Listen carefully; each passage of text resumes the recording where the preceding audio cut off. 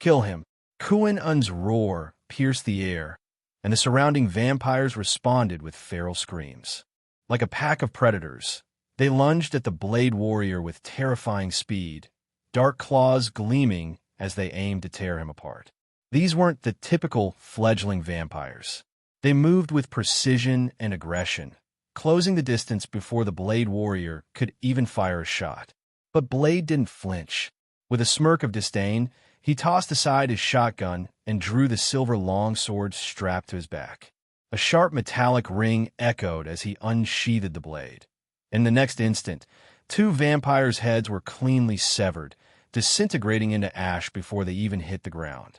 Blade wasn't just any hunter. He was a master, trained, disciplined, and deadly. Born of both human and vampire blood, his physical prowess was unmatched by the likes of these Nightwalkers. Rather than retreat, he charged forward. In the shadows, he was a blur, slicing, dodging, eliminating enemies with relentless fury. His sword carved through flesh and bone, blood vaporizing midair in crimson fountains. In a matter of seconds, several vampires lay in dust. Watching his numbers dwindle, Lu Chuang's expression darkened. This isn't good. He hadn't come here to wipe them all out. He needed some of these vampires alive, for tracking, for leverage. There were more nests out there, possibly even the main hive. If Blade wiped them all out now, Lu Chuang's plan would be ruined. Without hesitation, Lu Chuang surged forward, blending in with the chaos, charging toward the Blade Warrior alongside the vampires. Blade had noticed him earlier, just another vampire, he assumed. So he swung his sword without a second thought. But Lu Chuang moved differently. He ducked the strike, twisted his body, and drove a fist straight into Blade's jaw. Blade's eyes widened slightly. He raised an arm just in time to block. That's strength. The impact jolted down his arm. Gritting his teeth, Blade shifted his stance, pivoted from his waist, and countered with a full-force stab aimed at Lu Chuang's head. Lu Chuang swayed aside, sidestepped close, and using a wrestler's technique, twisted Blade's wrist. The sword clattered to the ground. Not missing a beat, Blade elbowed toward Lu Chuang's face, but again the attack was caught midair. "You're strong," Lu Chuang said calmly, "but you won't win. I suggest you run. I'll even give you a 1,000-meter head start." Then, with a decisive kick, he sent Blade flying. Kuan-in erupted in laughter. "Nice one. Finish him off."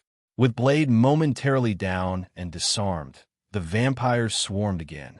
Lu Chuang joined the fray half-heartedly, playing his part but holding back. Thanks to Lu Chuang's restraint, Blade recovered quickly.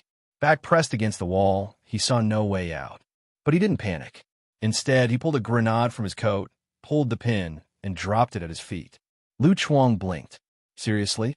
But the blast never came. Instead, a thick yellow smoke hissed out, quickly enveloping everyone. Garlic. The stench was overwhelming in the enclosed space. Lu Chuang gagged slightly. This was strong stuff. "Shit. Garlic essence," Quinn cried, leaping backward to avoid the cloud. Where the smoke touched the vampires, screams erupted. Black smoke rose from their sizzling flesh. They writhed, dissolved, and vanished into piles of ash. Lu Chuang stood frozen in the chaos, watching as vampire after vampire perished around him. So what now? When the smoke cleared, only Lu Chuang and Blade remained standing. Blade's eyes narrowed. "You're still here? That's not possible. Garlic essence was supposed to burn vampires alive." Blade studied Lu Chuang closer, realization dawning. "You're like me, aren't you? Not fully vampire. A hybrid." Lu Chuang didn't answer. Quinn gawked. "Wait, we've been working together for weeks, and you didn't tell me?" Lu Chuang's eye twitched. "Seriously? My cover has a history with this guy?" With a sigh, Lu Chuang deactivated his disguise. No more pretending. Blade and Kuan-in stared, dumbfounded. Then Lu Chuang drew his pistol and aimed it at Blade's head. "You ruined my plan," he growled. "You stole half my kills. What do you think you owe me for that?" Blade raised an eyebrow. "How is this my fault? You blew my cover, ruined my setup, and wiped out half my leads." Blade shrugged. "I didn't know." "Exactly," Lu Chuang deadpanned. "So who should I blame then?" Blade frowned. Blade felt it. The pressure radiating from Lu Chuang was unlike anything he'd faced before. This man wasn't just strong, he was dangerous. But Blade wasn't the type to fold. Keeping Lu Chuang talking, he subtly shifted his stance. Then, in a blur, he exploded forward, unleashing his full hybrid speed. Before Lu Chuang could react, Blade appeared in front of him, fist arcing toward his jaw. Boom! The counter came so fast, Blade didn't even register it. One moment he was throwing a punch, the next darkness. Lu Chuang barely moved, but his blow sent Blade flying. He slammed into the wall with a sickening thud and crumpled to the ground. This time, he didn't get up. For all Blade's skill in hunting vampires, most of his edge came from silver, garlic, and specialized tools. But Lu Chuang? He didn't care about those tricks. The garlic grenade earlier had proven it. None of the Blade's usual gear worked. And without that advantage, Blade was just a tough brawler. Lu Chuang, on the other hand, was a monster in human skin. Physically stronger than a vampire and trained to kill. Kuan-un, watching from the sidelines, didn't wait around to see what happened next. He turned to run. A shot rang out. Kuan-in screamed as a mana-charged bullet tore through his leg. It burned as it pierced, mana eating away at the wound like acid. Lu Chuang strolled toward him, calm and smiling. Now, why run? I just wanted to ask a few questions. Is this your turf? Kuan-in gritted his teeth, sweat dripping from his forehead. You're a vampire hunter? Screw you. I'll die before I tell you anything. Lu Chuang sighed and shot him in the same leg again. This time, the mana clung to his soul, gnawing into it. Vampires could handle physical pain, but spiritual pain? That was something else entirely. Kuan-in screamed again. It felt like his very essence was being shredded. Seconds passed before he broke. Okay, just stop. But Lu Chuang shot him again. Kuan-in wailed. I was in a talk. Why'd you shoot? Lu Chuang shrugged. Sorry. Reflex. Thought you were still trying to be brave. Go on. You're a devil. Thanks. Through gritted teeth, Kuan-in finally confessed. This isn't my territory. It belongs to Dick and Feith. He's the boss.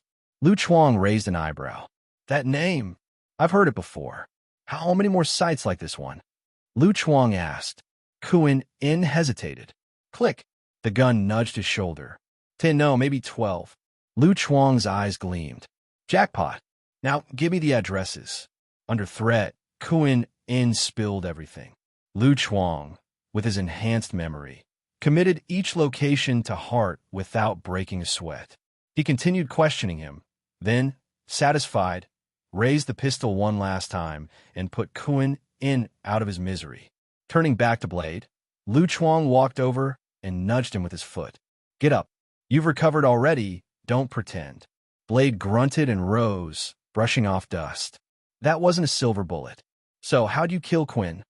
Blade asked, eyeing the shell casings on the ground. Special method, Lu Chuang replied with a casual smile. Blade narrowed his eyes. Who are you?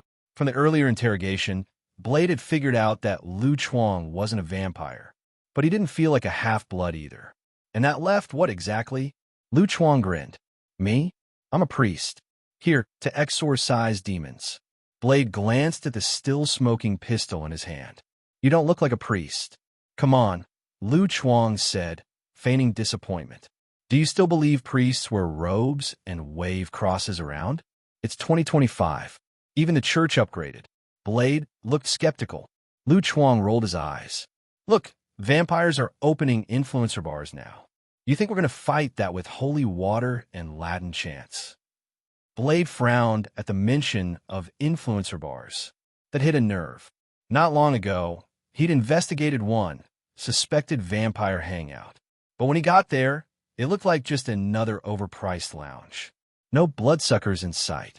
He spent hours watching from the bar, even ordered a drink, then another, only to realize too late he'd been suckered. The bill came out to thousands of dollars for 2 drinks. Vampires, indeed. That memory soured his mood even further. He grumbled, never heard of priests using mana bullets to exorcise demons. Lu Chuang clapped him on the shoulder. That's because we're the secret task force. And I'm just an intern, doing my New York vampire purge. Blade's eye twitched. This is holy light, Lu Chuang said suddenly, muttering a chant and pressing his palm to Blade's shoulder. A warm energy surged through him. Blade blinked. His injuries eased. His senses sharpened. What was that? Blessing, Lu Chuang said smugly. It's what I used to kill Quinn. Holy light works wonders against dark creatures. He squinted at Blade. Though you're half vampire and still unaffected. Weird. Blade? Hey, everyone. If you enjoy my quantum audiobooks, you can support me by becoming a Patreon member. Your support helps me keep creating, and you'll get exclusive perks. You can also access my audiobooks directly through Google Drive. Check out the link in the description. Now, let's get started. The faces of the Blade fighters were all black. What does that surprised look on your face mean? Even you don't know if it works, so just use me as an experiment. Lu Chuang's micro eyes. The soul of the Blade fighter is normal, not a massive carrion like other vampires, which may be the reason why the Blade fighter can get the purification gain. I just don't know if killing the opponent can increase mana in the same way. After all, the Blade warrior can be regarded as half a vampire.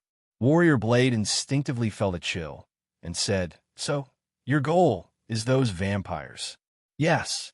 Lu Chuang picked up the silver long sword on the ground, put it in his hand, and looked at it.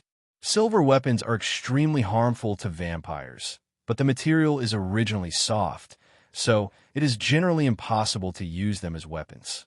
Obviously, the weapons of Blade warriors all are specially built.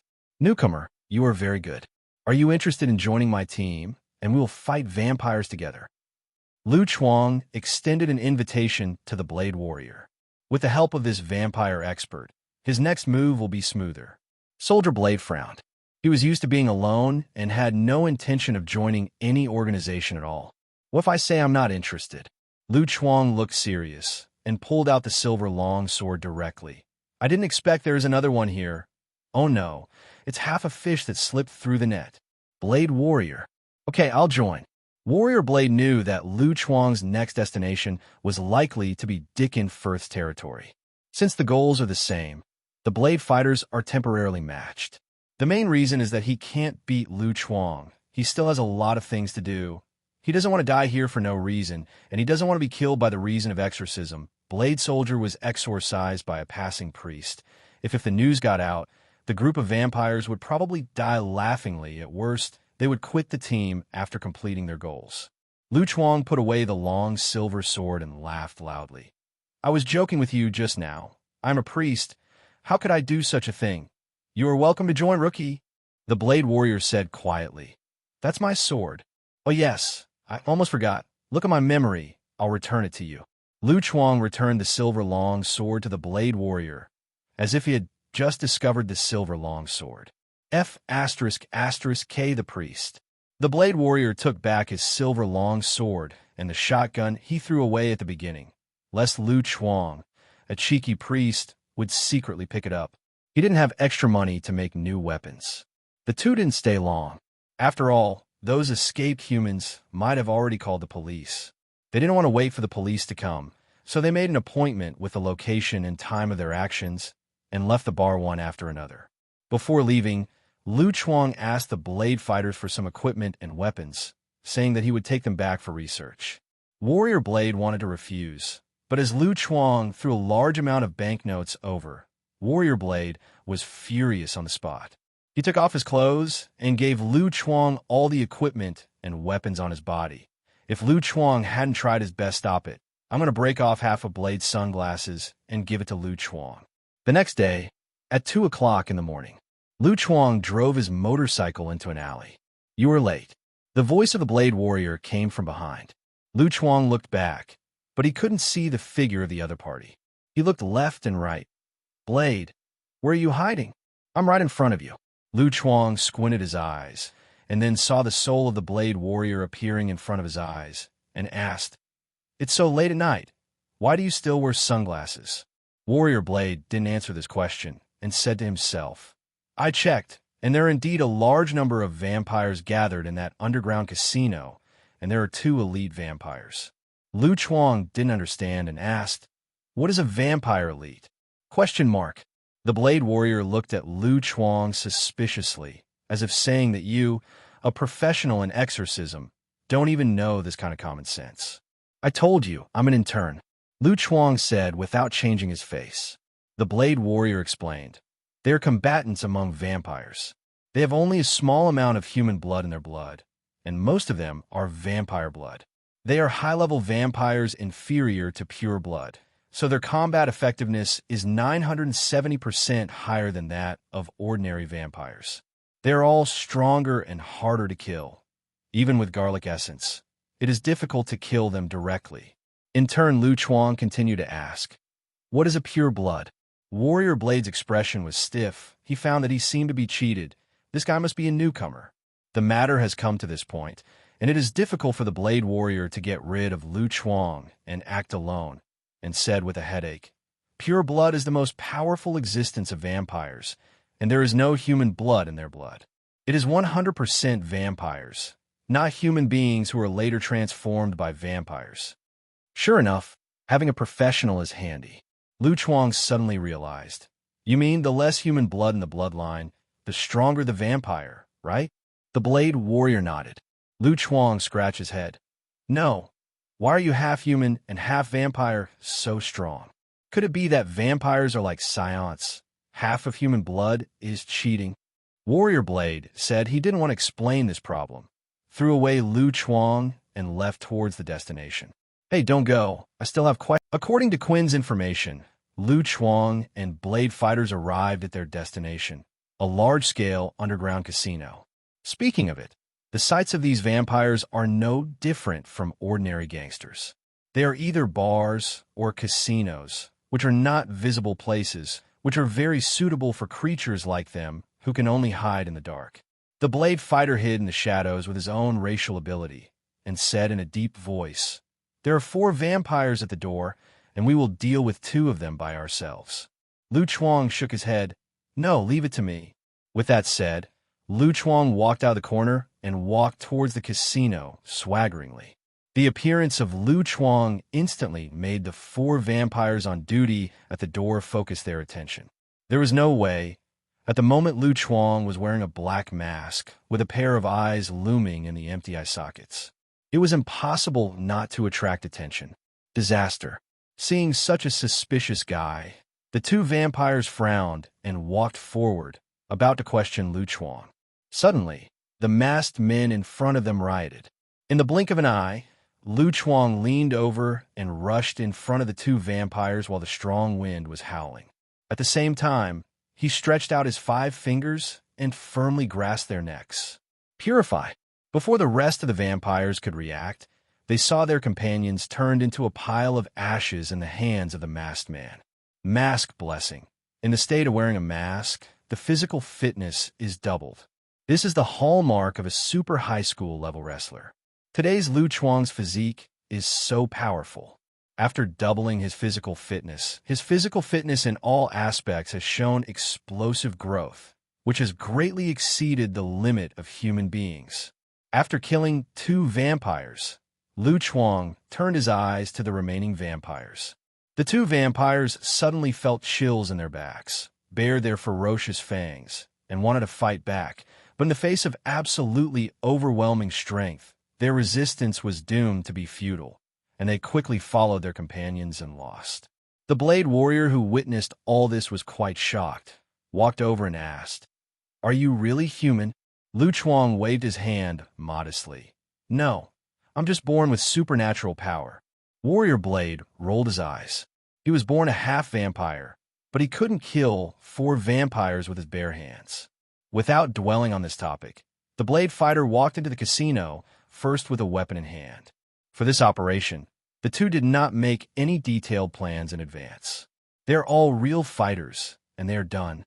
When they walked into the underground casino, they smelled a strong smell of blood. They saw dozens of vampires sucking the blood of living people, and beside them were shriveled corpses scattered on the ground. Hearing the movement, the vampires looked up at Lu Chuang one after another. Dozens of pairs of blood pupils looked very piercing. As for the Blade fighters who followed, they became passively invisible again due to environmental reasons. Not to be outdone, Lu Chuang stared back. What are you looking at? And then I'll dig out your eyes. The vampires were angry, which human beings were not afraid and terrified when they saw them. This is the first time they have seen such an arrogant human being. They immediately dropped the food in their hands and rushed towards Lu Chuang like beasts. Lu Chuang kicked the vampire in front of him, then took out a grenade with a unique shape, opened the insurance, and threw it directly at the place where there were the most vampires. This grenade did not explode like an ordinary grenade, but burst out with strong ultraviolet rays, which quickly spread around. The vampires covered by the ultraviolet rays didn't even make a scream. They instantly turned into ashes and disappeared on the spot. Dozens of vampires were directly emptied by Lu Chuang. What is this? The blade soldier asked in surprise. Ultraviolet grenade. Transform with your UV lamp and phosphorescent material. While talking, Lu Chuang took out a few more ultraviolet grenades and threw them at the vampires who wanted to escape. No matter how fast they were, they couldn't be faster than the ultraviolet coverage speed. The mana in Lu Chuang grows again. The Blade Warrior was silent. In just one night, Lu Chuang actually upgraded his equipment. Compared with Lu Chuang, he is a poor and backward fighter. The Blade Warrior sighed and could only draw his sword to deal with 1 or 2 fish that slipped through the net, and it was too late for Lu Chuang to stop them. However, now Lu Chuang doesn't care about that bit of mana anymore, so the blade fighters take care of it. As Lu Chuang walked into the depths of the casino, he used ultraviolet grenades to open the way. This time, he brought enough firepower to blow it up all night without any problem. There is a saying that is good: if you are poor, your tactics will be roundabout, and if you are rich, you will be covered by firepower. Lu Chuang didn't care about ammo consumption at all, and he didn't care if there were vampires nearby, and just covered the entire area with ultraviolet light to ensure that no vampires were hiding. The blade fighter was envious for a while, but unfortunately, he couldn't afford this film money style of play. On the other hand, the vampire was beaten to the point of collapse by Lu Chuang. He couldn't run and wanted to fight back, but he couldn't get close to Lu Chuang at all. Finally, a vampire couldn't stand it anymore. Taking advantage of the gap, when Lu Chuang had just finished throwing the ultraviolet grenade, a figure came out from the corner. The speed was much faster than ordinary vampires, and it came to kill Lu Chuang 5 meters away. Money is good. Lu Chuang raised his eyebrows. This should be the vampire elite that the Blade Warrior mentioned. The sharp claws strike through the air. Facing the vicious attack of the vampire, Lu Chuang did not dodge or dodge, but the vampire's claws fell on him head-on. Click! Under the terrifying power, the vampire's arm broke instantly. When the vampire was forcibly stopped, he suddenly felt his body lighten. Mid-air. Immediately afterwards, Lu Chuang suddenly raised his knees. Accompanied by the scalp-numbing cracking sound, the vampire's spine bent at 90 degrees, deformed, and turned into ashes. Warrior Blade's eyelids twitched. Isn't the priest really a murderer? Why does he feel that this guy... Bump! The red wine glass shattered. The wine splashed. Fez roared angrily like a beast with red eyes.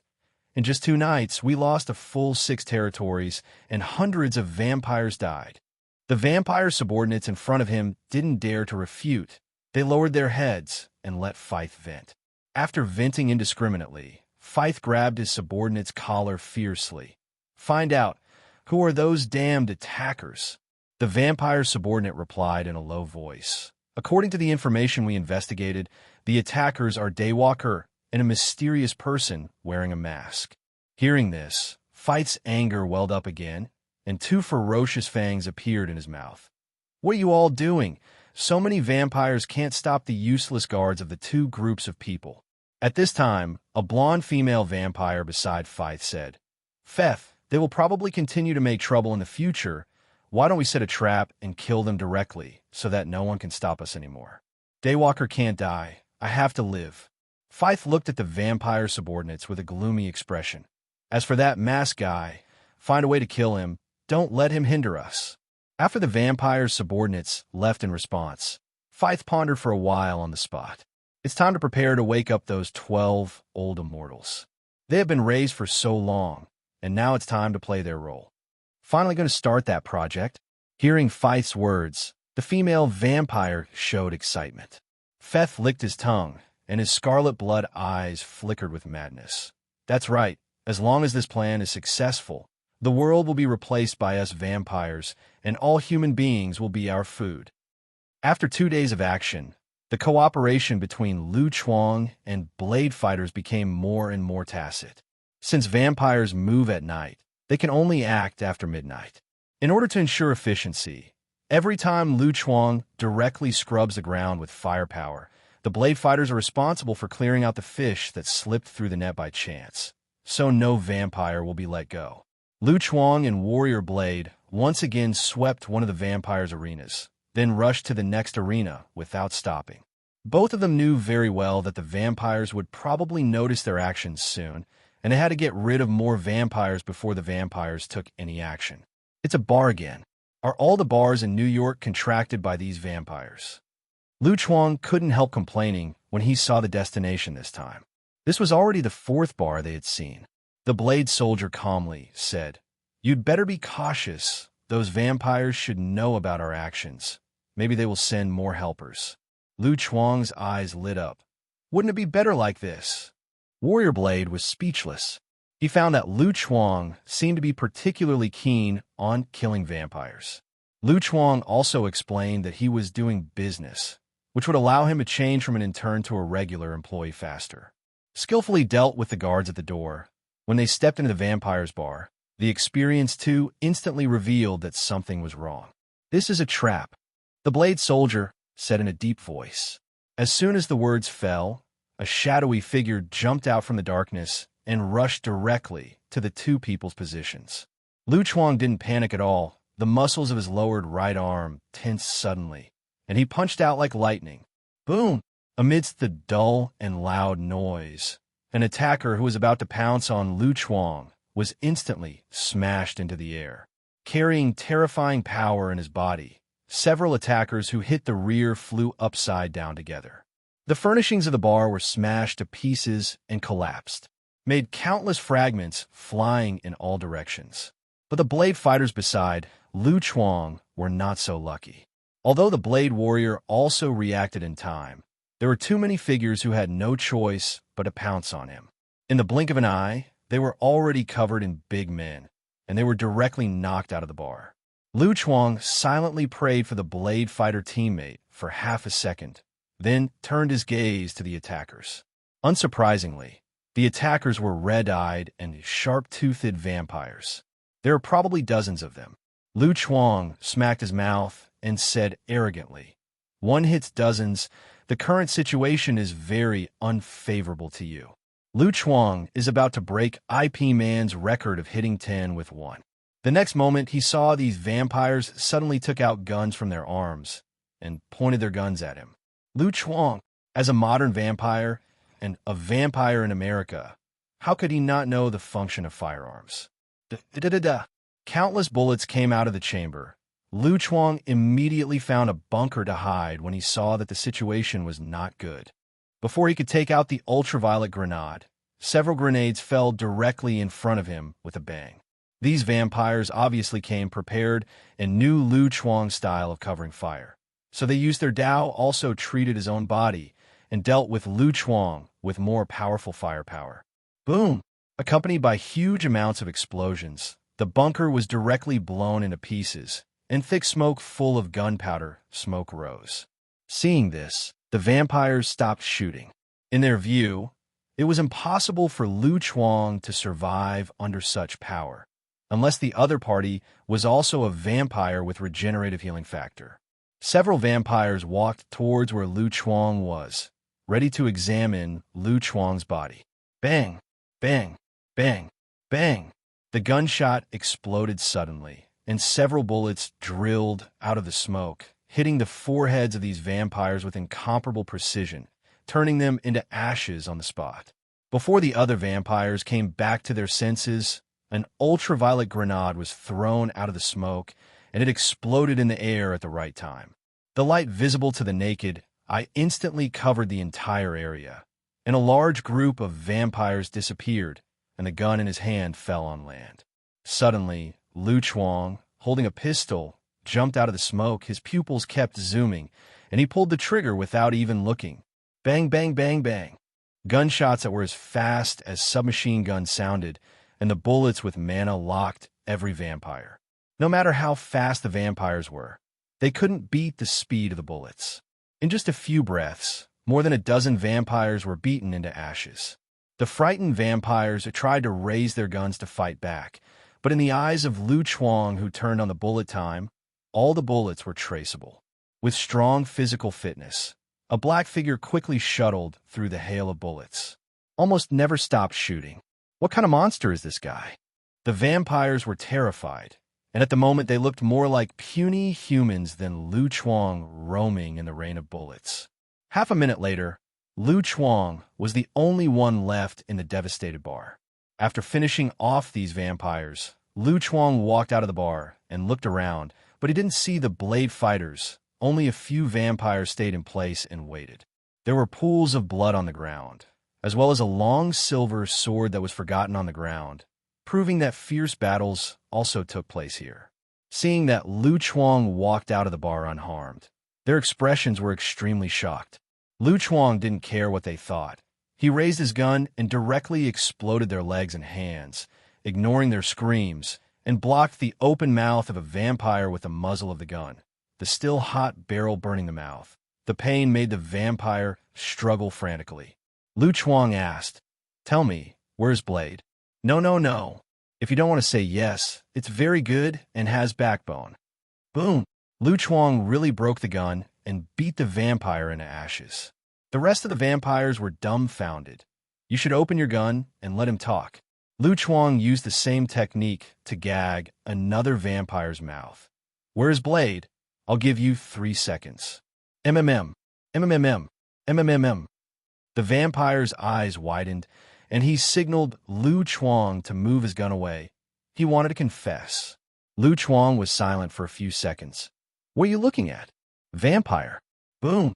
Seeing Lu Chuang's insane behavior, the last vampire didn't wait for Lu Chuang to come over and was frightened to confess everything. "Let me go. I know where Daywalker is." "No, it's Blade. He was captured by our companions. Feith asked us to do this. He asked us to send Blade to the Palace of Eternal Night. The address is at..." The vampire Bala Bala revealed everything, for fear that Lu Chuang would put the muzzle of the gun directly into his mouth. Lu Chuang memorized the position, looked at the vampire who kept begging for mercy, and smiled slightly. "Yes, I like an honest child like you." After speaking, Lu Chuang turned and left. Seeing that Lu Chuang had really left, the vampire who had escaped from the dead was suddenly overjoyed. He was about to rush to this ghostly place, when he suddenly found that he could not move his hands and feet, and the magic power still remained in his body, constantly corroding his wounds. The vampire looked at the sky. There was a faint light in the darkness, obviously preparing for dawn. Fuck. After learning that the Blade Warrior was captured by the vampire, Lu Chuang was not in a hurry to catch up. Since the purpose of the vampires was to capture the Blade Fighters, there should be no danger to the Blade Fighters' lives in a short period of time. And now that it was almost dawn, those vampires would have to wait until the next night, at least if they wanted to do something. Taking advantage of this time gap, Lu Chuang went home to refill his ammunition. Until night fell again, Lu Chuang drove to the place that the vampires said, which was located in a remote area under development. He could see some construction equipment placed here, but these equipment were in a non-operational state. No signs of construction, more like a cover for people. Under the cover of night, Lu Chuang crouched behind the mound and observed the construction site from a distance. A 2-meter-high barbed wire fence surrounds the perimeter, and many figures with guns are patrolling back and forth. Obviously, such defensive measures will definitely not be an ordinary construction site. Seeing the vampires in the distance, Lu Chuang knew he had found the right place. Through the bright lights, he could clearly see some vampires coming out of the interior, and then carrying boxes of unknown goods into it. After observing for 5 minutes, Lu Chuang slid down from the back of the mound and sneaked towards a vampire carrying goods. Crack! The next moment, Lu Chuang jumped up violently directly twisting off the vampire's neck from behind, and at the same time mana poured into the opponent's body. The moment the other vampires were about to turn their heads, the vampires turned into ashes and disappeared in place, and the goods in their hands fell to the ground. What sound? At the moment, Lu Chuang had already disguised himself as that vampire, pretending to be embarrassed, and said, "Just now I saw a mouse running by, and I was startled." Hearing Lu Chuang's words, one of the vampires expressed disdain. "You, a vampire, are still afraid of mice. It's a shame to us. Okay, hurry up and transport the things there. If there is a delay, Feith will never let us go." Another vampire urged. It may be because they are not familiar with the original owner. These vampires did not notice the difference in Lu Chuang's voice, and they did not doubt Lu Chuang. It is even more impossible to think that their companions were changed in an instant. Lu Chuang picked up the fallen goods again, followed the team into the construction site openly, and finally came to a tunnel leading to the ground. Passing through the tunnel, Lu Chuang discovered that there is an extremely wide space hidden underground. The overall space is in the shape of a cylinder, with a depth of tens of meters. Lu Chuang has the talent of a super university-level architect. At a glance, he can tell that this building has a long history. The old and dilapidated walls are covered with all kinds of weird runes, which seems a bit mysterious. On the highest point of the wall, a strange statue with huge amounts of looks down on everyone. Lu Chuang knew that this place should be the palace of eternal night mentioned by the vampires, and it was here that the blade fighters were captured. Lu Chuang followed the team while observing the situation of the building. There are a lot of vampires here. There are at least 100 vampires within his line of sight, scattered in every corner of the building, and the defenses are extremely tight. And in the center of the building is a place similar to an altar, with strange patterns engraved on the circular ground, and 12 pillars that are also printed with runes stand around the periphery. Feith stood in the center of the altar, his eyes full of anticipation. "Bring them up." Soon, the vampire's subordinates took 12 vampires to the altar and tied them to different pillars. A vampire yelled at the man standing in the middle of the altar, "Fez, you stupid bastard. You really believe in the blood god legend that song is just 10 false fairy tales of Blood Clan?" Generally, vampires with high status call themselves Blood Clan, and in their view, vampires are the title of low-level vampires. Since it's a fairy tale, why should you be afraid, old man? Whether this legend is true or not, we will know later. Feith sneered. His decision would not be shaken by 1 or 2 words from the other party, especially the vampire elder in front of him, because what he is about to do is to sacrifice these elders from the oldest vampire family, and they are also the most powerful pure blood among vampires. At that time, he will become the legendary blood god, and neither vampire nor human can stop his footsteps.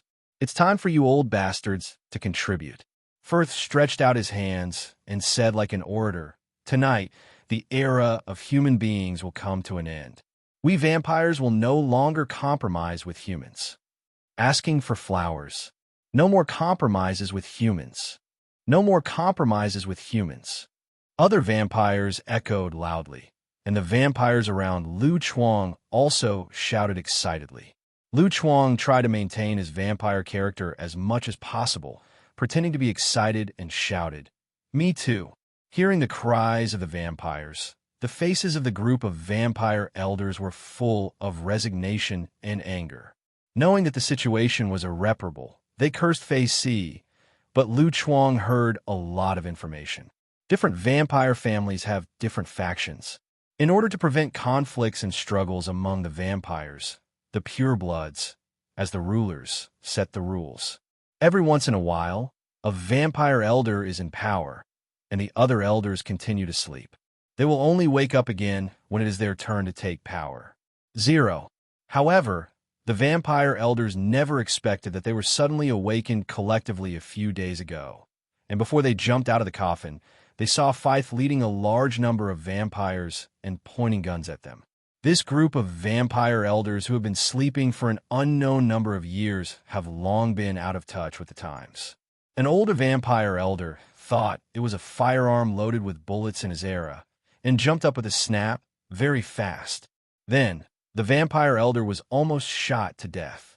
Because the bullets are silver-plated, no one stipulates that vampires cannot use weapons against vampires, just like atomic bombs, although they can kill deadmans, but the controllers are humans themselves. Under the sanction of modern weapons, these purebloods were directly tortured to the point of suspecting ghosts, and finally they could only succumb to Feith. Later, the vampire elders found out that during their slumber, Feith ignored the internal rules of vampires and created a large number of new vampires in order to continuously expand his power. Prior to this, Feith had successfully controlled the vampire elders in power and hollowed out all the power of their family. When they woke up, there was only a useless layer of elders left. It has to be said that this Feith is also very powerful. Just an ordinary vampire directly stepped on the heads of a dozen purebloods. If it is placed in a novel, it will be a prop. After Feith's provocative declaration, the vampire's emotions reached the extreme, as if they saw the future of vampires ruling mankind.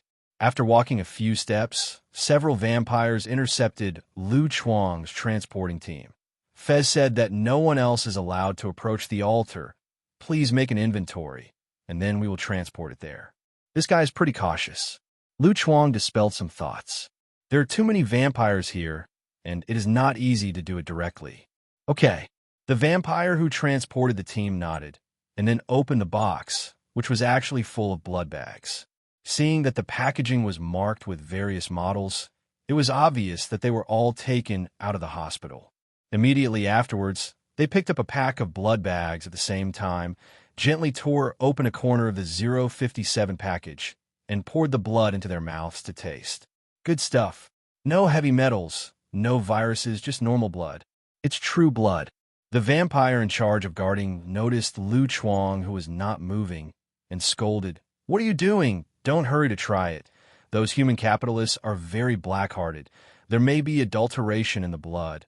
Let me check it carefully." Lu Chuang. Lu Chuang nodded and followed other vampires to tear open the blood bag. Definitely. It is impossible for Lu Chuang to really drink human blood. He couldn't stand such grievances, so he just borrowed a position to taste the gesture. In fact, not a drop of blood leaked out, and poured a lot of mana into the blood bag. I don't know if the periodic table of elements has exploded, but the supernatural elements must have seriously exceeded the standard. Lu Chuang gave a thumbs up, indicating that there is no problem with the blood. After confirming that the blood was correct, the vampire took all the boxes and left. However, the transport team that Lu Chuang was in did not leave, and they were all left behind to assign other tasks. Coincidentally, the job assigned to Lu Chuang was actually to guard the imprisoned blade fighters. Sure enough, the blade warrior was not killed after being taken away, but was locked into a huge amounts of stone box as one of the conditions for blood god sacrifice. Lu Chuang obediently obeyed his orders and came to the secret room where the blade warriors were held. There were 2 vampires guarding the room, and a dark-skinned female vampire who seemed to be Feith's concubine. Otherwise, it would be difficult to explain why she appeared in this room in pajamas. Place. Greeting the vampire's suspicious gaze, Lu Chuang smiled and said, "I was transferred here to take care of the job." The vampires had no doubts and allowed Lu Chuang to approach, but unexpectedly, Lu Chuang raised his arms suddenly and crushed the necks of the 2 vampires instantly. The 2 vampires fell to the ground and then turned into ashes, killing a vampire with bare hands. The female vampire was shocked, and when she was about to shout out, Lu Chuang grabbed her and threw her in front of the stone box, took out a pistol and aimed it at her head, and said, "My bullets are silver-plated. Do you want to see it?" Out of the desire to survive, the female vampire quickly shook her head and refused, for she was allergic to silver. "Then open this thing for me." Lu Chuang pointed at the stone box with the muzzle of the gun. Forced by Lu Chuang's astonishing force, the female vampire could only do it obediently. She groped in the stone box a few times, and the stone box slowly split apart, revealing the horrible body of the blade warrior. I saw a sharp blade on each of the 2 wrists of the blade soldier, which had already cut his wrist, and blood dripped continuously from the wound, flowing down along the lines of the stone box. Even the natural skin color of the blade fighters can clearly see a trace of paleness, which is the manifestation of excessive blood loss. Without the support of the stone box, the blade warrior fell directly to the ground. Lu Chuang squatted down and patted Blade on the cheek. "Blade, wake up!" Seemingly hearing Lu Chuang's voice, the blade warrior gradually reacted and raised his head to look at Lu Chuang. His blood-red eyes were full of madness and bloodthirsty. His whole body was like a beast that had lost its mind. "Huh!" The blade fighter suddenly exploded, so fast that he didn't look like a wounded person at all. He opened his mouth wide, revealing two sharp fangs, biting Lu Chuang's neck hard. "Blade, wake up! We are teammates. Don't force me to hurt you." As Lu Chuang said so, his right hand slapped the blade warrior away without any hesitation. The terrifying force struck, and the blade warrior spun 720 degrees in midair and finally fell to the ground in a dog-eating posture. The female vampire was dumbfounded. "Are you sure you are teammates and not enemies?" However, Warrior Blade did not die on the spot. An extremely pure energy was pouring into his body. The blood in Blade Warrior's eyes gradually receded. The wounds on his body also healed quickly, and his skin color began to melt into the darkness. "Blade, are you all right?" Lu Chuang walked over and asked with concern. "Huh?" At this moment, the Blade Warrior suddenly turned around and rushed towards Lu Chuang. Unexpectedly, as soon as he turned his head, he saw Lu Chuang looking at him kindly, with the gun pointed at his forehead. The Blade Warrior froze in place for an instant. Lu Chuang looked sad. "Sorry, my teammate. I failed to cure you and turned you into a monster. Don't worry, I will take care of you for your inheritance one. Just go with peace of mind." "Wait, I'm awake, don't shoot." The blade soldier raised his arms with an embarrassed expression. He originally wanted to pretend he wasn't awake and take the opportunity to fight back against Lu Chuang, but he didn't expect Lu Chuang's reaction to be so fast. "Really, don't lie to me."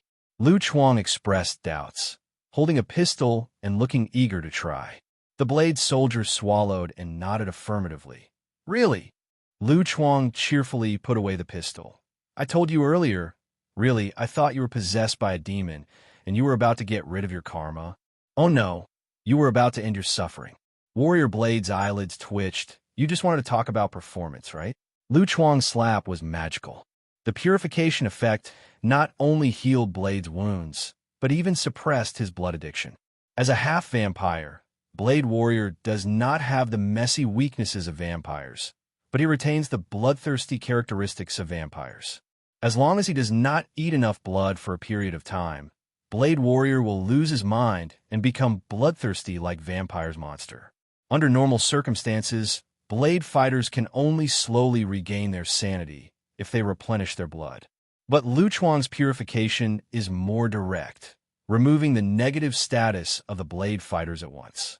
After all, Bruce Banner's Hulk can be forcibly suppressed, not to mention the bloodthirsty status of the blade fighters. Although Lu Chuang's methods were relatively rough, the blade fighters were still very grateful to Lu Chuang for taking the risk to rescue him. The blade soldier looked at the trembling female vampire. A flash of determination flashed in his eyes, and said in a deep voice, "All my equipment has been taken away by the vampire. Can you lend me the pistol?" Lu Chuang guessed what the blade fighter was going to do, poured mana into the bullet in the pistol 13, and threw the pistol over. The blade soldier took the pistol and pointed it at the female vampire. Seeing this, the female vampire was a little panicked. She stepped back and begged, "No, you can't do this. I'm your mother. You can't kill me." With the strength of the blade fighter, naturally he would not be captured by those vampires so easily. The main reason is that his biological mother, who had been dead for many years, suddenly appeared in front of him and attacked him as a vampire. A trance and miss. Compare with the physical torture, the most unbearable thing for a blade fighter is the mother's betrayal. The other party even helped the enemy to capture his own son and use him as a sacrificial sacrifice. After human beings become vampires, some of their humanity has long been obliterated. As Lu Chuang sees it, the body is a monster, and so is the soul. The Blade Warrior suppressed the grief in his heart. "I will end your pain." After the words fell, the Blade Fighter pulled the trigger. The female vampire's voice stopped abruptly, and her body turned into a pile of ashes. Boom! Just like the Cheongyao drama, the family drama is often accompanied by thunderstorms. A deafening thunder exploded in everyone's ears, and Lu Chuang could feel the ground trembling under his feet. At the same time, on the altar of the Palace of Eternal Night, this moment has finally arrived. Feith looked at the blood that slowly pooled on the ceiling, with a look of longing and excitement on his face. "Fez, you will kill the entire blood clan. You will regret it." A vampire elder roared hoarsely. He could feel a wave of energy eating away at him. The legend of the blood god is actually true. Even if they lived for hundreds of years, these vampire elders didn't want to die. They struggled crazily, but the energy locked them in place, unable to move at all. "Cowardly old thing, starting today, I will be the god of vampires." Feith opened his arms frantically to welcome him, and the blood on the ceiling finally condensed into one point, dripping down on his forehead along with the inertia. Boom! Accompanied by the sound of thunder, a blood-red light suddenly burst out from the altar, piercing the sky.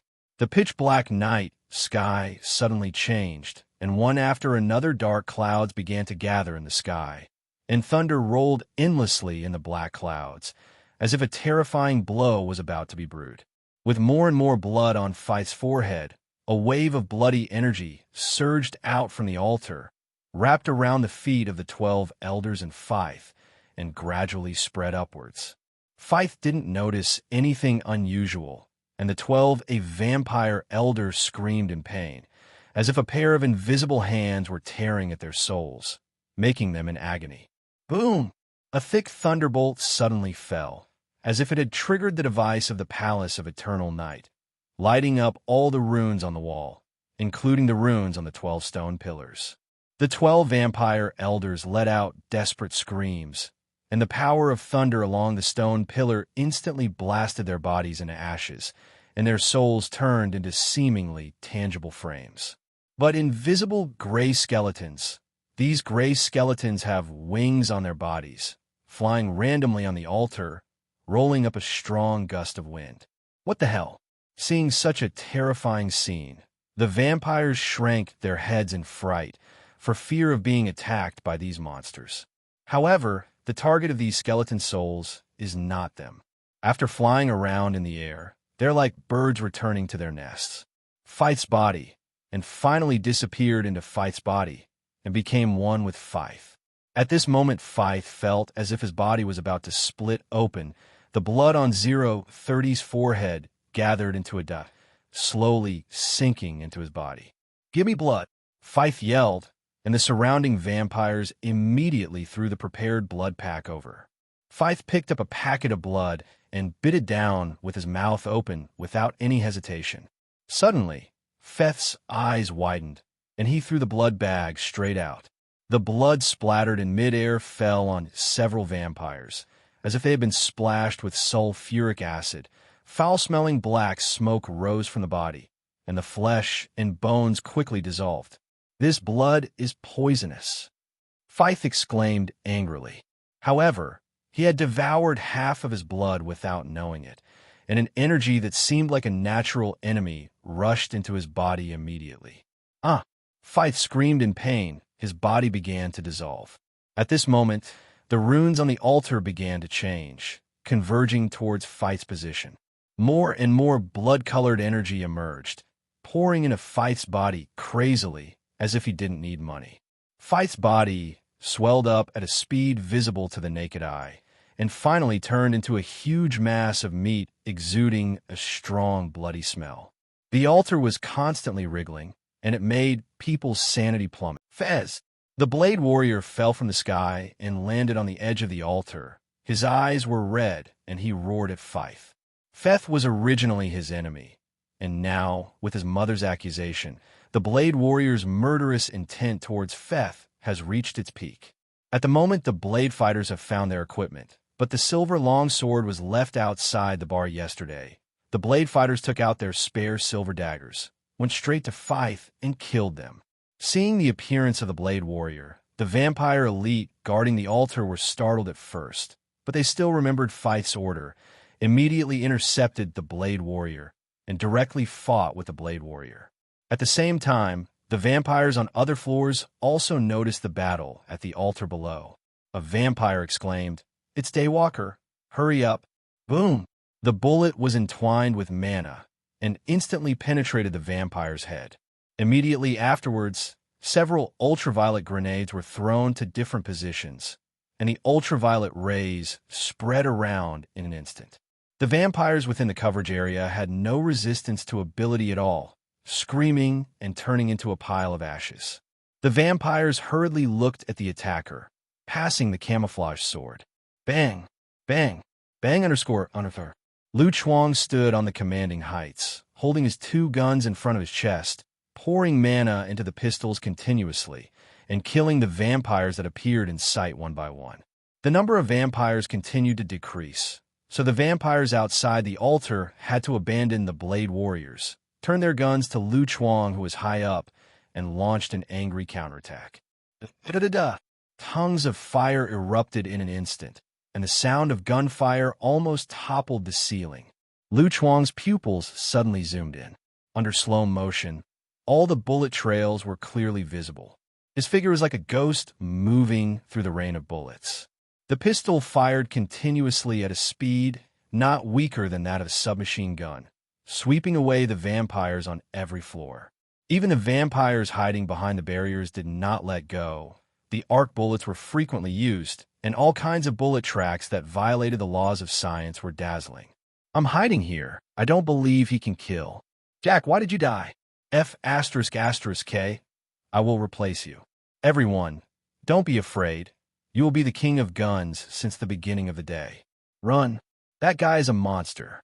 Hearing the sudden stop of one by one companions around them, the vampires felt chills in their bones. The fear of death shrouded in an instant, and they couldn't help but have an illusion in their hearts. They seemed to be surrounded by each other alone. After a short period of self-doubt, the vampires immediately took countermeasures. Dozens of vampires rushed to the floor where Lu Chuang was, or walked the stairs, or climbed the walls, and surrounded Lu Chuang from all directions, intending to encircle him. The threatening Lu Chuang. Facing the swarm of vampires, Lu Chuang simply stopped moving, raised his right foot and stepped heavily on the vampires climbing up from the wall, then raised two modified pistols and fired wildly at the attacking vampires. The death of the companion, on the contrary, aroused the viciousness of this group of vampires even more. Regardless of the threat of bullets, the vampires attacked Lu Chuang swiftly. Lu Chuang put away the overheated pistol, looked at the vampires who were close at hand, rushed forward instead of retreating, and rushed towards the group of vampires head-on. Get punched out by the nearest vampire. Boom! The face of the vampire suddenly sunken, and the whole person smashed straight into the wall behind in a strangely twisted posture. The body quickly melted away, making the vampire who had just rushed over a little bit stagnant. What kind of vampire is this? So fierce. Taking advantage of the time when the vampires were stupefied, Lu Chuang jumped into the most concentrated part of the vampires, and with his fists condensed with strong mana, he constantly slammed into the surrounding vampires, accompanied by the sound of bones breaking. Lu Chuang's terrifying power is hard for even a vampire's body to resist. With the help of mana, the vampire's body becomes even more fragile. He has only one person kill him together. Although the vampires are afraid of Lu Chuang's amazing combat power, their numerical advantage doubles their confidence. After all, they're vampires who often appear as villains, and it is normal for a group of people to beat up a person. Seeing vampires blocking all his escape routes, Lu Chuang has no fear and has the talent of a super high school wrestler.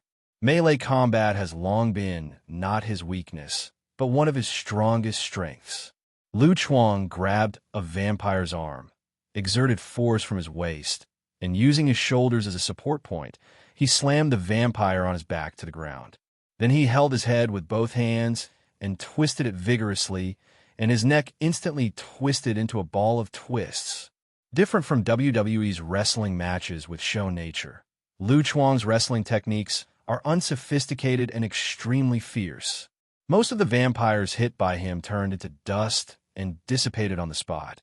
Only a small part were seriously injured and fell to the ground, but their bodies were also constantly eroded by the mana, like a necrosis, Zhao's soul, and they cried out in pain on the ground. Lost Battle Ability 7.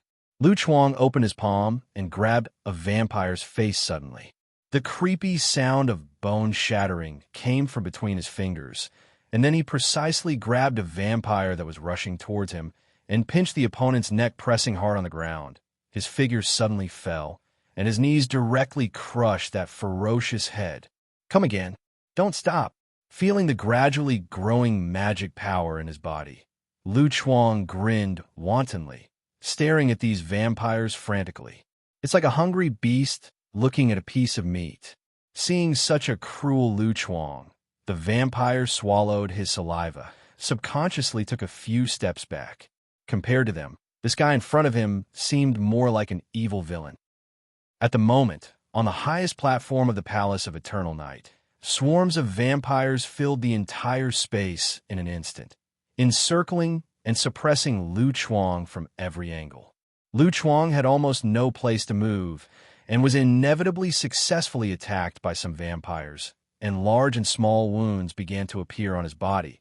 But before Lu Chuang felt unwell, the undead feature was activated instantly, and the wounds automatically appeared at a speed visible to the naked eye. Repair. With Lu Chuang's current self-healing speed, even if he is sent to the hospital with a severed limb, the doctor will say that fortunately he was sent in time, otherwise the wound will heal later. Lu Chuang simply gave up his defense, plunged headlong into the crowd of vampires, and directly resisted the attacks from all directions. He raised his fist and blasted out continuously. Vampires continued to die in his hands, and Lu Chuang's body was constantly injured and injured. Self-healing completely exchanged injuries for injuries. Different from the vampire whose offensive starts to weaken, Lu Chuang is more and more courageous, like a tireless machine. Not Lu Chuang blowing all day. At the end of the fight, Lu Chuang felt that this kind of killing efficiency was still too slow. Even if he punched a child, it would take a lot of time to deal with so many vampires. But the current situation is not suitable for using faster firearms. Lu Chuang stopped suddenly. Facing the tide of vampires, the mana in his body quickly gathered towards his head. At the moment when the vampires were about to engulf Lu Chuang, 643, as if materialized mana burst out suddenly. It turned into dazzling light and spread around, illuminating the entire palace of eternal night. Is this the holy light? Feeling the strong, holy breath, the vampires had an idea at the same time. Enveloped by the radiance, the vampires didn't even let out a scream, and their whole bodies were burned instantly, turning into ashes and dissipating. After the light dissipated, only Lu Chuang was left on the platform. Ultimate move to clear the field. Handsome is very handsome, but the consumption is a bit high. Lu Chuang thought in his heart. This move already consumes a lot of energy, not to mention that he spreads the range of holy light to a longer distance. Instead of just attaching to the body surface, the energy consumption is even greater. The move just now directly consumed a quarter of his mana, and this was on the premise that he had already killed hundreds of vampires. If it was changed to a few days ago, it is estimated that he could be squeezed out directly. However, Lu Chuang eliminated dozens of vampires at once, and the mana in his body skyrocketed again. If his mana was the water in the bathtub a few days ago, it is now a pond. At the same time, the fighting on the circular altar was in full swing. When Lu Chuang came down, the Blade Fighters had already eliminated nearly 10 vampire elites, and were fighting with the remaining 5 vampire elites. And in the center of the altar, there are 4 vampire elites surrounding the huge mass of meat. Even though their companions are fighting with Blade Fighters not far away, they still stay where they are, as if to protect the huge mass of flesh. It's quite loyal. Bang, bang, bang, bang.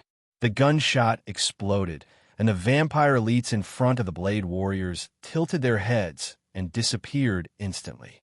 I have attracted so many vampires for you, and you haven't solved it yet? Holding the pistol, Lu Chuang ignored the vigilant eyes of the vampire elite and walked slowly through the hospital. The Blade Warrior remained expressionless. Come on, just give me some more time and we'll be done.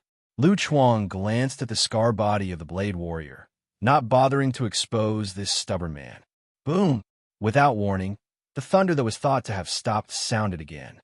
Immediately, the runes on the altar lit up red, and the huge mass of flesh suddenly moved, and its size began to shrink slowly, while skin tissue grew on the body's surface, followed by hair, limbs, and Feith.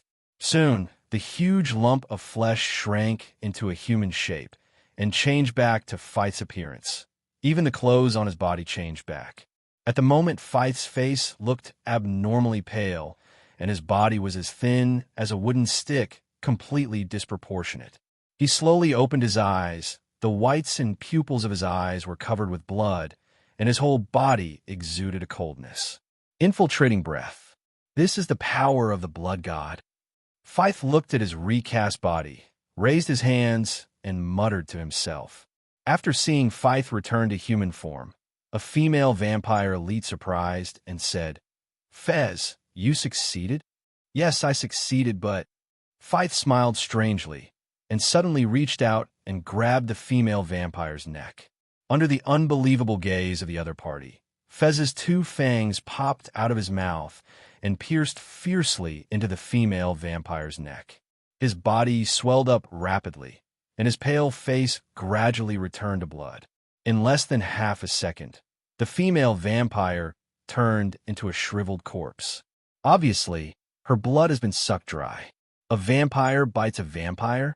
Lu Chuang's expression was very strange. Some time ago, he asked blade fighters whether vampires could drink the blood of other creatures, such as animal blood, so that he could introduce blade fighters to eat Lu Chuang. But the answer of the Blade Warrior is that although the only food for vampires is blood, they only suck human blood. As for the blood of animals, or the same kind, for vampires, it is almost like eating shit. Now Feith's actions are undoubtedly the number one in the vampire world, and he only needs to call knowledge. The eyes of the Blade Warrior and other vampires were also very subtle, but Feith ignored them and threw away this loyal vampire subordinate like trash. Not enough. I need more.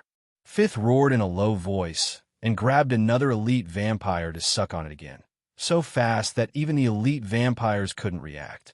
But Feith doesn't seem to be satisfied yet. In the blink of an eye, all the vampire elites guarding Feith's side turned into mummies, and Feith's body completely returned to normal. He wiped off the blood remaining around his mouth, showing a happy expression. The feeling is amazing. Anyway, Lu Chuang didn't understand Feith's operation. Did he pretend to backstab his teammates? Bang, bang, bang. Lu Chuang didn't have hesitation, and while Feith was sucking blood, he aimed at Feith's head and shot continuously. The bullets with holy aura shot out, shooting towards Feith's body and head. Too slow. Feith squinted, and the corner of his mouth curled up in a contemptuous arc. The moment the gun rang, his body had already moved, and he raised the mummy in his hand to block in front of him, and most of the bullets hit the mummy. The Blade Warrior didn't watch the show and shot decisively after Lu Chuang's shot. Holding the silver dagger behind his back and rushing towards Feith's side, his arm muscles stretched high, and he stabbed into Feith's head with all his strength. Strangely, Feith, who could block even bullets, couldn't block the silver dagger of the Blade Warrior. The head stabbed fiercely into Feith's head, and the entire blade sank into the flesh and blood. However, there was no joy on the Blade Warrior's face, but became dignified instead. Feith in front of him didn't turn into ash. The silver dagger pierced Feith's head deeply, but he didn't disappear like an ordinary vampire. Feith's blood-red eyes stared at the Blade Warrior, showing a mocking smile. It's useless. Now I'm like you. I don't have the weakness of a vampire. These methods can't kill me. Suddenly, Feith's figure rose violently. His speed is extremely fast, so fast that even the dynamic vision of the blade fighter is difficult to capture. Waving his arms brings up an afterimage, and the wind pressure roars towards the blade fighter is swept away. Boom! Accompanied by the dull impact sound, the blade soldier spat out a mouthful of blood, and the whole person flew out of the altar in an instant and fell heavily in front of Lu Chuang. On the altar, Feith reached out and pulled out the silver dagger stuck in his head. The flesh and blood around the wound healed quickly like a torrent of dark plasma, which also showed that the silverware had no effect on him at all. Lu Chuang threw a purification to the Blade Warrior, and the Blade Warrior's injury was slowly repairing.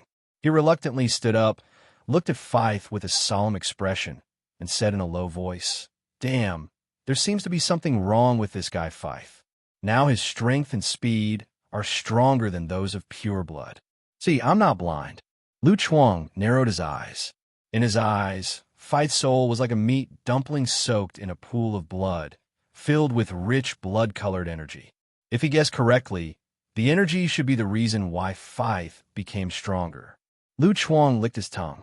He could feel the mana in his body becoming active, sending him a signal of desire.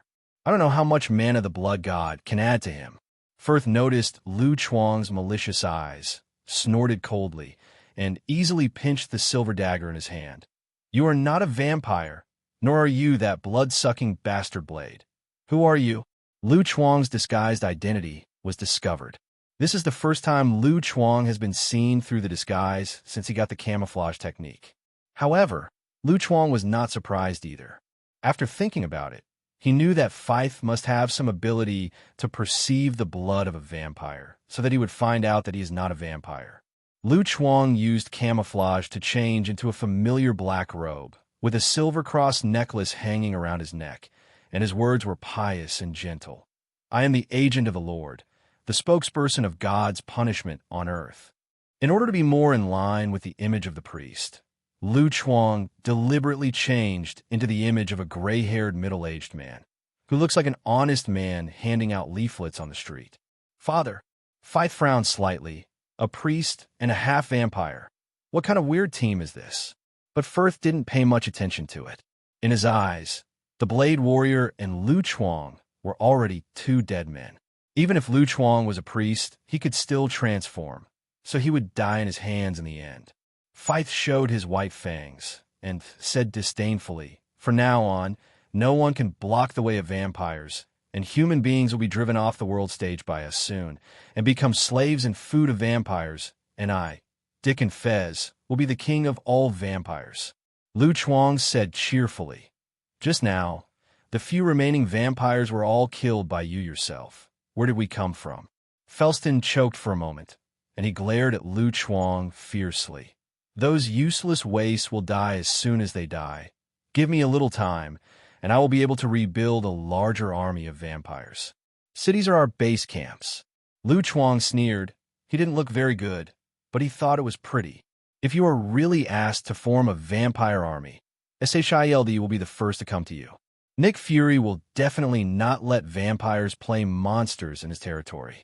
Maybe they suddenly rise up and decide to form Avengers in advance. Take this first, a group of vampires came to do the surgery. What's more, Nick Fury still has a secret weapon in his hand, a certain ant who is light years away from the Earth. If you recruit her back, no matter how many vampire legions you give you, it will be useless." Asking for flowers. When Feith heard Lu Chuang's laughter, his eyes instantly turned cold. "You're looking for death." After saying that, Feith jumped from the altar, turning into a black shadow and attacking Lu Chuang. Boom! Boom! Boom! Smelling the bloody wind coming towards him, Lu Chuang didn't change his face, and two modified pistols appeared in his hands and fired at Feith. A trace of fear flashed in Feith's eyes. He who became a blood god was extremely sensitive to special energy. He could feel that the energy attached to the bullet was the same as the energy in the bag. Thinking of the bag of blood that almost killed him, Feith didn't take it hard, but chose to dodge. Now his speed is completely capable of dodging bullets. Just as Feith sideways dodged the bullets, the trajectories of the two bullets suddenly changed, drawing a strange arc in the air, and then collided in mid-air. A bullet hit Feith's back unexpectedly. Feith howled miserably, clutching his back in pain. I saw a small area on his back that resembled burning marks, and the bullet's damage to him was almost negligible, but the holy energy made him unbearably painful. However, Feith's wound still healed, but the speed of healing was much slower than before. Ha ha ha! I told you guys can't kill me. Feith laughed triumphantly. Seeing this scene, the blade fighter frowned. Could it be that the holy light doesn't even work? Mana doesn't work? Lu Chuang narrowed his eyes. No, it still works. He could clearly see the mana eroding Feith's soul, but it was quickly extinguished by the bloody energy in Feith's body. However, the blood pool seemed to have decreased a little, but it wasn't very obvious. That is to say, before the blood energy in the blood pool was completely consumed, Feith could recover like this constantly.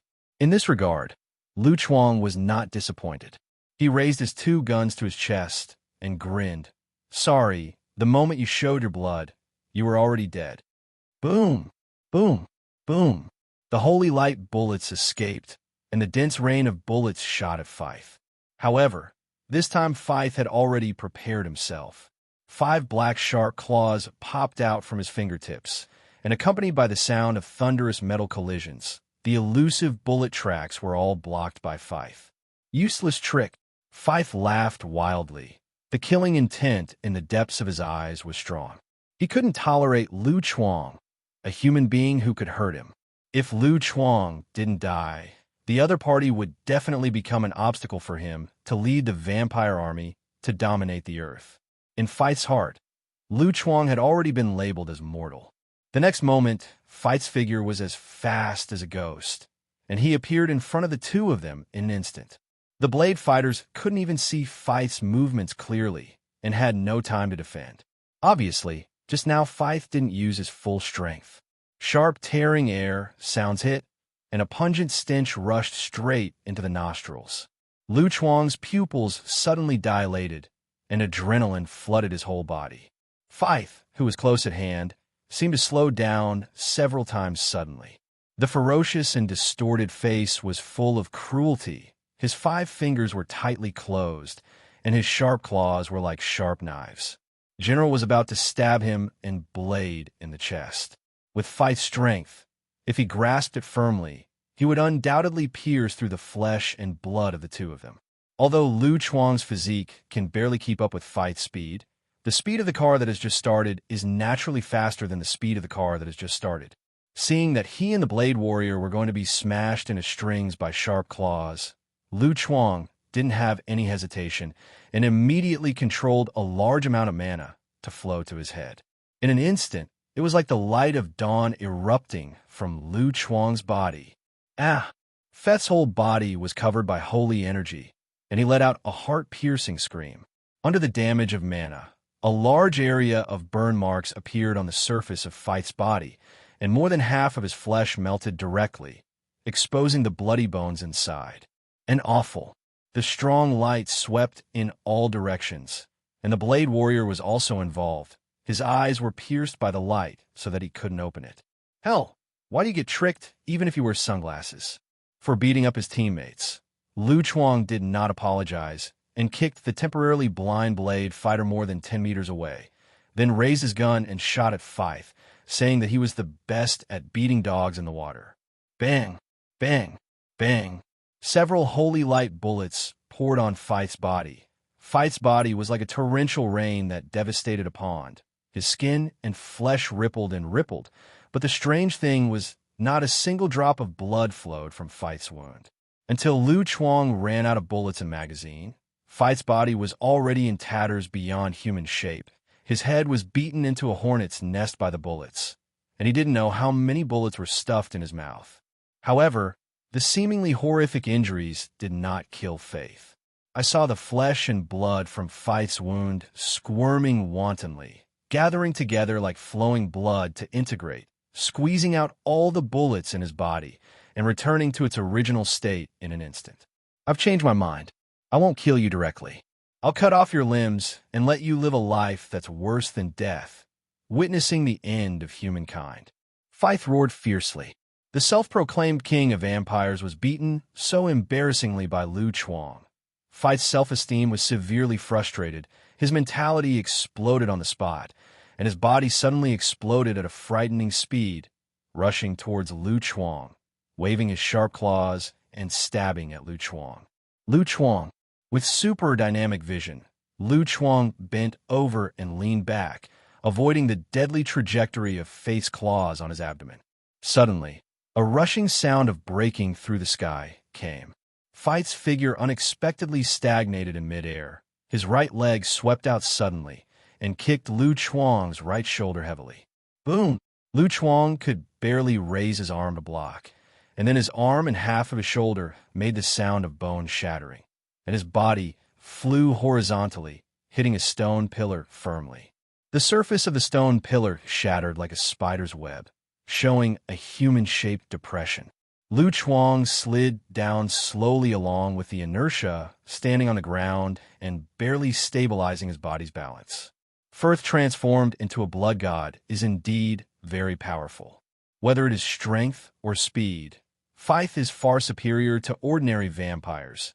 Even blade fighters with half-human blood are far inferior to Feith, coupled with the powerful self-healing ability.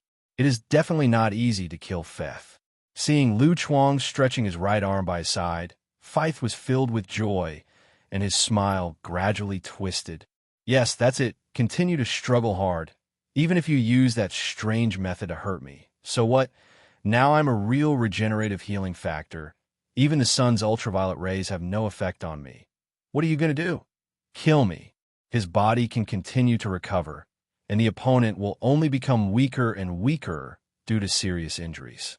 To use a very popular saying, that is, I can make many mistakes, but you can only make one mistake. In Feith's eyes, Lu Chuang is already a fish on his chopping board. Let him slaughter him. Regenerative healing factor? Listening to Feith's standard villain lines, Lu Chuang showed an idiot-like expression. Isn't it self-healing ability, as if no one knows how to say it? In the next moment, under Feith's stunned gaze, Lu Chuang's broken right arm healed quickly. With the crisp, crackling sound, all the broken bones of Lu Chuang recovered as before, and the recovery speed was not weaker than that of Feith, a half-vampire whose eyes have not yet recovered. Lu Chuang raised his recovered right arm, took out a black mask from his bosom, and gently put it on his face. Then, he looked at Feith, who hadn't recovered from his senses, and said with a grin, "Little bat, let's start the second round."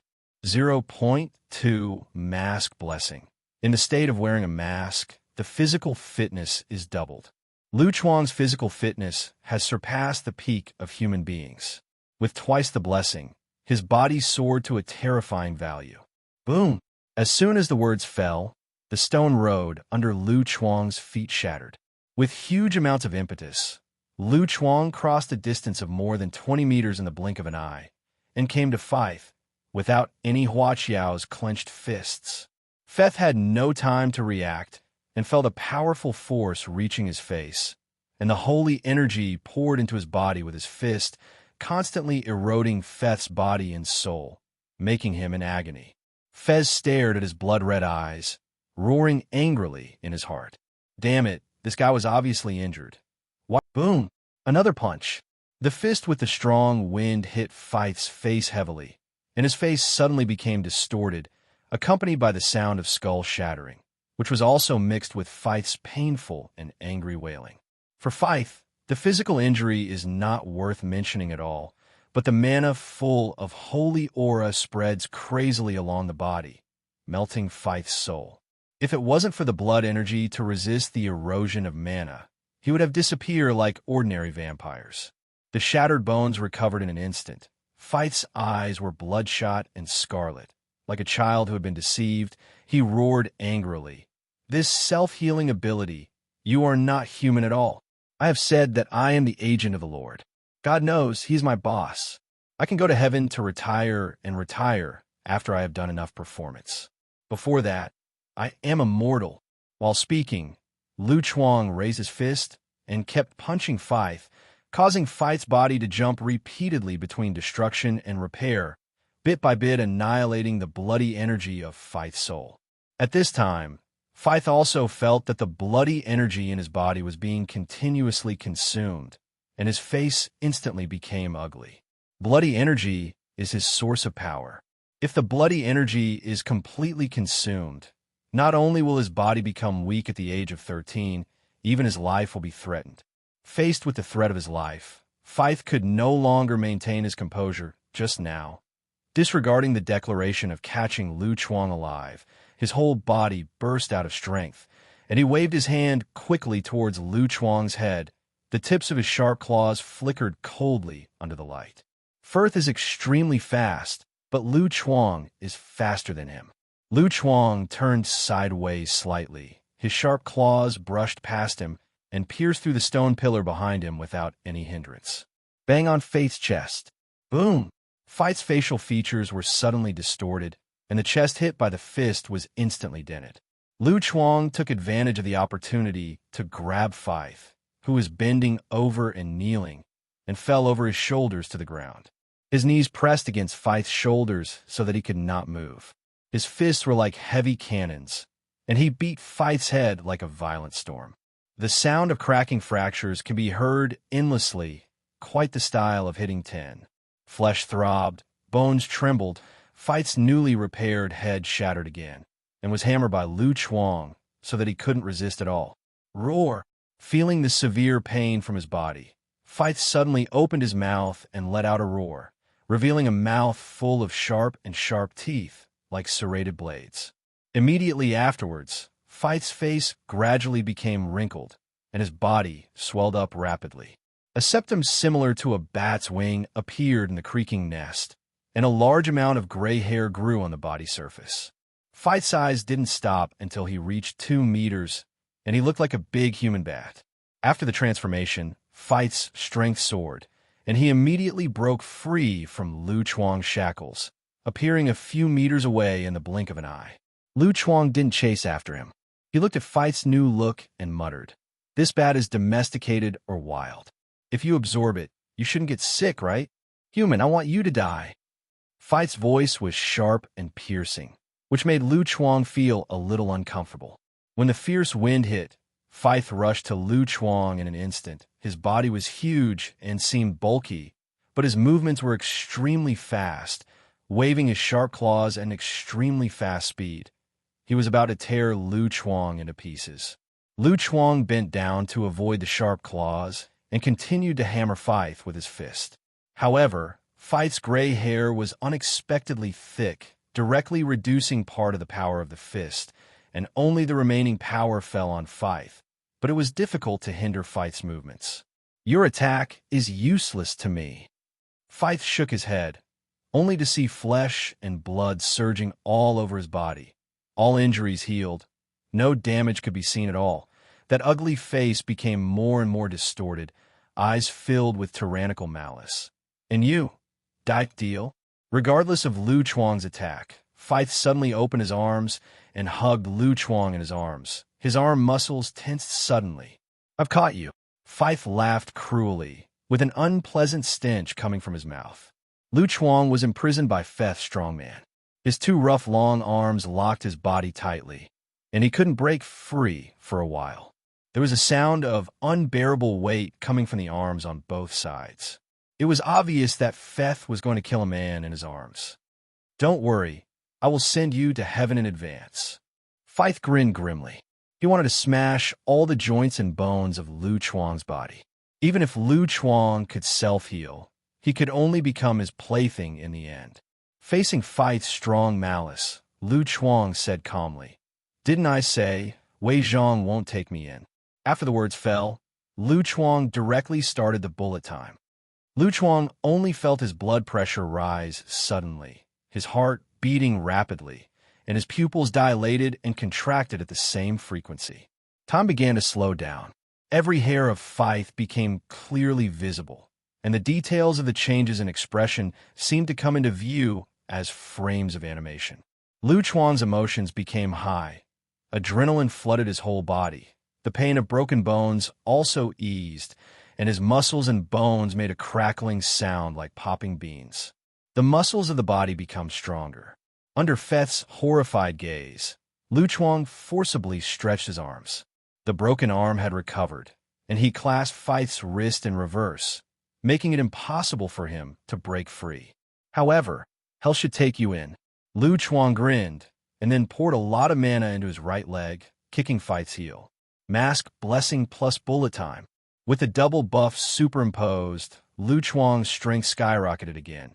Even if Fespi was rough and thick, he couldn't resist the huge amounts of Li Huan. Although the vampire's weaknesses are ultraviolet rays, garlic, silver, etc., Feith is a man first, and the fatal injury of a man is still inevitable. When the vitals were hit hard, Feith curled up his legs and fell to the ground. His eyes gradually became hollow. I don't know whether it is the burning of the mana that hurts more, or the position of the male 277 people. After seeing Feith kneeling down, Lu Chuang immediately triggered the passive of beating the dog in the water, and his fists turned into afterimages and blasted out rapidly. Ola, Ola, Ola. Under the shadow of fists all over the sky, Feith's body twisted crazily, and the ground beneath him spread in all directions like a spider web. Feith was terrified and wanted to fight back, but under Lu Chuang's inhuman dynamic vision, all his movements became traceable, and before he got up, he was hammered back to the ground by Lu Chuang. The pair of fists that condensed the holy aura kept beating on Feith's body one after another. Each punch could break Feith's flesh. At first, Feith was still able to struggle and resist, but after a few minutes, Feith's body's recovery speed could not keep up with the damage speed. His physical function declined rapidly, and Lu Chuang beat him to a bloody mess. At this moment, Lu Chuang's skin became red, and white smoke visible to the naked eye emitted from his body, which was a symptom of the time load of the bullet. But Lu Chuang didn't stop, and continued to beat Feith, saying, "My mission is to destroy the patients who resist our Lord, even if they have only the last piece of flesh left, and men." The blade warrior who had just recovered his sight saw a white-haired man in a black robe and a strange and eerie black mask, with white smoke all over his body, beating a weak and pitiful bat with both fists flying in the flesh and blood. In the scene, there are some evil lines on the lips. Warrior Blade fell into deep thought. Is this sure to be the priest of the church, not an undercover agent sent by hell? Boom, boom, boom. A series of beating sounds like a violent storm echoed in the palace of eternal night. At the moment, Feith had already been hammered into an inhuman form, but from his painfully distorted face and the frenzied resentment flashing in those blood-red pupils, one could see how unwilling he was. Feeling the rapidly diminishing blood energy, Feith wanted to struggle crazily. As a blood god, he was about to reach the pinnacle of vampires. He didn't want to die aggrieved before stepping out of the starting point. Moreover, he has only lived for less than 100 years, and he has not enjoyed enough prosperous modern life yet. But Feith's struggle is doomed to be in vain. The bloody and brutal wound makes it difficult for him to stand up now. Not to mention that Lu Chuang didn't give him a chance at all. Just like a pile driver, his fists crazily kicked Feith's body. Little by little, the blood energy in Feith's body was wiped out. Lu Chuang spit out hot white mist from his mouth. The scorching temperature distorted the surrounding air. The blood vessels in his body contracted and expanded irregularly, and his heart frequency soared to nearly 500. If it were the previous Lu Chuang, no matter how strong his self-healing ability was, his body would not be able to withstand such a high-intensity load, so he just belched on the spot. But now, Lu Chuang's physical fitness is far from the peak of the Superman class. His strong body allows him to resist the side effects of bullet time and maintain the effect of bullet time for a long time. As time went by, the blood pool of Feith's soul was almost low. Lu Chuang was about to strike a fatal blow. Huge mana poured into his fist, forming a layer of faint white light on the outside. Even the blade warrior could feel that holy energy. Immediately, the fist slammed down. "No!" Feith roared unwillingly, and tried his best to squeeze out the remaining bloody energy. His two arms instantly recovered and resisted Lu Chuang's fist.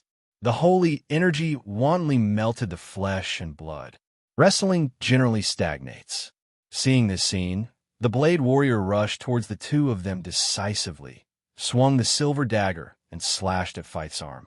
Although his strength was far inferior to Feith's, it was enough to be the straw that crushed Feith. Finally, the fist condensed with strong magic power landed on Feith's head. Amidst howling at the bottom of his lungs, Feith's body erupted with dazzling brilliance like shattered and reassembled glass. Dense cracks appeared on the surface of the body, rapidly drying up and decaying. In an instant, Feith turned into a dry skin and bones with ferocious features, slowly weathered and corroded, turned into ashes, and drifted away with the wind under the wind blowing from who knows where. Ba-ba-ba! The Blade Warrior spat wildly. He happened to be standing downwind and accidentally licked some ashes. At the moment when Feith was killed, Lu Chuang could feel that the mana in his body that was about to be exhausted suddenly surged, and the surging and inexhaustible mana flowed through his whole body, as refreshing as soaking in cold water. And the increased mana is almost 5 times that of his peak state, much more than he killed hundreds of vampires. Cool. Lu Chuang was overjoyed.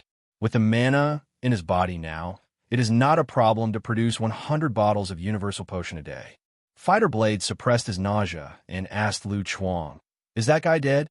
Due to the self-healing ability that Feith displayed was a bit abnormal, the Blade Warrior was not sure whether Feith was really dead.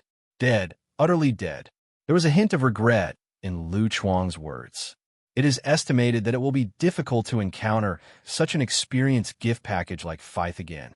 I don't know if there will be opportunities to obtain such a large amount of mana in the future. Hearing Lu Chuang's words, Warrior Blade heaved a sigh of relief. It's good to die. This kind of guy should go to hell. Lu Chuang glanced at Warrior Blade. He remembered that Warrior Blade's biological mother was Feith's concubine. That is to say, Feith should actually be regarded as Warrior Blade's stepfather. Congratulations to the Blade Fighters for achieving their personal achievement, Mia Dad. I feel like you're thinking something very bad. Warrior Blade's eyelids twitched, and he seemed to sense Lu Chuang's full of malice. Lu Chuang decisively denied. No, I was just thinking about a problem. If we keep this altar, those vampires may continue to cultivate new blood gods. Hearing this, the Blade Fighter was immediately diverted and said with a serious expression, "I understand what you mean. In order to prevent a situation like Feith from happening again, we must destroy this place." Lu Chuang shook his head. "I mean, why don't we leave this place and wait until the next time the vampires are ready to cultivate new blood gods? Then we'll come and harvest another wave of vampires and blood gods." You really are an undercover agent sent by hell. Warrior Blade thought it was wrong after thinking about it. He couldn't just misunderstand a righteous priest. Maybe the other party was just trying to brush up his performance? This seems to be even worse. If churches are like this church will be finished sooner or later. Warrior Blade disagrees with Lu Chuang's plan. After all, leaving this altar is a big problem after all. Who knows if there are other trigger conditions for the altar? If the vampires suddenly cultivated a large group of blood gods, what kind of vampires did he hunt at that time? The streets were full of blood gods. Could he go up there with a silver long sword and scrape them? Warrior Blade directly expressed his objection, but soon, after some tear-jerking persuasion by Lu Chuang, Warrior Blade felt that his vision was still too short-sighted and finally agreed to keep the altar. Warrior Blade covered his 2 bruised panda eyes, squeezed out a smile, and asked, "Father, where is your church?" Lu Chuang said lightly, "Why are you asking this?" "What to do? Definitely go to Lee Chapel and expose you undercover." Warrior Blade remained calm. "It's nothing. I want to visit your church and thank them for cultivating you, an outstanding elite." Lu Chuang said cheerfully, "So that's the case. I thought you were going to church to expose me." "Haha, we are friends who have experienced battles. How could I expose you?" A few drops of cold sweat broke out on the Blade soldier's forehead. If Lu Chuang knew what he was thinking, with Lu Chuang's fighting power, he would probably hang him up beat.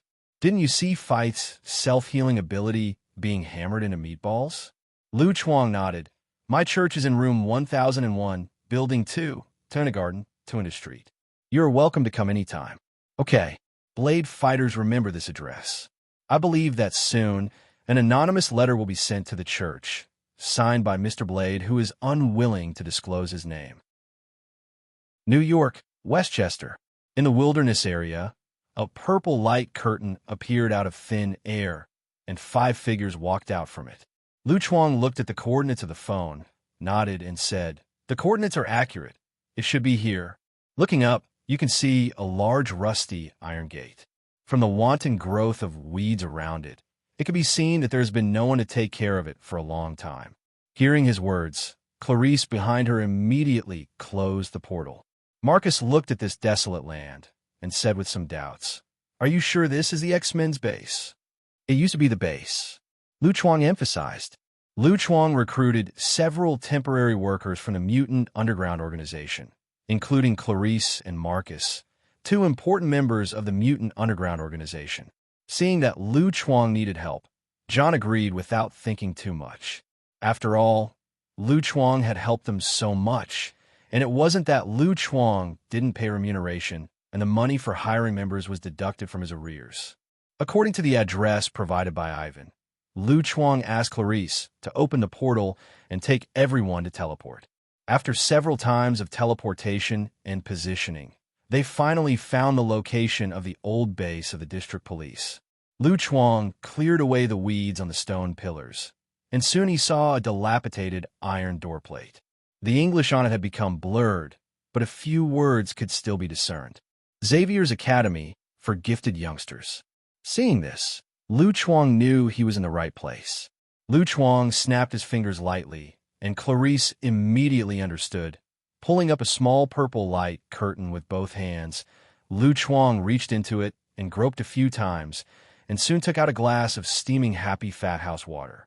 Clarice's portal is really convenient. It can be big or small. The big one can be used as a portal, and the small one can also be used as a portable space. Pull a portal directly into the refrigerator, and there are various drinks placed by Lu Chuang inside. It can be taken out to drink anytime. You know, the protagonist in the novel has a personal space. Although Lu Chuang doesn't have a portable space until now, he can create one by himself. So, Lu Chuang spent a sum of money to hire Clarice. Lu Chuang doesn't need Clarice to quit the Mutant Underground Organization. He just needs to open a teleportation door when he needs it.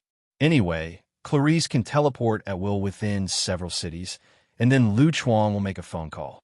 Letting Clarice pull the portal directly can be regarded as an alternative version of the portable space.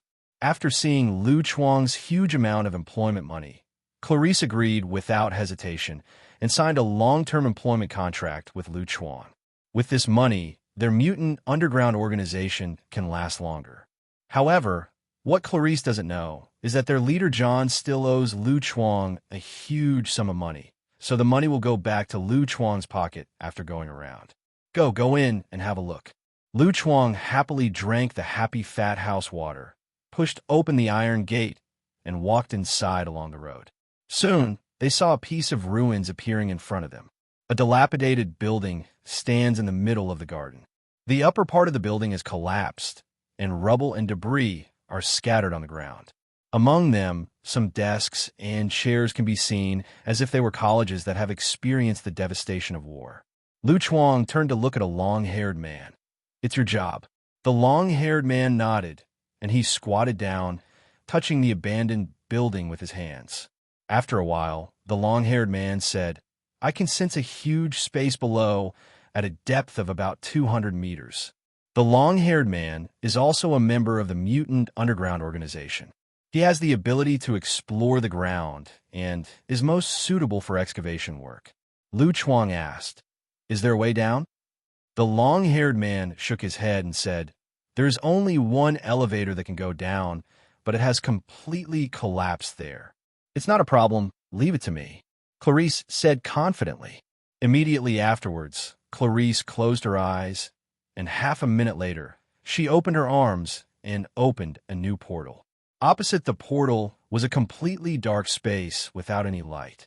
Seeing this, Marcus walked forward consciously his hands exuding dazzling light, instantly illuminating the internal environment. Lu Chuang nodded in satisfaction. He had to give John a suggestion when he went back. Their organization should change its name. Instead of calling it the Mutant Underground Organization, it should be called the Mutant Underground Talent Market. There is hacker hypnotic ability on the top and brick-moving lighting on the bottom. Talents in any industry can be found here, and professional instruments and equipment are not required. On the Earth before Lu Chuang, such capable employees would definitely be snapped up by various companies. Lu Chuang walked into the portal skillfully. Under the light of Marcus, he found that his position was a long passage. With the help of a super-university-level architect, Lu Chuang can see that the walls, ceiling, and floor are all made of high-strength titanium alloy. It is not easy to complete such a project in such a deep underground. Not only does it require sufficient manpower and material resources, you also need a good architect. Definitely, there is also the possibility that the architect was able to manipulate metal.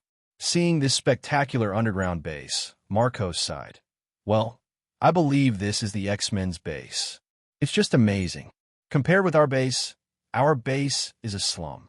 Lu Chuang glanced at Marcus. As long as you provide enough money and materials, I can build the same underground base. Even if you want to build a White House underground, there is no problem. Marcus smiled awkwardly. He forgot that the architect of his base was here, and the other party was his current boss.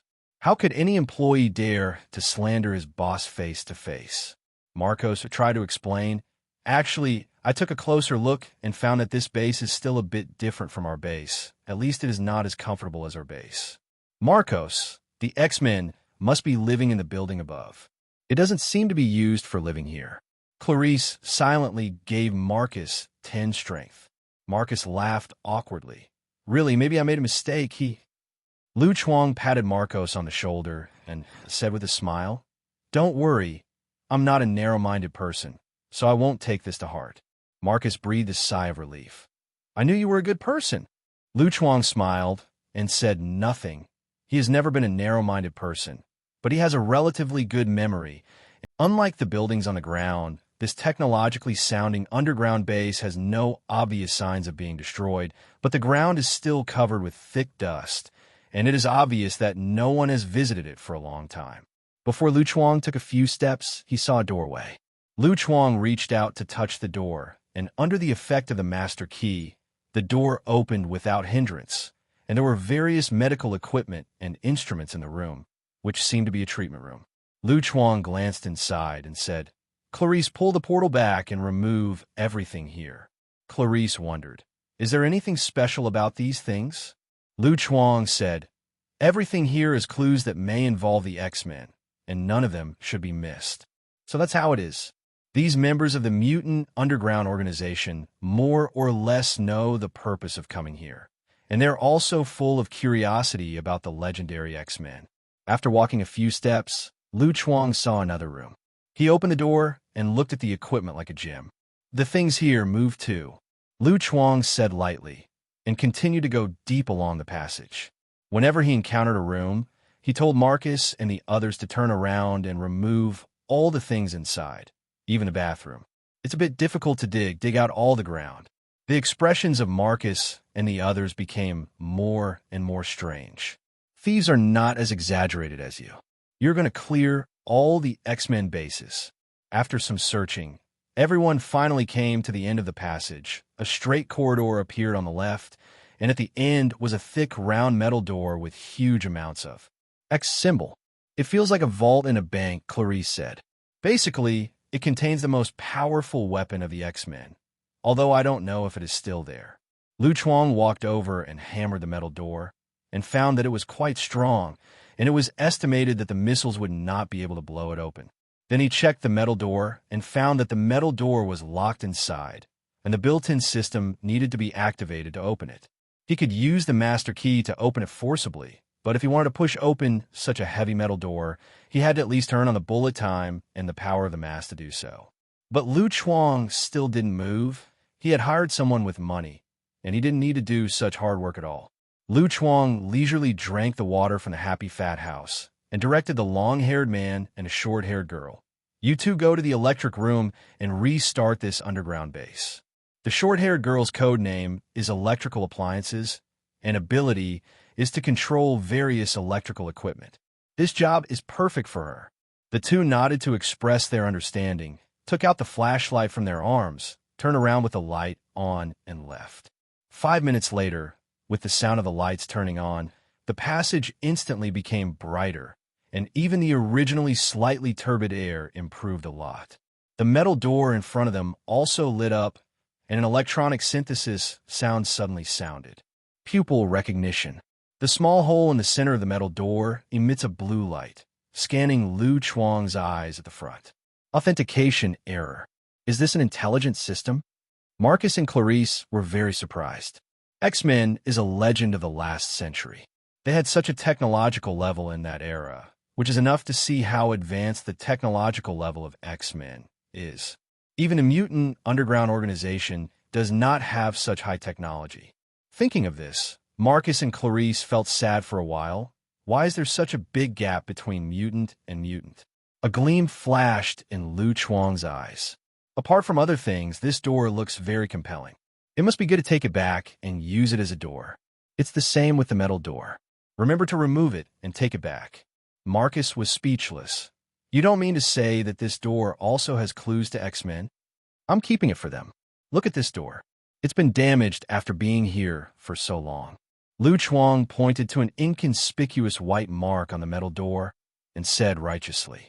The corner of Marcus's mouth twitched. The mark was obviously hammered out by you just now. He showed embarrassment. This is not good. This is something from X-Men, and we don't have the ability to take this metal door away. After learning that X-Men is a real existence, Marcus has a trace of admiration and yearning for X-Men, and he is not very willing to see the base of his idol destroyed. Lu Chuang patted Marcos on the shoulder. I remember your ability can release solar energy, right? Use your ability to take out the metal door. Hearing Lu Chuang's words, Marcus stared wide-eyed. What a vicious heart. Not only wanted to destroy his idol's base, but actually asked him to do it himself. Let me tell you, this is absolutely impossible. When it's done, you can sign the same contract as Clarice. Okay, boss, I promise to complete the task. Marcos showed a smile as bright as a chrysanthemum. You know, Clarice's employment fee is 50 times that of his. Compared with the more realistic USD, putting idols aside is the basic survival skills of people in society. No, I just want this metal door. Lu Chuang stopped the enthusiastic Marcos and walked to the metal door. Sensing Lu Chuang, the electronic voice sounded again. No permission, no access. Lu Chuang ignored the electronic sound and directly reached out to touch the metal door. Whoosh! Accompanied by the sound of an exhaust valve blowing air, the metal door opened automatically under the surprised eyes of Marcus and Clarice. What appeared in front of them was an extremely large spherical space, the walls of which were neatly lined with dense metal sheets. In the center of the space is a circular platform with a sophisticated operating table on it, but the cerebro that Lu Chuang expected was not seen, which is the special instrument that Professor X in the movie connects the brainwaves of humans and mutants all over the world. That is Professor X's big killer, and with his powerful telepathy ability, if Professor X is willing, he can kill 99% of life on Earth with one thought. Even birds and beasts cannot escape. If it weren't for Professor X being a positive character, the game for humans would have been over long ago. I don't know what kind of trouble this big guy has encountered. He took all the X-Men to play and disappeared collectively. Target meets the conditions. When Lu Chuang looked at the console, the game system suddenly popped up a prompt. Lu Chuang was overjoyed, and even the prompt from the game system came out, which proved that this item was a mission-related item, and maybe it contained the truth about the disappearance of the X-Men. Seeing this, Lu Chuang immediately walked over to check the console. Fortunately, Lu Chuang found that this thing seems to be working, and it is full of modern touchscreen operation. No wonder the X-Men in the movie are never short of funds, and the manors outside have been bombed several times, rebuilding as soon as they are set, because they are afraid of their technological level. You can buy several manors by putting some gadgets at random. After several attempts, Lu Chuang opened and operated the 210 station. Sure enough, this console is the machine that controls Cerebro. But the most important Cerebro is missing now, so the console cannot be used normally, and many system functions are turned off. Lu Chuang failed to find the clues he wanted. Does Cerebro need to be activated? Lu Chuang thought about it, and decided that it was better to find a professional to come over to take a look, and turned to look at Clarice. You go back to the base and bring the sage over, and the employment fee will remain the same. Clarice shook her head quickly. Sage is the most important intelligence officer of our organization. She needs to monitor the movements of the Sentry Secret Service. John can't let her leave the base. I need the Sage's ability. Don't worry, it won't take too long. If John still doesn't want to let him go, you can say that I have already printed hundreds of photo books, so that the mutant underground organization will have one set.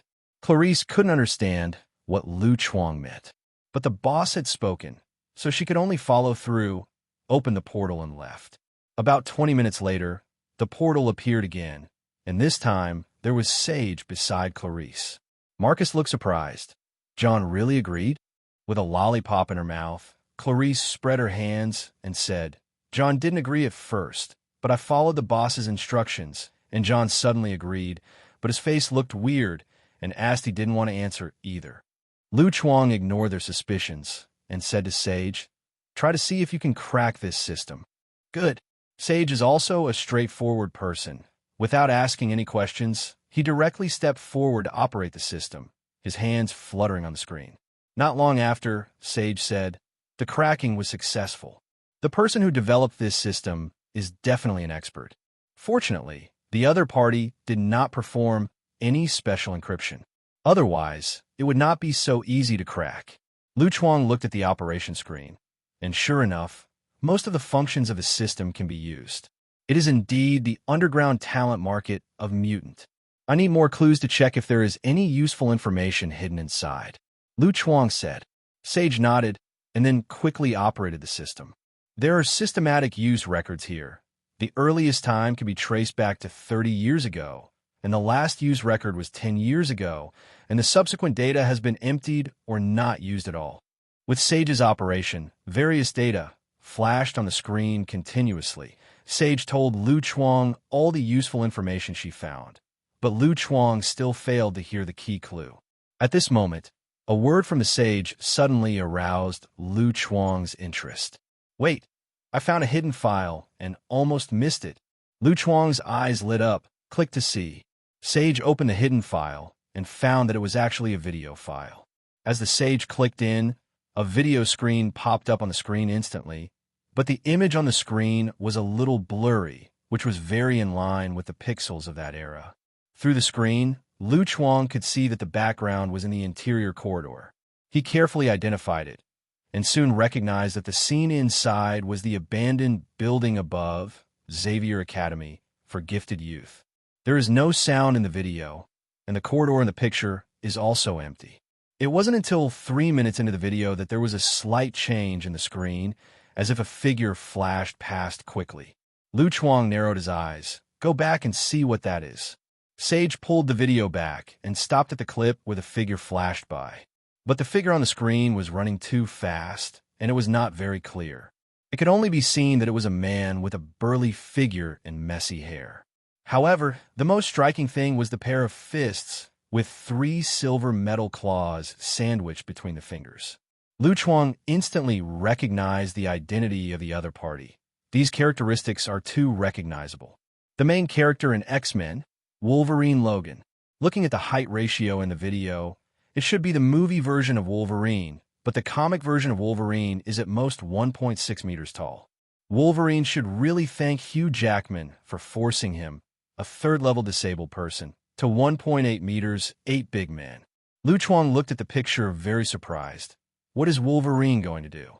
It's a pity that the position of the screen didn't move. Wolverine just came out to show off her presence, and then completely disappeared from the screen. Lu Chuang looked at the duration of the video. There are a total of 72 hours, that is, 3 days. Lu Chuang took out an encrypted USB flash drive and threw it to Sage. Download this video file and other data. No problem. Lu Chuang glanced at the console. Although there's no cerebro, the most important thing is still a good thing. He said seriously, such an important thing must not fall into the hands of those who have malicious intentions. After the eclipse, the sages will download it. Remember to remove this instrument. Let me take it back and keep it well. Marcus, I found a malicious person, but I dare not speak out. 2 days later, Queens. Lu Chuang sat in front of the computer with his legs crossed, his eyes fixed on the computer screen in front of him. At the moment, the computer was playing the video file, and the upper right corner showed 10 times speed. With Lu Chuang's current dynamic vision, he is not afraid of missing any key clues at this speed, but it is a pity that the video time is too long.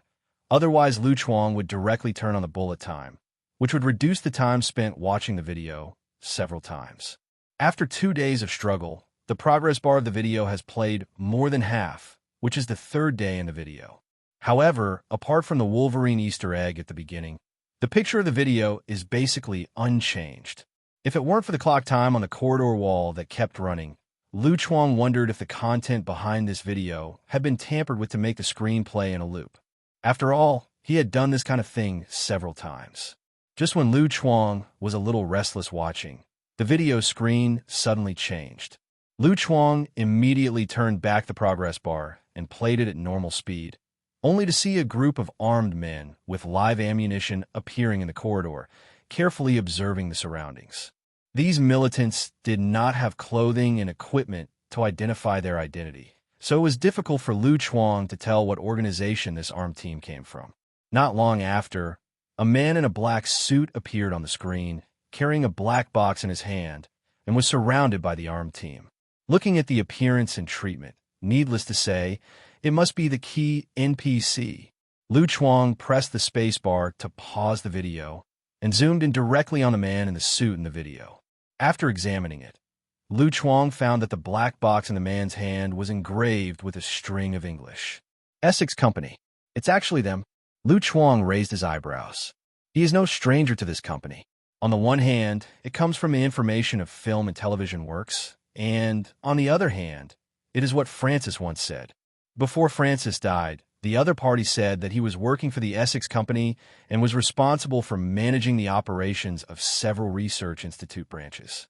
That is to say, the manipulator behind the institute that tortured Lu Chuang and Wade was actually the Essex Company. It's not that Lu Chuang had searched for Essex before, but he found nothing. Not even Weasel could find any relevant information. Judging from the video, this Essex Company existed before the X-Men disappeared, and it has been hidden for 10 years, and it is really hidden. Lu Chuang couldn't help guessing. Could it be that the disappearance of the X-Men is related to the Essex Company? Not so sure. After all, Lu Chuang doesn't know much about the Essex Corporation. He only knows that it is the villain organization in Wolverine 3, and the Essex Corporation is not emphatically described in the movie. Lu Chuang continued to play the video, this time at normal speed. The armed team and the men in suits in the picture had disappeared in the corridor until half an hour later. Their figures reappeared in the picture. Behind them, there were more than a dozen young children who looked younger. The children all wore a metal collar around their necks, which was exactly the flea collar Lu Chuang had seen, a special instrument used to suppress the mutant gene. Apparently, these children are mutants. Under the threat of guns from the militants, these mutant children were forcibly taken away by the armed team in an escort-style posture. 5 minutes after the group left, a fire flashed in the corridor of the screen, and the screen suddenly turned into a snowflake. Lu Chuang immediately turned on the bullet time, watched the rest of the content at 30 times the speed, and found that the content behind it was also a snowflake. So, this video is a surveillance video of the Xavier Academy for gifted youngsters before it was bombed. Lu Chuang scratched his face. The amount of information in this video is not much, and there are only 2 key points at present. One is that Wolverine who played at the beginning, and then the Essex Company who played later. Judging from the direction of the Essex Company's appearance, Wolverine should have rushed out of the Xavier Academy for gifted boys at the beginning. In a fighting posture, there is a high probability that she encountered some enemy. The purpose of Wolverine's doing this should be to cover the mutant children hiding in the academy, deliberately rushing out to attract firepower. But judging from the results, Wolverine obviously failed. Otherwise, the Essex company would not have walked into the academy so easily, taken away the mutant children hidden inside, and then directly blew up Xavier Academy 557 for Genius Youth. After contemplating for a few minutes, Lu Chuang turned off the video. It is already obvious that all the key points are on the Essex company. If he wants to find more clues, he has to find more clues from the Essex company. Start investigating. Lu Chuang did not intend to seek information from Weasel. Judging from the fact that the Essex company has been hiding for decades, it is difficult to find any useful information through general intelligence channels, unless through some special channels, such as the Official Intelligence Organization of America. Definitely, if Lu Chuang wants to get in touch with that kind of intelligence organization, it is estimated that the difficulty is no less difficult than finding the Essex company. It suddenly occurred to Lu Chuang that there seemed to be a powerful intelligence organization, not inferior in scale to America's Official Intelligence Organization. That's SHIELD. However, SHIELD is not so easy to contact. When Lu Chuang was thinking about how to get SHIELD's intelligence system, the phone next to the computer desk suddenly rang. Caller ID: Phil Coulson, mayor of Novice Village. A smile appeared on Lu Chuang's face. Isn't it a coincidence? Mr. Wade, are you forgetting something? When Lu Chuang answered the phone, he heard Phil Coulson's resentful voice. What's the matter? Phil Coulson was silent for a few seconds. It's about our transaction. I heard that Tony Stark got 100 bottles of elixir some time ago, so the 200 bottles of elixir we agreed on earlier. Are you ready? Lu Chuang remembered that there was still an unfinished deal between himself and S.H.I.E.L.D. No way. He was too busy during this period of time, investigating the X-Men and looking for vampires everywhere. How could he remember such things? You said this. I definitely haven't forgotten it. I prepared it for you a long time ago. Where are you now? I will deliver the goods right away. Lu Chuang said cheerfully. That's good. After Phil Coulson told the address and time, Lu Chuang hung up the phone. Immediately afterwards, Lu Chuang walked into the kitchen and took out several boxes of mineral water and began to make the panacea one by one. With Lu Chuang's current mana value, it is not difficult to make 200 bottles of universal potion at one time, and there is no need to worry about his spirit being drained. 2 hours later, Lu Chuang drove to an open lot according to the address given by Phil Coulson. Seeing Principal Gu in Lu Chuang's disguise, Phil Coulson smiled and said, Mr. Wade, how are you doing recently? Lu Chuang shook his head. It's a bit boring. Dull. Well, I got 20 million US dollars, and I can't spend it all. I can only look at the Rolex in my hand every day, feel the time passing by little, and waste time. Phil Coulson. Thinking of his meager salary, Phil Coulson couldn't help feeling a little sad. His hair was almost dry to the point of baldness, and the money was not even in the arms of the other party. This is the tragedy of beating workers. In a wave of Versailles, Lu Chuang turned around and moved several boxes of mineral water on the back seat of the motorcycle to the ground. The panacea you want? Cash or transfer? Transfer. Phil Coulson pulled out his phone and texted a number. Soon, Lu Chuang's secret account received 40 million US dollars. Lu Chuang glanced at the account balance of the mobile phone and sighed. Oh, there's another 40 million US dollars. How can this money be spent more and more? And when will it be spent? Phil Coulson's expression was stiff. He was so envious. Oh no, he really wanted to hit someone. Lu Chuang sighed. Phil Coulson, you are really my lucky star. Every time I see you, there are good things. Hearing Lu Chuang's words, Phil Coulson recalled his meeting with Lu Chuang. When they met for the first time, he was stunned by Lu Chuang, who took away the blueprint and data of the steel armor. During the second meeting, he, Black Widow, and other SHIELD agents were knocked out, and Lu Chuang left unscathed, surrounded by S.H.I.E.L.D. The third time they met, he was not knocked out. Lu Chuang just finished a 20 million US dollars deal with Tony Stark, and now he helped Lu Chuang get another 40 million US dollars. Thinking about it this way, why does it feel like he is suffering every time? Phil Coulson suddenly felt a bit of a toothache. Could this guy be his own disaster? Otherwise, try to stay away from this guy in the future. Who knows? Lu Chuang hugged Phil Coulson's shoulders, looking like a good brother. I have decided that you must be responsible for the transaction between me and Asgard in the future. I will not sell the panacea to anyone else. How about it? Be righteous. Phil Coulson. He suddenly had a premonition that his hair would fall out completely. Our deal will be discussed later. Phil Coulson avoided Lu Chuang's words and suddenly reminded, "You'd better pay attention. You caused a lot of trouble some time ago, and General Ross has been looking for your whereabouts." It seems to be a reminder, but it is actually testing Lu Chuang. See if Lu Chuang is the mysterious man who disguised himself as General Ross's soldier and took Bruce Banner away. The agent information inside Asgard is different from each other. Phil Coulson did not participate in the secret operation that night. The reason why he knew about it was obviously that some black corned egg was behind the scenes. When things came to light, Lu Chuang didn't show panic but said calmly, "General Ross doesn't know who I am, unless you, Asgard, take the initiative to reveal my identity to him." Phil Coulson was a little surprised. Lu Chuang's words were equivalent to directly admitting that he was the mysterious person that night.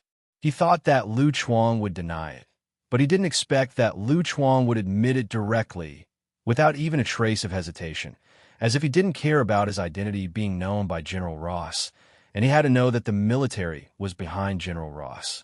After being surprised, Phil Coulson quickly figured out why. After all, Lu Chuang possesses that kind of magical ability to disguise. His appearance and name must be fake now. Even the intelligence department of their shield has not investigated Lu Chuang's true identity, and it is even more impossible for General Ross to investigate Lu Chuang's true identity. Even if he knows Lu Chuang's current identity, Lu Chuang can change to another identity and reappear. Phil Coulson maintained a gentle smile. "Don't worry about this. To tell you the truth, General Ross knew the whereabouts of Bruce Banner that day.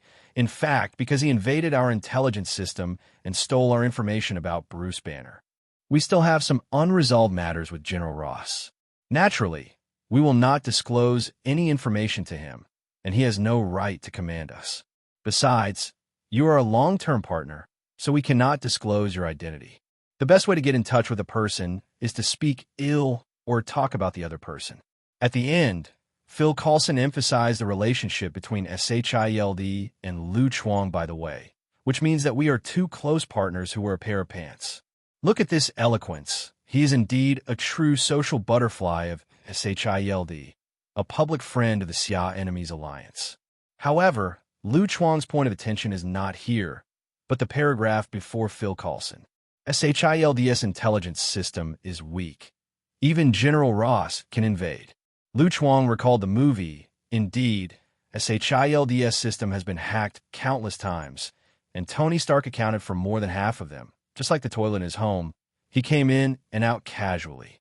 Lu Chuang's eyes lit up, and he patted Phil Coulson on the shoulder. "Thank you, Phil Coulson. You are really my lucky star." Phil Coulson. After completing the transaction, Phil Coulson carried the elixir to a car and said to Lu Chuang, "Mr. Wade, if there is no accident, I will continue to buy more elixir from you. I hope you can help me reserve a batch of panacea." "No problem, as long as the money is in place. Everything is easy to talk about." Lu Chuang agreed immediately, and now is not a problem for him to produce hundreds of bottles of universal potion a day with his mana, and he can eat no matter how much the order is. "For the sake of helping me a lot, if you have time, I will treat you to dinner."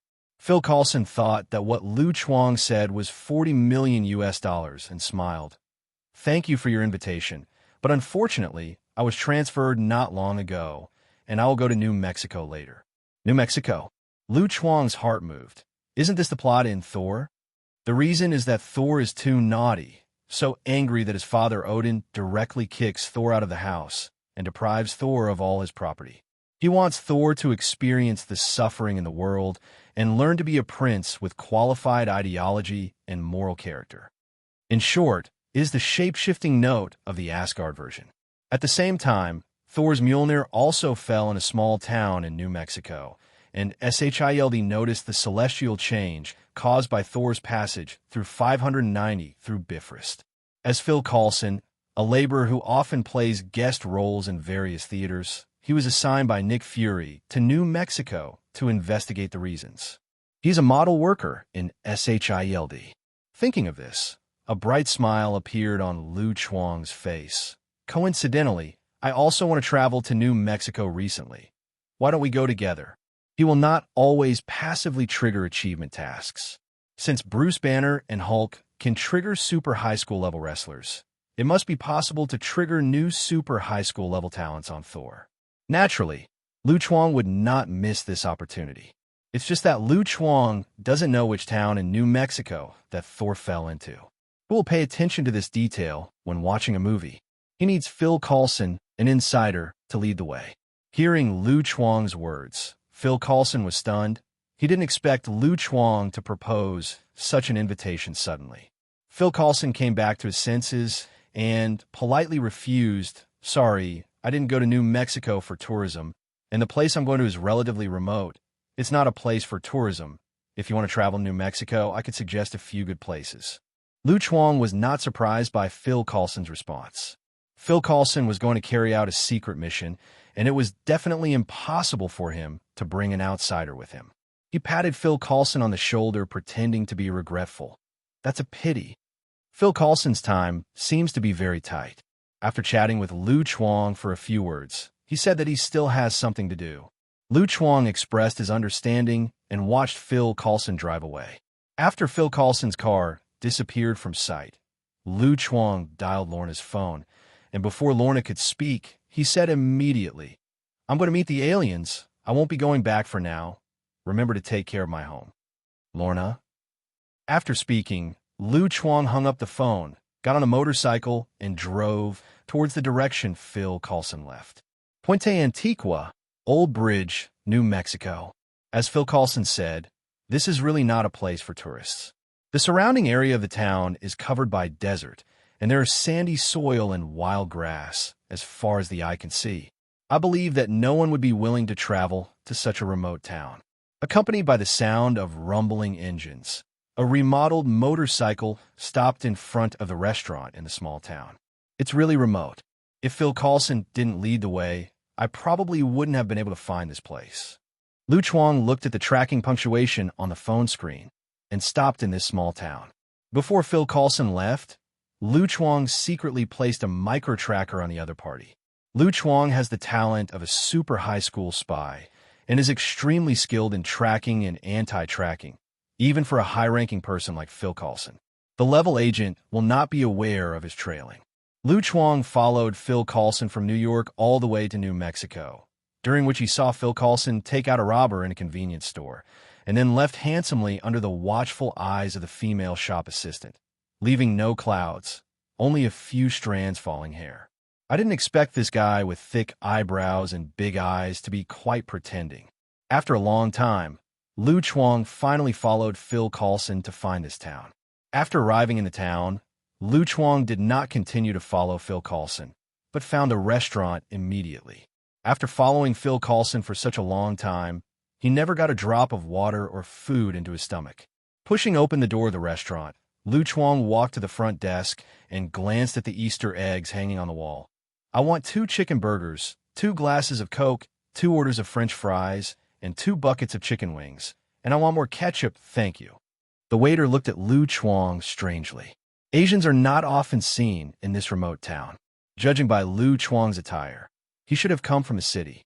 "Sir, according to the things you ordered, I recommend you to order a couple set meal. The items are similar, but the price is slightly cheaper." The service attitude in the remote town is quite good, and there are no old-fashioned face-slapping plots. "Couple package." Lu Chuang looked disgusted. "No, I will order 2 of each item, and the price will be calculated as 2. Eating double portions alone is double happiness, and eating a couple set meal alone is double critical strike." Okay. Seeing that Lu Chuang said so, the waiter couldn't persuade him, thinking that the people in the city were really unpredictable. Lu Chuang found a seat by the window and sat down. After the waiter brought the food, Lu Chuang couldn't wait to eat it. I have to admit that junk food is the source of human happiness. After 2 chicken burgers and a cup of Coke, Lu Chuang recovered from his sluggish spirit after running around for a long time and began to think about his next move. According to known plots, Thor only appeared in a few scenes. Even though the town of Puente Antiqua is small, it is not easy to find Thor. In other words, Lu Chuang can only try to go to the place where Mjolnir fell and wait for a while. Just when Lu Chuang was making up his mind, several figures walked into the restaurant. Title trigger: Explore the universe achievable. Unlock condition: 10 million kilometers away from the Earth. 0/1000 W. Title: Lu Chuang looked at the people at the door. They were a blonde girl, a very smart old man, and a curly-haired girl with big eyes. Behind them was a tall and rough man with a golden beard and hair like a lion, and that vaguely familiar face, which reminded Lu Chuang of famous characters such as Oh Boy, the Golden Retriever Lion King, and the Moon Worshipper. Needless to say, this must be the great prince of Asgard, Thor Odinson. Lu Chuang was a little surprised. Before he could look for it, the right owner actually delivered it to his door. The blonde girl walked to the front desk and said skillfully, "I want 2 couple set B, plus a tomato pizza." Okay. The waitress breathed a sigh of relief, seeing that this is a normal person, the one just now almost she really can't. After ordering, the 3 found a seat next to Lu Chuang, and Thor was forced to sit down by the blonde girl. The proud prince of Asgard did not resist, and his eyes were fixed on the blonde girl. For thousands of years, only Thor's mother, Queen of Asgard, dared to treat him like this. As for the other Asgard women, they all wanted to be Thor's princess. Naturally, it was impossible to take a tough attitude towards him. Even a mighty Asgard female warrior Sif was respectful to Thor. This blonde woman named Jane was the first to be treated with such a tough attitude, which made Thor feel uncomfortable. Thor showed a domineering smile. "Woman, you have successfully attracted my attention." But in the eyes of others, for some reason, Thor suddenly showed a silly smile, just like the silly son of the landlord's family. Jane immediately winked with the other 2 companions. What to do? We seem to have picked up a fool. The 2 companions expressed their helplessness with their eyes, so Jane had no choice but to ask, "You said your name is Thor Odinson?" Thor, who was immersed in beauty, was awakened and said loudly, "Yes, people of Midgard, it is Thor Odinson, son of Odin, who sits before you." The old man explained in a low voice, "I know Midgard. That is one of the 9 kingdoms of the world tree in mythology, which is our Earth." The 3 looked at Thor strangely. Sure, this guy is indeed mentally ill. This face is amazing. At this time, a strange voice came. The 4 of them followed the sound and saw Lu Chuang walking from the next door with a glass of Coke. Lu Chuang looked at Thor unscrupulously, and there was a gleam of light in his eyes. There is a brow on the forehead, there is aura in the eyes, and there's a faint flash of thunder in the depths of the eyes. I think this brother is a god who came down to Earth, and he is the god who controls thunder. Thor. Thor was quite surprised. "It's amazing you've seen it all," Jane said helplessly. "He is sitting next door. He must have heard what you just said." This lady misunderstood, and I can see it all. Lu Chuang put down the Coke in his hand and said with a dignified expression, "Let me introduce myself. My name is Wade, and my profession is a fortune teller, similar to your Western fortune teller." The girl with glasses asked curiously, "Are you a fortune teller? Does that mean you can predict the future?" Lu Chuang waved his hand modestly. "I'm not so powerful. I can only see some fragments of the future." "Are you a magician from Midgard?" Thor doesn't know about reading or fortune telling, but he knows that the ability to predict the future is definitely not something that ordinary people on Earth can possess. In Thor's cognition, only a magician like his mother will have this magical ability.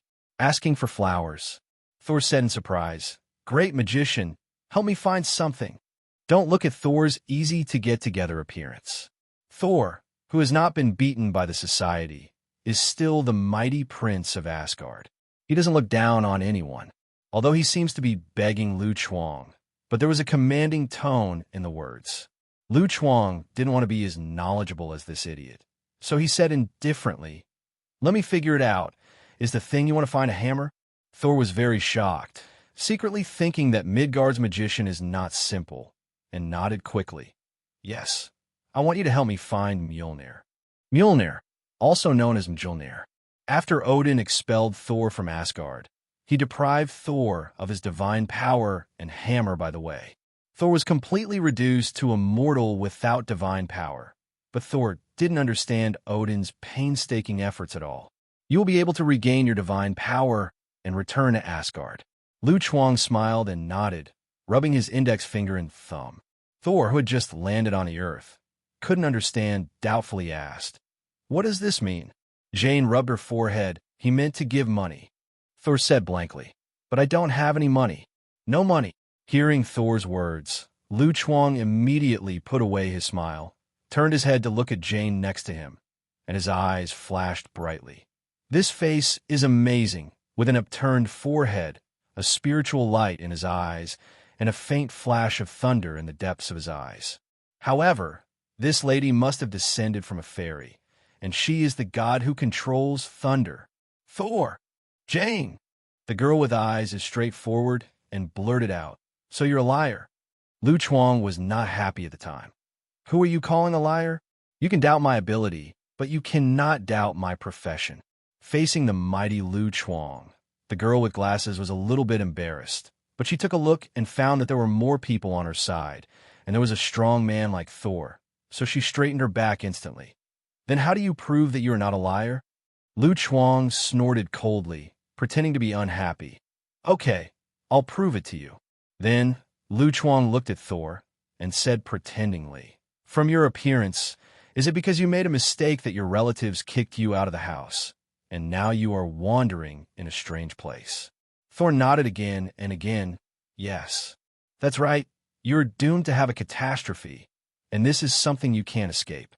If you don't get through this catastrophe, even if you find the hammer again, you won't be able to return home."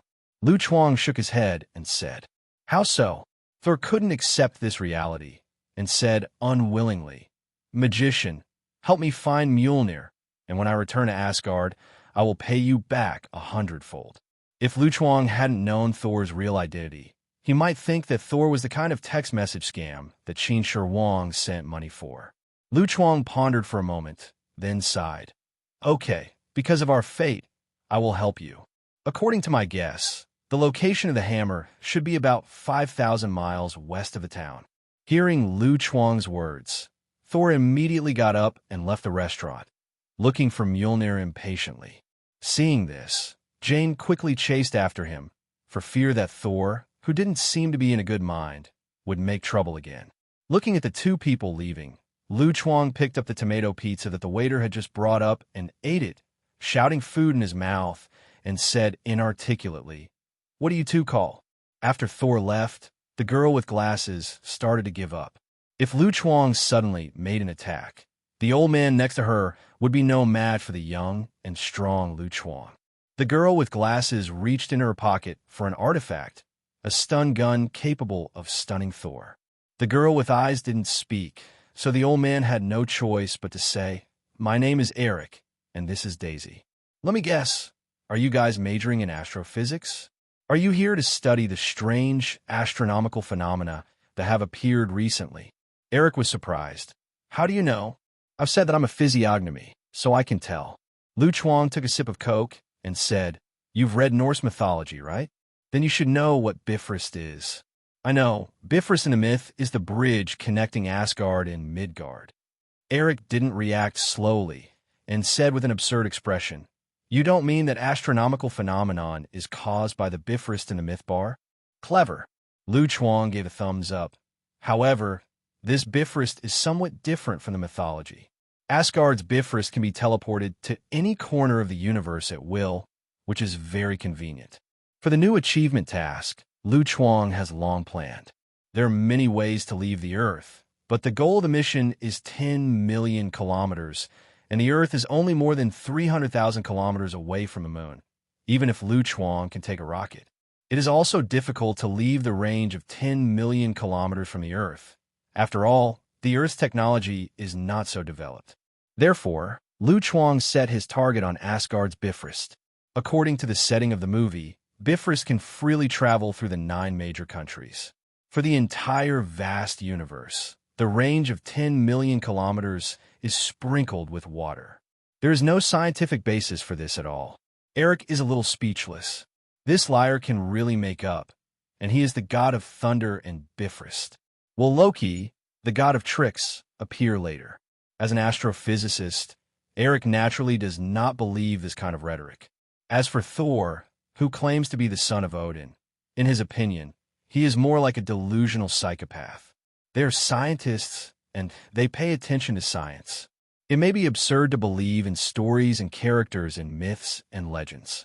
Even Thor came out. What scientific basis is needed? Lu Chuang shook his head.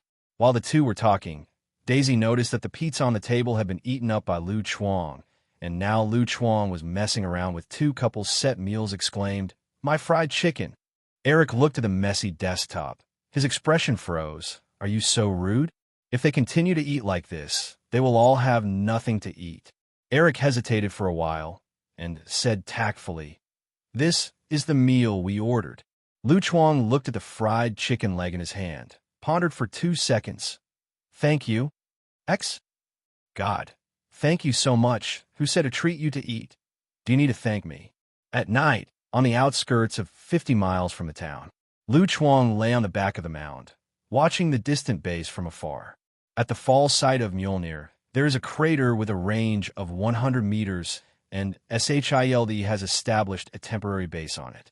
A large number of anti-radiation tents are surrounded by Mjolnir in a circle, and the periphery is a barbed wire grid that is more than 2 meters high. From time to time, Shield agents can be seen patrolling. Under Lu Chuang, a couple of dogs and men were also lying on the back of the mound. The magician is right. Mjolnir is indeed here, and I can sense its existence, Thor said excitedly, as if seeing the dawn of his return to Asgard.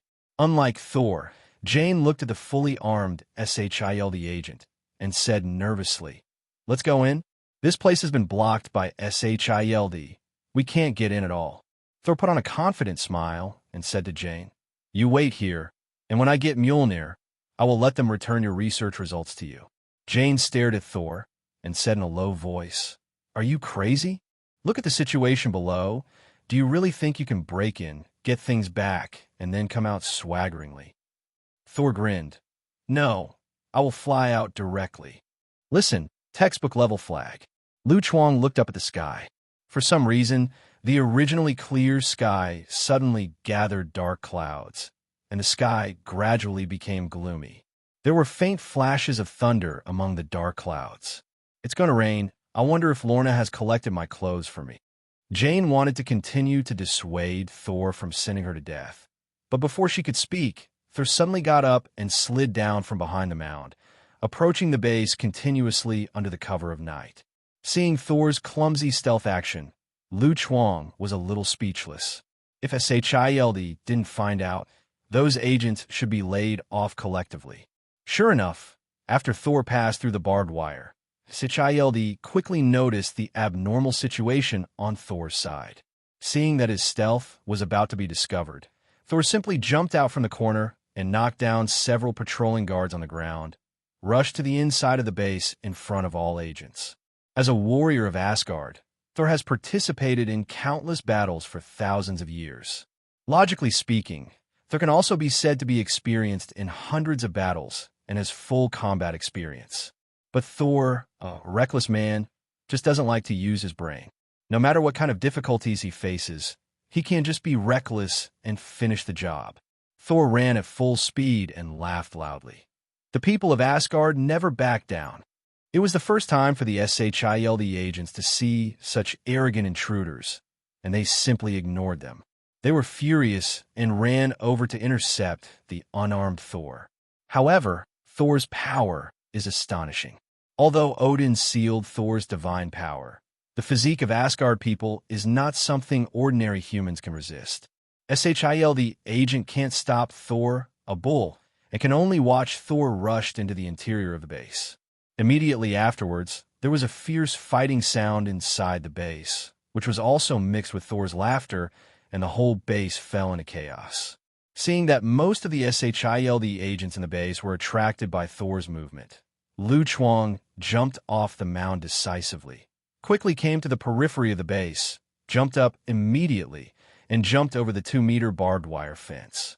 A SHIELD agent passing by on patrol was stunned. Before he could react, Lu Chuang kicked him unconscious with the inertia of the fall. The stealth was very successful. No one found me. Lu Chuang ignored the SHIELD agent who fell under his feet and used the camouflage technique to change into the same uniform of the SHIELD agent. The hat covered most of his face and swaggered toward the base. At the moment, SHIELD was busy chasing Thor, and there were not many SHIELD agents guarding the periphery. Coupled with the superficial disguised identity, Lu Chuang walked into the base unimpeded. His goal is different from Thor, not the Mjolnir in the center of the base, but the research room of the base. After spending a little time, Lu Chuang found the research room of the base, which was filled with various high-tech instruments and equipment, surrounded by several researchers in white coats who were busy in front of rows of instruments. As if while recording some data, the intruder Lu Chuang was not found. Lu Chuang didn't disturb their work, quietly walked to a computer, and inserted the prepared USB into the computer. Soon, the computer screen displayed the prompt of implantation successful. Lu Chuang smiled with satisfaction. This is a Trojan horse implanted by Sage. As long as someone copies the data of this computer, it will be copied together with the Trojan horse inside. After the data is stored in the SHIELD database, the Sage can follow the clues to find the SHIELD system. After finishing all this, Lu Chuang put away the USB flash drive, turned, and left the research room. A mournful howl suddenly came from the base. Lu Chuang knew that Thor found that he couldn't lift Mjolnir, and he wailed like an abandoned child of 200 caddies. But soon, Thor's screaming stopped abruptly because he was stunned by the SHIELD agent who arrived, and he was dragged to the interrogation room and locked up like a dead dog. Lu Chuang was amazed. He's been wondering why Thor, who is Thor, is always stunned. Is this reasonable? After watching Thor being dragged away, Lu Chuang turned and left the base. He knew that Thor would be released by SHIELD after a while, so he didn't need to worry about it.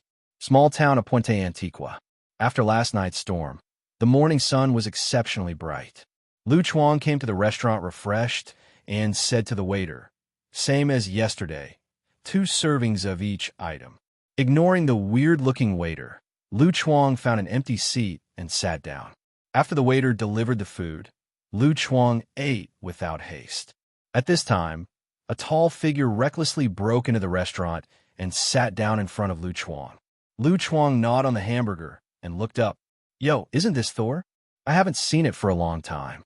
Different from yesterday's high-spirited appearance, now Thor's face is full of decadence. His eyes are gloomy, and his long golden hair is messy and scattered like seaweed. Those who don't know it think he is a tramp. Thor bowed his head and begged, "Magician, please help me." Lu Chuang was a little surprised. Thor's appearance obviously received a lot of blows, and it changed so quickly in just half a day. It's just that he can't lift Mjolnir. Thor shouldn't be so decadent. Without Lu Chuang asking, Thor took the initiative to speak. "Last night, my younger brother told me that because of my recklessness and impulsiveness, the Frost Titan went to war with Asgard and ahead of schedule. Gao, unable to bear such pressure, passed away." Thor clenched his fists, expression and remorse on his face. Hearing this, Lu Chuang suddenly realized no wonder Thor grew up overnight, because he knew that his own father's sacrifice to heaven.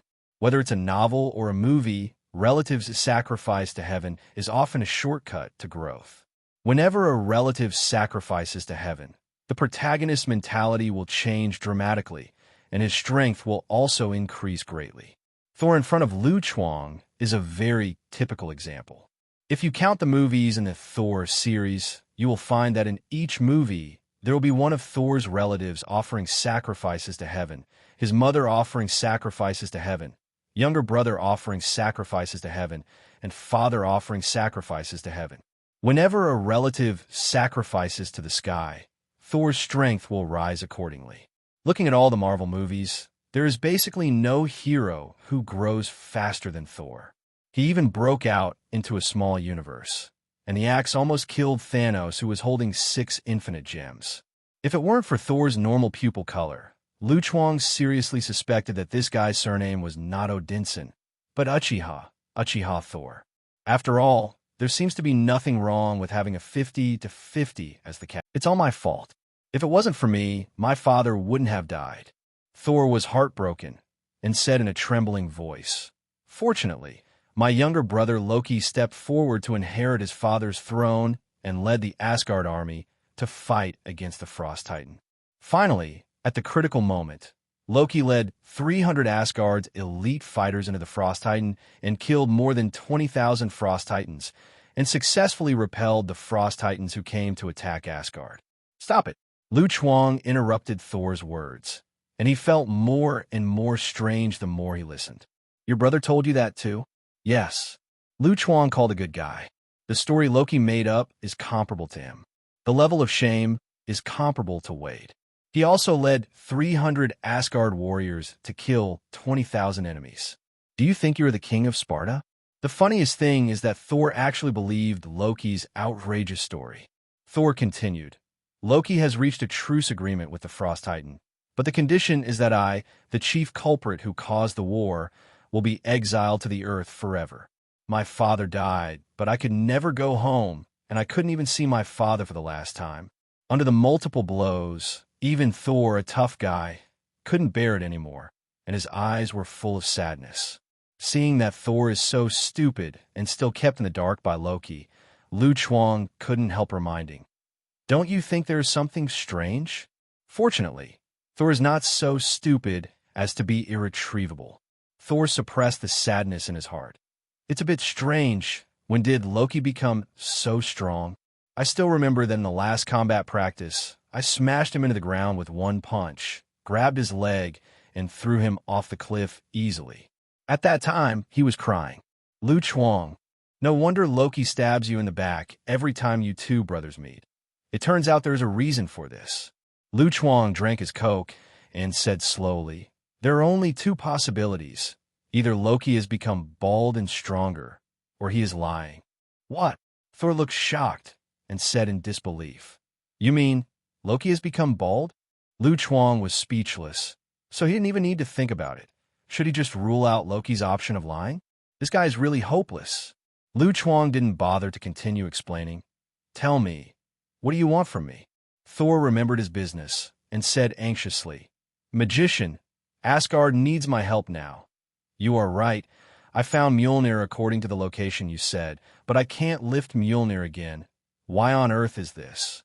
Although there is a truce agreement, Thor still retains a glimmer of hope to return to Asgard. He believes that as long as he lifts Mjolnir, all the difficulties he is facing now will be solved, including the attack on Asgard's Frost Titan. Lu Chuang said leisurely, because you are not qualified to lift the hammer now. Hearing Lu Chuang's words, Thor wanted to refute. How could the owner of the hammer not be qualified to lift the hammer? But the fact is right in front of his eyes. No matter how hard he tried last night, the hammer still didn't respond at all. Just like his girlfriend in the Cold War, he just ignored him. After half a minute of silence, Thor asked, Magician, what should I do to lift the hammer? Let it be. Go with the flow. Yes, when the time comes, you can lift the hammer again. Lu Chuang pretended to be shaking his head, and he almost had a feather fan in his hand to pretend to be a magic stick. But I wanted to say something else, but Lu Chuang interrupted. Did you eat? Hearing Lu Chuang's words, Thor's stomach could not help but growl. Since Thor was exiled to the earth, he hasn't eaten anything. Jane and the others brought Thor to the restaurant for dinner yesterday. But after Thor heard the news about the hammer, he couldn't wait to leave without even eating. Not to mention SHIELD, Thor was able to break into their base with only one person, and he was undoubtedly slapping them in the face. No, Thor said honestly. Then eat first. We'll talk about it later. Lu Chuang pushed the hamburger in front of him to Thor. Lu Chuang doesn't really know how to look at pictures. He gets all the information from the movies. He can barely fool Thor, who is as stupid as he is, But he can't stand Thor's constant questioning. He could block Thor with food. In the face of appetite, one of the two instincts of human beings, curiosity is not worth mentioning at all. Thor was successfully distracted by Lu Chuang. Looking at the steaming hamburger, he licked the chapped corners of his mouth. Regardless of his muddy hands, he grabbed the hamburger and devoured it. Lu Chuang was afraid that Thor would swallow, so he kindly handed over a glass of Coke. Thor gulped down the Coke in one gulp and said pleasantly, "What is this? It tastes really good." As he said that, Thor raised his glass and smashed it to the ground. This is an Asgard tradition, throwing a glass to express their love for wine. Although Coke and wine are far different, they are similar in Thor's eyes. Fortunately, the Coke was served in a paper cup instead of a glass. If Thor smashed it casually, the male waiter who was mopping the floor had a bit of resentment in his eyes. Happy Fat House water is one of the sources of happiness for human beings. Lu Chuang explained. Thor said unsatisfactorily, "I am really happy after drinking it, but it is a little bit less." Hearing this, Lu Chuang asked the waiter for 3 couples set meals and said that he would treat Thor to eat. Thor was quite moved, and tears flowed from the corners of his mouth. I have to say that the taste of hamburger and Coke is really good, and Thor is already addicted to it. It may be that Asgard people have a relatively large appetite. In less than 10 minutes, all 3 couples' meals went into Thor's stomach. Seeing that Thor didn't seem to be full, Lu Chuang waved his hand. "If it's not enough, you can order more. Don't be polite to me." Thor wiped his greasy mouth. "Magician, you are really my good friend. Next time I will invite you to be our guest in Asgard and enjoy the biggest banquet in Asgard." "Then it's a deal," Lu Chuang said cheerfully. "A few fast meals in exchange for the friendship of the Prince of Asgard. This business is simply profitable."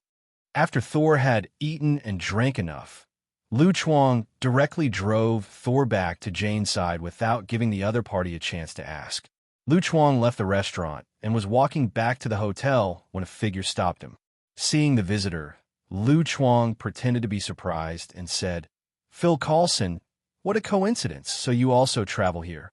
Without nonsense, Phil Coulson took out a tiny tracker from his pocket and said, "Mr. Wade, are you following me?" "Who is following you?" "I'm here to travel," Lu Chuang said confidently. "Tourism." Phil Coulson laughed angrily. "What are the places worth visiting in this small town?" Lu Chuang pondered for 2 seconds. "The sun here is rounder." "God, the sun is rounder." "Tell me, where is the sun not round?" Phil Coulson naturally didn't believe Lu Chuang's nonsense and said bluntly, "Someone broke into our base last night and attacked several agents, but we found out that there was another intruder that night, right? Why do you smear people's innocence out of thin air? What evidence do you have?" Speaking of this, Phil Coulson became angry. He gritted his teeth and said, "No, most of the surveillance videos that night were played in a loop, and we are investigating the reason." Lu Chuang spread his hands. "There is no evidence, Phil Coulson. Although we are very close, you can't just slander me." Seeing Lu Chuang's expression of a dead pig who is not afraid of boiling water, Phil Coulson felt very uncomfortable. If it were someone else, he would send agents to arrest him regardless of the evidence, and some would pry his mouth open. But facing Lu Chuang in front of him, Phil Coulson can't do this. First of all, Lu Chuang is currently an important partner of Asgard, and Lu Chuang's strength should not be underestimated. Maybe they will be wiped out by Lu Chuang alone. Phil Coulson knew that Lu Chuang had the strength and courage. There was nothing Lu Chuang couldn't do. Phil Coulson was silent for a few seconds, then slowly said, "I don't need to pursue your question, but you must tell me, what is your relationship with that blonde man? Who is he?" This is the real purpose of Phil Coulson's visit this time. The reason why Asgard releases Thor is because Phil Coulson is going to put a long line to catch big fish. Phil Coulson can see Thor's extraordinary skill, which reminds him of his idol, Captain America, who also has a physical fitness far beyond ordinary people. So Phil Coulson wants to see Thor's identity or what organization he is a member. Phil Coulson had already arranged a Asgard agent monitoring beside Thor. When Thor contacted Lu Chuang, the agent in charge of monitoring Thor immediately reported to Phil Coulson. Phil Coulson didn't expect Thor to have a relationship with Lu Chuang, a mysterious guy, and things suddenly became complicated. Prior to this, Phil Coulson had thought of countless possibilities in his mind and lost a few of the few remaining hairs. His name is Thor Odinson. We just met, and we are not very familiar with each other. Lu Chuang said indifferently. There's really no need to hide this kind of thing. Sooner or later, the whole world will know about Thor's existence. Phil Coulson frowned. Thor Odinson? That name sounds familiar. Lu Chuang nodded and said, Yes, it is the one you think of, the Thor in the mythology, the son of Odin. Hearing Lu Chuang's words, Phil Coulson couldn't believe it. Mr. Wade, I'm serious. Please don't make fun of me like this. I'm serious too. Lu Chuang shook his head, as if feeling helpless at Phil Coulson's ignorance. He is the legendary Thor. The hammer that you Shield are researching now is actually Thor's weapon, named Mjolnir, also known as Mjolnir. The corner of Phil Coulson's mouth twitched uncontrollably, and he said that it has nothing to do with you, since we all know that we are working on a hammer. However, Phil Coulson was attracted by the words behind Lu Chuang. Mjolnir? Well, have you tried all kinds of methods, but you can't lift that hammer? Phil Coulson nodded. Their research on the hammer has not made any progress. They don't even understand why the soft sand at the bottom can easily support the hammer, even if it cannot be lifted by a crane. During this period of time, the researchers of Shield were almost driven crazy. Every day, they talked about unreasonable or unscientific. It is estimated that after the end of the research, a doctor should be arranged for a group psychological counseling. Lu Chuang snapped his fingers. That's right. That hammer was enchanted by Odin. Only those with justice, innocence, and kindness in heart are qualified to lift the hammer. None of you Shield can lift it very well normal. Phil Coulson was expressionless. He suspected that Lu Chuang was beating around the bush and scolding them, but there was no evidence. You mean there's a mythical god on our planet? Phil Coulson frowned and said, Sorry, your statement is too absurd, and I can't accept it. Lu Chuang shrugged. Let's put it another way. Thor is an alien from a planet named Asgard. His father is the leader of that planet, and he has an interstellar cannon under his hand, which can easily smash a planet. Is it easier to understand this way? In this way, Phil Coulson does understand better. Working with Nick Fury for many years, he has long known that there are creatures on other planets beyond the Earth. Thor is an alien, which sounds much more scientific. But the interstellar cannon that smashed the planet is a bit scary. If he's Thor, why can't he lift the hammer? Phil Coulson found a loophole in Lu Chuang's words, trying to deny this terrible fact. That's because Thor was deprived of his divine power by Odin, and now he is just a mortal. But I advise you not to hit Thor's attention, and be careful when a lightning bolt softly bends and lands on you. Lu Chuang reminded Phil Coulson. Don't look at Odin banishing Thor to the earth, looking like he doesn't care. But Thor is Odin's own son after all, ignoring the big sister who was locked up, and the third son picked up from the garbage dump. Thor is basically the sole heir of Asgard, if Shield really dares to touch Thor. The first it is Odin who does not spare them. Hearing Lu Chuang's words, Phil Coulson couldn't tell whether Lu Chuang was telling the truth or a lie for a moment. After all, the strange phenomenon of Mjolnir was right in front of his eyes. I've finished my words. It's up to you whether you believe it or not. Lu Chuang ignored Phil Coulson, who was in deep thought, and left while humming a ditty. After Lu Chuang left, a vigorous figure landed in front of Phil Coulson, put away the compound bow in his hand, and whispered, Phil Coulson, do you need me to intercept him? Black Mask is our current cooperation partner. Before we figure out the matter, try not to conflict with him, but he is indeed a big trouble here. I will send someone to monitor his actions later. Phil Coulson said with a serious face, Barton, you have a new task. I need you to monitor the blonde man. Let me know if there is anything. No problem. In the next few days, Lu Chuang wandered around the small town of Pointe Antique, feeling the simple local customs and tasting the unique local specialties as if he was really traveling. Since experiencing the ups and downs of his life that day, Thor has become much calmer, and the domineering feeling on his body. However, Thor's good appetite has never changed. The 3 meals a day are basically all kinds of calorie-exploding junk food, and his stomach is getting bigger and bigger every day. Facts have proved that everyone is equal in front of fat. Even Thor is no exception. On this day, Lu Chuang was walking on the street, and suddenly a slight thunder sounded in his ears. Lu Chuang looked in the direction, and at the end of his line of sight, dark clouds condensed in the sky, and a colorful beam of light suddenly fell, flashing away in the sky, and then the dark clouds slowly dispersed. Finally came. Lu Chuang showed an excited look. He knew that this was the arrival of Asgard, which meant that the plot was about to officially begin. Lu Chuang walked towards the alley of the street and pulled out the sneaky figure hidden behind the building. Tell me, where is Thor now? This is the SHIELD agent in charge of monitoring Lu Chuang. He thought he was hiding well, but he never thought that Lu Chuang had discovered him long ago. The agent was a little confused and didn't know whether to answer or not. Seeing that the agent didn't speak, Lu Chuang said dissatisfiedly, "I'm asking you something." The agent struggled for a while, but he found that Lu Chuang's strength was terrifying. No matter how hard he tried, he couldn't break free from Lu Chuang's palm. After confirming the eyes, it is a person who cannot be beaten. The agent said honestly, his house is 2 kilometers away to the east. Thank you, go back and hide. You didn't see anything. After confirming Thor's location, Lu Chuang turned and left, leaving the agent alone in the wind. When Lu Chuang arrived at the location, he saw Thor and Jane and his party, and there were 4 strange figures standing beside them, wearing gorgeous silver armor, like ancient warriors, which was very eye-catching. Thor noticed Lu Chuang's arrival and shouted in surprise, "Lu, you came just in time.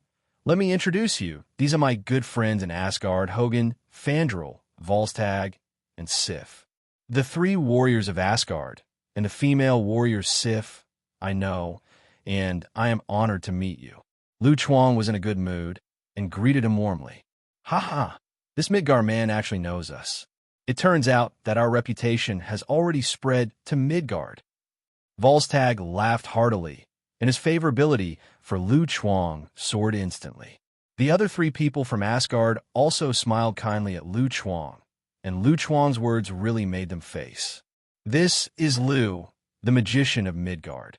Thor did not forget to introduce Lu Chuang's identity. Sif looked at Lu Chuang in surprise and asked, "Are you a magician?" In Asgard, magician is generally synonymous with strong. For example, the Queen of Asgard, that is, Thor's mother Frigg, she is the top magician in Asgard, proficient in all kinds of magic.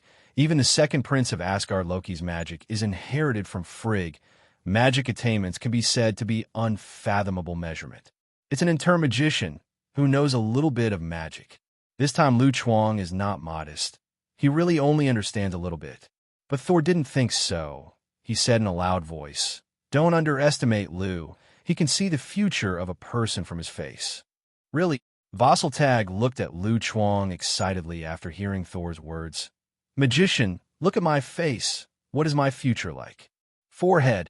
Lu Chuang hesitated to speak. He couldn't say that your face was engraved with the word death in capital letters.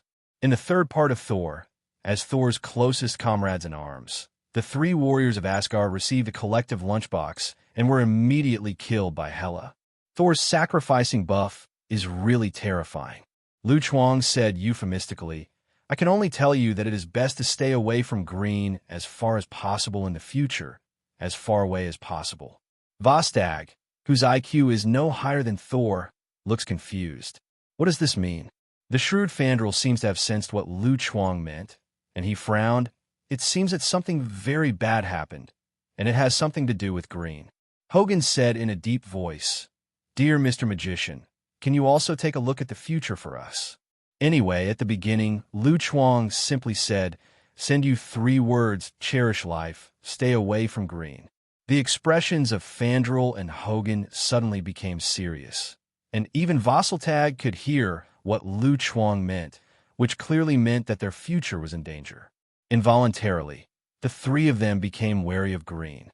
Fandral even tore off his green shawl directly. After all, It was related to his own life, and it hurt to wear it. It's too exaggerated. Seeing Fandrel's actions, Daisy poked Lu Chuang. Hey, do you really know divination? Lu Chuang corrected. It's reading, not divination. Almost, why don't you help me see my future, whether I will become a rich woman in the future? Daisy looked at Lu Chuang expectantly. Her dream is to become a rich woman.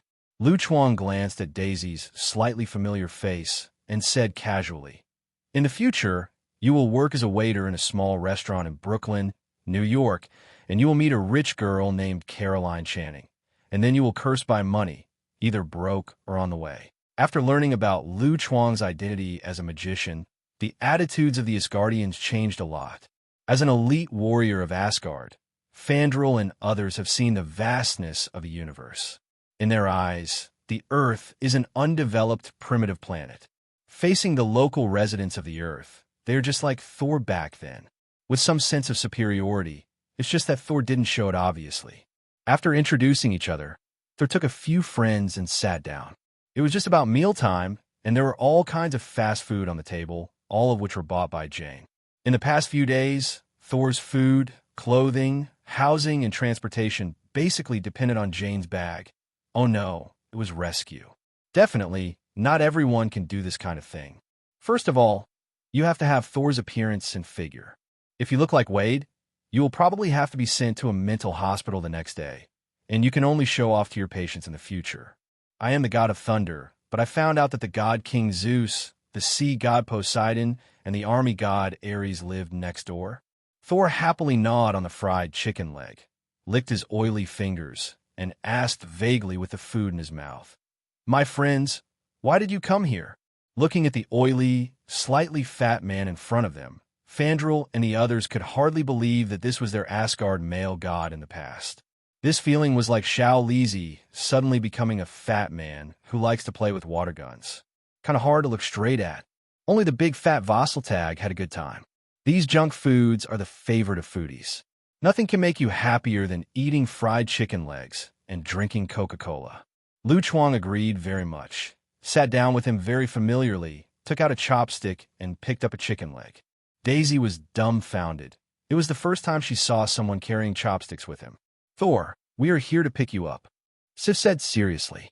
Thor was taken aback for a moment and said with dark eyes, I appreciate your kindness, but I can't go back now.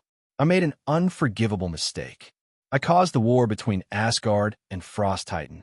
Father also, because of me, died. This is my due punishment. Thor took another bite of fried chicken with tears in his eyes. Hearing Thor's words, Sif showed a surprised look. Thor, what are you talking about? The King of God has fallen into a deep sleep and is currently guarded by the Queen of Heaven. No one is allowed to come near. Who told you that the King of God is dead? My father is not dead. Thor was shocked and even stopped eating the chicken leg. But obviously Loki told me that my father is dead. Obviously, Loki lied to you. Sif's face was not very good. Fandrel gritted his teeth and said, Damn it. I knew there was something wrong with Loki. No wonder he keeps preventing us from looking for Thor. There really is a conspiracy. Immediately afterwards, several people generally talked about what happened after Thor was expelled from Asgard. Listening to the stories of his friends, Thor finally found out that he was deceived by Loki. Thor was stunned. So Loki is not bald? Lu Chuang. So you're still thinking about it. 15 miles away in the countryside, located at the crash site of Sif et al., it is already full of SHIELD agents, and several scientific researchers are scanning with energy detectors. Phil Coulson looked at the pattern on the ground, which was the trace left by Bifrost, with mysterious officials who couldn't understand printed on it. Get a language expert over here and find out what language this is. The SHIELD agents are investigating in an orderly manner. Beep beep. All of a sudden, the energy detecting instrument blared loudly, and the light dimmed visibly with the naked eye. Phil Coulson looked up and saw that the originally clear sky suddenly became cloudy, and the clouds were like scorched cotton wool. Is it coming to the rain today? How has it changed these days? The strong wind was raging, and a hurricane was rolled up among the clouds, gradually forming a tornado, as if something was brewing. Boom! A dazzling rainbow light suddenly appeared from the tornado, which fell from the sky and precisely landed on the mysterious pattern on the ground. The powerful impact force spread around with the billowing yellow sand, directly overturning the unsuspecting Asgard agent to the ground. Regardless of the fallen agent, Phil Coulson stared intently at the huge figure inside the tornado. With the sound of heavy footsteps, a silver figure faintly appeared in the scattered yellow sand. The tall body stomped on the ground fiercely, and anyone who was closer could feel the slight vibration of the ground. After the silver figure got close to it, everyone finally saw its true face clearly. This is a pair of metal armor, which is composed of several metal horizontal bars. It exudes a cold metallic luster. It is 3 meters high and has a sense of oppression, which makes everyone present nervous. The bald agent Sitwell stepped forward and asked Phil Coulson softly, "What is this?" "Stark's latest armor. When it comes to steel armor, the first thing that comes to mind is Tony Stark. He didn't tell me that." Phil Coulson frowned, picked up the loudspeaker, and shouted to the approaching silver armor, "Hello, you have used unregistered weapons and equipment. Please identify yourself immediately." The silver armor saw that Phil Coulson's forehead was brighter than his own metal scales, and he was very upset. The horizontal stripes on his face squirmed and quickly spread to both sides like a furnace, and a terrifying golden energy quickly flowed from its head. Everyone can feel that the surrounding air has become extremely dry, and the temperature has risen rapidly. The surrounding instruments were directly blown up under such high temperature, and sparks were emitted. Feeling bad, Phil Coulson yelled, "Get out of the way!" Boom! The golden energy that had been brewing for a long time erupted suddenly, and an energy ray more than 1 meter wide burst out from the head of the silver armor, sweeping straight towards the Asgard agent. Whether it's a car or a gravel, they're as fragile as paper in front of this destructive energy. The objects swept by the energy are instantly annihilated, and the terrifying impact sweeps across the surrounding area, blasting away the Asgard agent within the range. Phil Coulson stood on the periphery of the energy and was also involved in it. The whole person fell heavily on the ground. His palms covered his head, blood flowed from between his fingers, and his consciousness almost fainted. With his current state, he couldn't dodge the next attack at all. Faced with such unrivaled power, Phil Coulson felt a wave of despair. Last time he almost died in the hands of the Ironmonger armor. This time he's going to die in the hands of this pair of silver armor. Did he have a chance to collide with the armor? At this moment, the silver armor suddenly returned to its original posture. It seemed that it had no intention of making up the knife. It took a heavy but quick pace and walked to the distance, ignoring the defeated Asgard agents. Phil Coulson breathed a sigh of relief as the silver armor disappeared from sight. Relying on the last bit of vague consciousness, Phil Coulson took out a sealed bottle from his arms and poured the transparent liquid inside into his mouth. The moment he swallowed, a holy energy spread from his body, and his consciousness gradually after regaining consciousness. The wounds all over his body were recovering at a slow speed. Although not fully recovered from the injury, Phil Coulson has been able to get back on his feet. What a magical potion. Phil Coulson couldn't help sighing. This is the first time he has used the panacea, and he did not expect the effect to be so significant, and injuries like his can be quickly relieved. It's a pity that SHILDS elixir is limited.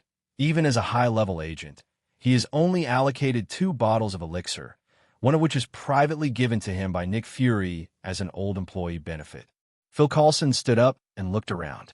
The agents suffered heavy losses.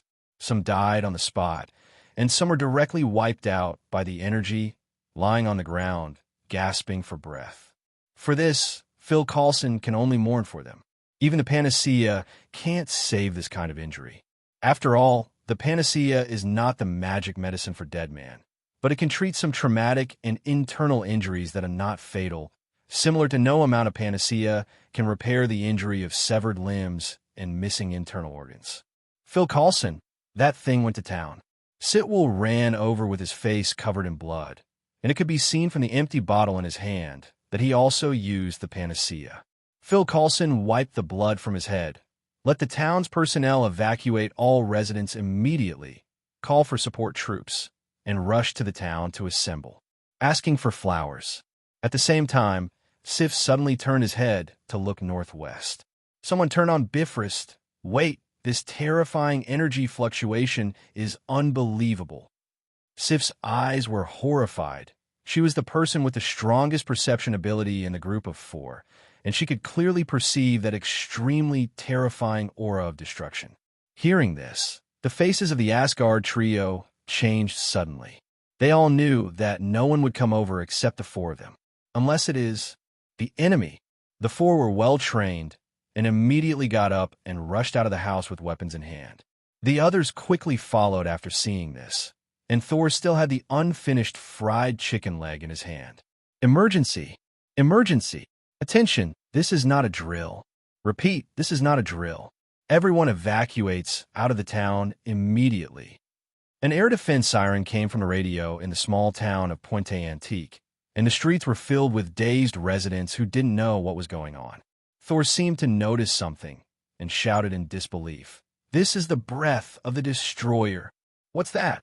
Sif looked at Thor suspiciously, but she had never heard of this name. Thor said solemnly, "The Destroyer, that is my father's battle armor and the guardian of Asgard's treasure house, only obeys the king's orders." After hearing Thor's words, Sif and the three warriors took a deep breath. Although they didn't know the strength of the Destroyer, as the battle armor of the father of God Odin, the guardian of Asgard's treasure house, one can imagine how powerful it is. But when you talk about such a serious topic, can you put away the fried chicken legs in your hand? "Then what should we do?" Jane asked worriedly. Sif and the three warriors also looked at Thor, as if they regarded Thor as the backbone. Thor was a little hesitant. Although he is rather reckless, it doesn't mean he has no brains. Well, this conclusion has yet to be studied. In short, to fight against the Destroyer with his weak body is undoubtedly to die. Thor really couldn't think of any good solution. He was relatively unfamiliar with the skill of using his brain, so he looked at Lu Chuang. "Magician, what do you think?" "See, I stand and watch." Lu Chuang was the only one present who knew how powerful the Destroyer was. In the Marvel comics, Odin wearing the Destroyer armor could even directly single out the Celestials, which was many times stronger than Tony Stark's steel armor. Lu Chuang carefully analyzed. "First of all, we need to figure out why the Destroyer appeared. It must be Loki's fault. Now that he is the acting king of Asgard, he alone has the authority to command the Destroyer. Fandral resolutely targeted Loki as the murderer, and he was sure to find Loki for any bad things. So, what is his purpose in sending the Destroyer?" Sif thought for a while. Could it be that he wants to kill Thor and prevent Thor from returning to Asgard? In fact, Sif still has half a word to say.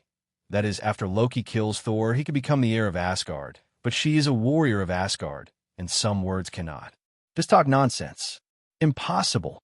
Before anyone else could speak, Thor took the initiative to defend Loki. "Although Loki has been playing tricks since he was a child, he often stabbed me in the kidney with a knife, and sometimes he used magic to pretend to be a woman to seduce me. But I know Loki is a good boy. My dear brother, he will never do that." Lu Chuang. Everyone, they seem to have heard something extraordinary. Also, do you have any misunderstandings about good children and close relatives? Lu Chuang pondered for a moment. Now that's the case, it's simple. We hand over Thor, and then beg Loki to let us go. Don't worry, Thor's life will not be in danger in Loki's hands. No, they're close brothers. Thor's expression changed slightly, and he said with a sad face, "Loki has changed. He is no longer the good brother in my impression. We must stop him together." Sif and the three warriors. They don't know if Loki has changed. You've changed pretty quickly. Thor is so stupid. He says he believes in Loki, but his body is quite honest. If he falls into Loki's hands, he will be unable to resist with his current strength, and he will not be able to be put into 18 postures by Loki and kneaded at will. Before everyone discussed and reached a result, a huge amounts of smoke slowly appeared on the street. Accompanied by the sound of heavy footsteps, they saw the majestic destroyer armor standing in the distance, as if watching them. Definitely, the destroyer was originally lifeless. Needless to say, the person who is watching them is Thor's little brother Loki. Seeing Thor in the crowd, the destroyer has no hesitation. The silver-white horizontal stripes on his cheeks automatically flip open. A dazzling golden light shines from the inside of his head, and a surge of energy is gathering. "Run!" Lu Chuang yelled at the top of his voice, grabbed the old men Eric and Daisy beside him, and quickly left the place. Asgard's fighters also reacted quickly. Sif hugged Jane, Fandral and Hogan pulled Thor, jumped away immediately. Boom! The next moment, a terrifying sonic boom sounded, and the golden energy turned into a beam of light and blasted out. The momentum is mighty. A golden energy beam hit the position where Lu Chuang and the others were originally standing. Fortunately, Lu Chuang and the others dodged in time, and the hard road surface was instantly shattered into countless pieces under the damage of this energy, and the surrounding residents could feel that the ground was turbulently, as if an earthquake was coming in general. They were so frightened that they fled outside the town one after another. Looking at the huge, deep hole left on the ground, Lu Chuang swallowed and thought to himself, this power is definitely not the destroyer of the movie version. You know, the destroyer in the movie has been greatly weakened. Even blowing up a car is difficult. It is weaker than Tony Stark's steel armor. It can't be seen that it is Odin's battle armor. Compared with the destroyer in front of him, it is simply a sky and an earth. Lu Chuang estimated the destructive power of the destroyer. If he was shot, his whole body would be wiped out, and it would take a lot of time to recover. Let's see and talk. Lu Chuang threw Eric and Daisy aside and decided to stand still for the time being so as not to become the target of the destroyer. Sure enough, that guy Loki intends to kill Thor. Fandral said with an ugly face. The energy beam just now obviously wanted to kill them. Sif put down the panicked Jane and gritted his teeth. We can't let Loki's plot succeed. Cover me and organize a counterattack. After fighting for many years, several friends had a tacit understanding and immediately understood the meaning of Sif and spread out to the surroundings. Seeing this, Thor hurriedly dragged Jane to hide with Lu Chuang. After these days of beatings from the society, Thor is now very confident with himself, knowing that the next battle does not belong to him, and with his strength, he will only drag his friends. For Asgard, Voltag let out a loud cry and stepped forward towards the destroyer. His fat body and huge amounts of body size did not become a burden to him. Instead, he slammed into the destroyer like a wild beast with a fierce roar. Seeing Volstagg actively attracting attention, Lu Chuang acted immediately, raised his two guns and fired bursts at the destroyer, and the bullets splashed a small spark on the destroyer. Unsurprisingly, normal weapons do nothing against the destroyer. Lu Chuang was very helpless. It wasn't that his technology was bad, it was that the accessories were bad. Limited by the materials of the earth, the limit that ordinary firearms could transform was at most that, unless better materials or technology could be obtained. Lu Chuang looked at the destroyer armor in front of him. He remembered that in Avengers, the high-tech gun that Phil Coulson used to attack Loki seemed to be made of destroyer armor. Thinking of this, Lu Chuang's eyes towards the destroyer suddenly became hot. Volstagg swung the battle axe in his hand and slammed heavily at the destroyer's armor. The battle axe collided with the metal shell of the destroyer, making an eardrum-sharp collision sound. The physique of the Asgardians is far superior to that of Earthlings, and Volstagg is an elite among Asgards, stronger than the normal Lu Chuang in terms of strength. However, in the face of Volstagg's huge amounts of power, the destroyer still stood firmly in place, not even shaking his body. The destroyer waved his arms, as if driving away flies, and slapped Volstagg's thick body. Volstagg's bulky body suddenly looked like a kite with a broken string, and it flew backwards at a faster speed and fell firmly to the ground, leaving cracked potholes on the ground. Vostage vomited blood and lay on the ground covered in blood. After receiving the powerful slap of the destroyer, He didn't know how many bones in his body were broken, and he had no extra strength to stand up again. Regardless of the seriously injured Volstagg, Fandral and Hogan appeared on the left and right sides of the destroyer at the same time, using their weapons to forcefully output the destroyer. However, their attacks really didn't have much destructive power on the destroyer's body. Only sparks popped out on the silver body, leaving no shallow white marks. The furnace-like face of the destroyer quickly unfolded, and the terrifying golden energy gathered inside again. Seeing that the two scraping masters were about to be sent away by the destroyer, Sif descended from the sky, holding a dark spear in both hands. Taking advantage of the opportunity, when the destroyer opened his face protection, the spear directly penetrated the destroyer's head, stabbing with undiminished strength. Entering the oily road, firmly fixed the destroyer to the ground. If the destroyer is a normal enemy, such an offensive can bring a little hindrance. Unfortunately, it doesn't have much impact on the destroyer. Before Sif and the others cheered, the metal horizontal bars on the surface of the destroyer flowed in an orderly order, and they were constantly combined and pieced together. In the blink of an eye, the front became the reverse. The head that was originally facing the ground was aligned with Sif above, and the surging golden energy is gathering. Feeling the energy fluctuations rushing towards his face, Sif turned pale with fright, jumped off the destroyer's body in a hurry, and dodged the destroyer's yellow beam just at the nick of time. As expected of the king of God's armor, it's too strong. The duo of Sif and Lu Chuang was pale, holding their weapons tightly in their hands. The strength shown by the destroyer makes people despair, and they have no confidence in victory at all in their hearts. Not to mention whether they could withstand the destroyer's attack. Even if the destroyer stood there and let them attack, their strength might not be able to damage the destroyer's indestructible outer armor. Today our deeds will be passed down, and our souls will also lead to Soul Castle. Sif showed a death-defying expression. As an Asgard warrior, it is a supreme honor to go to the battlefield of death, and they are never afraid of death. Hearing Sif's words, Fandral and Hogan took a step forward, facing the destroyer, obviously intending to fight side by side with their comrades and die bravely together. Seeing the crisis faced by his friends, Thor clenched his fists and looked anxiously at Lu Chuang. Magician, think of a solution. Lu Chuang glanced at Thor, and he felt that Thor was treating him like a jing-dong cat and asking him for help with any problem. However, Thor needs to defeat the destroyer to unlock the Bifrost, and he has to help Thor re-raise Mjolnir. There's a way. Lu Chuang rubbed his chin. Hearing this, Thor seemed to see hope. What way? Lu Chuang pointed at Thor. You go up to deliver. Oh no, go up to fight. Thor didn't expect that Lu Chuang's solution would be this, and he wanted to cry without tears. My power was taken away by my father. Even Mjolnir couldn't lift it up. I am no match for the destroyer. Lu Chuang patted him on the shoulder. Trust me, you'll be fine. You've been with me these days.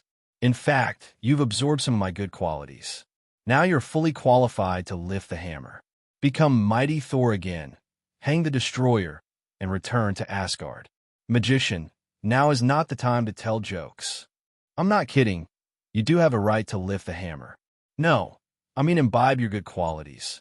Lu Chuang was silent for a few seconds. He was not as sensible as a fool, and continued. Remember what I said. You are destined to have a catastrophe, which you cannot escape, and now is your catastrophe. Only by facing it bravely can you return to Asgard again. I see, is this my catastrophe? Thor suddenly realized, and the logic made sense all at once. No way. Who told Lu Chuang to prepare the groundwork so many days in advance? And Thor didn't believe it. Jane's insiders were also horrified, but Lu Chuang really hit it off. Thor is destined to have a disaster. Isn't the destroyer in front of him the biggest disaster? This is the benefit of knowing the plot. Lu Chuang was finally able to happily play the prophet's coercion, although this kind of coercion may only be effective for people with rough nerves like Thor. Seeing that Thor's eyes became firm, Lu Chuang immediately added firewood and said solemnly, Go, face your catastrophe, complete metamorphosis, Your hammer is waiting for your call. I see. Hearing Lu Chuang's last words, Thor couldn't help feeling heroic, walking towards the destroyer with his head held high. Seemingly sensing Thor's breath, the destroyer's offensive stopped. Sif and the others were finally able to breathe, and turned to look at Thor, who was approaching, with a drastic change in expression. Thor, let's go. Thor smiled at his friends and came to the destroyer. The destroyer looked down at Thor from a height, and a palpitating golden energy was brewing in his head, as if it would erupt at any time. Thor secretly swallowed his saliva, but he remembered what Lu Chuang said and shouted with force, Loki, I know you're watching. Stop now. Everyone here is innocent. Look at us for brother's sake. After all, I still have faith in Loki. After all, they're close brothers. How could Loki want to kill him? When Thor finished speaking, the destroyer was exactly as Thor thought. The golden energy in his skull gradually extinguished. As if obeying Thor's words, he turned and left. The next moment, the destroyer suddenly turned around and looked back. Thor slammed and hit. The whole person took off in the air and fell heavily to the ground. Thor! Everyone subconsciously exclaimed, and Jane rushed over desperately, hugging the limp Thor in her arms. Looking at Thor, who was unresponsive, Jane glared at Lu Chuang. Didn't you say that Thor would be fine? Lu Chuang showed an expression that everything was under control. Don't worry, the hammer is on its way. Lu Chuang raised his head confidently to the sky, waiting for the arrival of Mjolnir. Half a minute later, the sky was still calm. Blue sky and white clouds, but there is no hammer with thunder. Lu Chuang pushed Jane away and rushed to Thor. Thor, cheer up. After some rescue by Lu Chuang, under the effect of purification, Thor's injury gradually recovered. Lu Chuang squeezed a cold sweat secretly, almost slipped off. If Thor dies here, then it will not be a matter of whether the mission can be completed, but how he will bear the anger of Odin, a top boss. Awakening to find that his stupid son is gone, Odin can't help but catch him and chop him up. In fact, Thor's injury is not very serious. It may be that the physique of Odin's blood is relatively strong, or it may be that the destroyer deliberately released the water. After Thor was treated by Lu Chuang, he soon showed signs of awakening. You're awake. As soon as Thor opened his eyes, he saw Lu Chuang's harmless, smiling face and couldn't help shivering. Magician, you lied to me, Thor said angrily. Lu Chuang is innocent. I lied to you.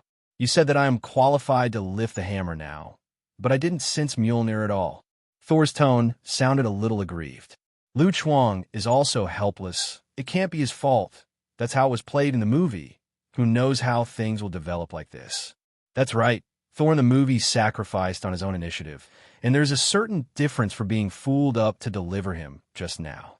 Lu Chuang came at the mouth of the nonsense and said flickeringly, your determination is not firm enough. In the face of catastrophe, you can't have fear and luck, and you have also seen that Loki can't let you go unless your friends can let you go. Resist the destroyers, or they and you will die here. Finding that Thor was rescued by Lu Chuang, the destroyer's offensive did not stop. Several scraping masters could only grit their teeth and struggle to keep the destroyer from getting close to Thor, but judging from their appearance, they probably couldn't last long. Thor looked at his friends who were desperate for him, and with Lu Chuang's words, his eyes changed from hesitation to firmness, and he walked towards the destroyer without any hesitation. Enough, Loki! Thor yelled at the destroyer, as if returning to his old arrogance. No matter what the reason is, let you do such a thing, please stop. Let others go. If you want to take my life, just take it. Hearing Thor's words, the destroyer waved his arms, knocking out the 3 Asgard warriors who were in the way, and came to Thor with heavy steps, just like before. But this time, Thor was no longer afraid, and said sincerely, Loki, I don't know why you hate me so much and even want to kill me, but in my heart, we will always be brothers. At the same time, in Asgard, tens of millions of kilometers away from the Earth, Loki sat silent in the palace. Thor's words touched him a little. For this brother who has been with him for thousands of years, it is definitely impossible to say that he has no feelings. He is hesitation whether he should really do it. At this time, Thor said with emotion. "Do you still remember that every time you were beaten and cried by me, you would hide in your mother's arms and cry for a whole night? How we were at that time happy." Everyone, F***K Brotherhood. The others were speechless for a while. They finally knew why Loki wanted to kill Thor so much. In exchange for their dark history being exposed, they also wanted to kill this rough old man. Boom! The destroyer suddenly swung his arms and slammed heavily on Thor's chest. Even with the powerful physique of the Asgard people, Thor couldn't bear the strength of the destroyer, and his whole body flew upside down against the ground like a fired bullet, and finally rolled and hit the ground continuously, sliding tens of meters on the ground, leaving behind a deep ravine. Thor hit the street again. It could be seen that the destroyer definitely did not release water this time, and this punch was somewhat personal. Lu Chuang squinted his eyes. He could see that Thor's soul was changing, and the mighty thunder force filled his whole body. Thor is finally starting to transform. At this moment, Lu Chuang suddenly felt a hot breath and instinctively jumped to the side. Boom! A deep pit appeared where Lu Chuang was originally standing. Lu Chuang looked back with trepidation, and it turned out that the destroyer was attacking him. Loki had noticed this Midgard man a long time ago, and was quite surprised by Lu Chuang's treatment of Thor's hand. He never thought that in such a poor place like Midgard, there are still people who can use such a special ability. Loki snorted coldly. He would not let Lu Chuang save Thor again. The Gungnir in his hand fell heavily, and with Loki's control, the metal bars on the destroyer's face squirmed, once again gathering terrifying and mighty golden energy. Seeing that the destroyer regarded him as a target, Lu Chuang felt his scalp tingle and immediately shouted, "Do not kill medical soldiers on the battlefield." The destroyer ignored his words, and the surging golden energy burst out suddenly. The scorching high temperature made the surrounding air appear distorted, and turned into a beam of energy that shot straight at Lu Chuang. Lu Chuang's pupils contracted, and his figure retreated instantly to avoid the oncoming energy beam, but he was still sent flying by the aftermath of the energy, and after landing, he rolled twice and landed right next to Volstagg.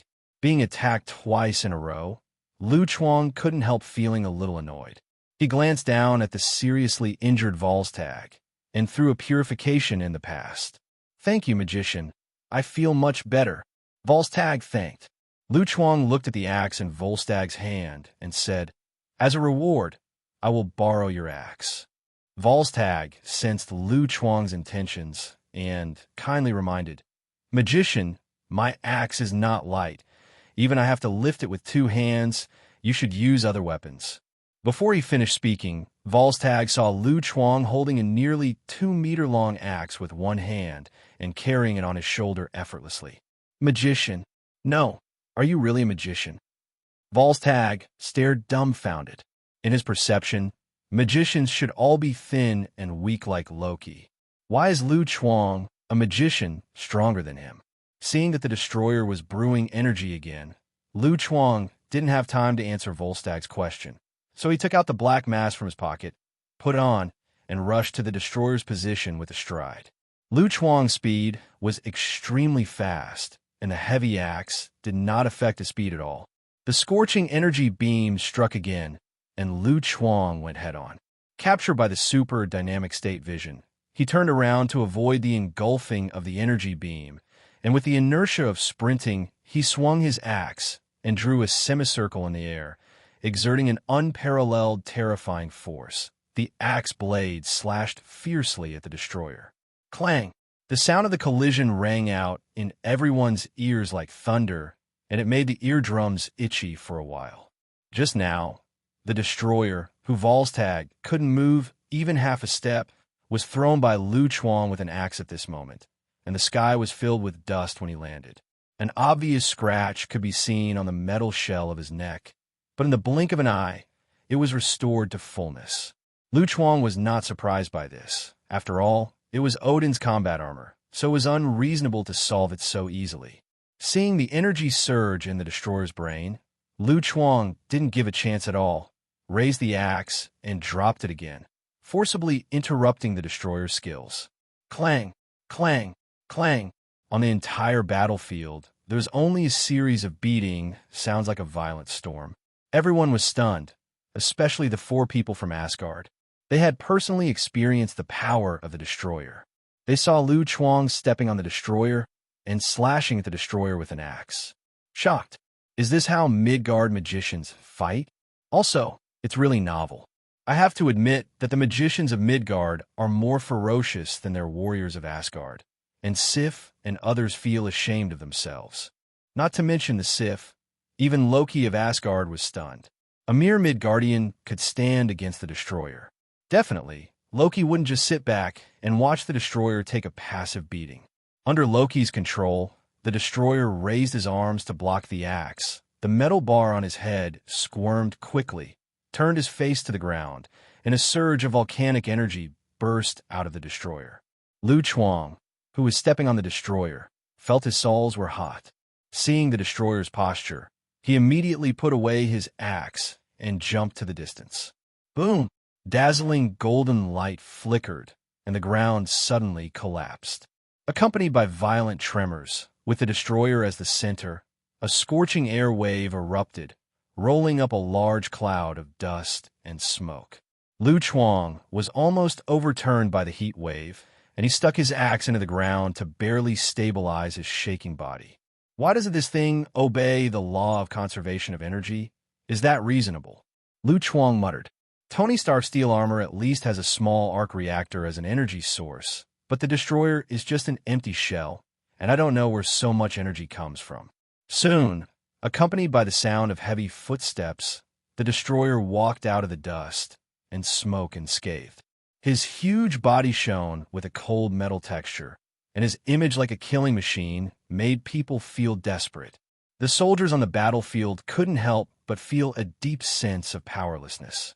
Not only is the destructive power ridiculously strong, but the defense is like a tortoise shell. How to fight this? But Lu Chuang was fearless, picked up the axe, and said to the destroyer, "Give you one last chance. Leave the earth, otherwise I will leave." Everyone, speak the most embarrassing things in the strongest tone. In terms of momentum, Lu Chuang has never been weaker than anyone else. The destroyer didn't push, the metal horizontal bar flipped, and energy began to brew. Boom! Suddenly, there was a sonic boom in the sky.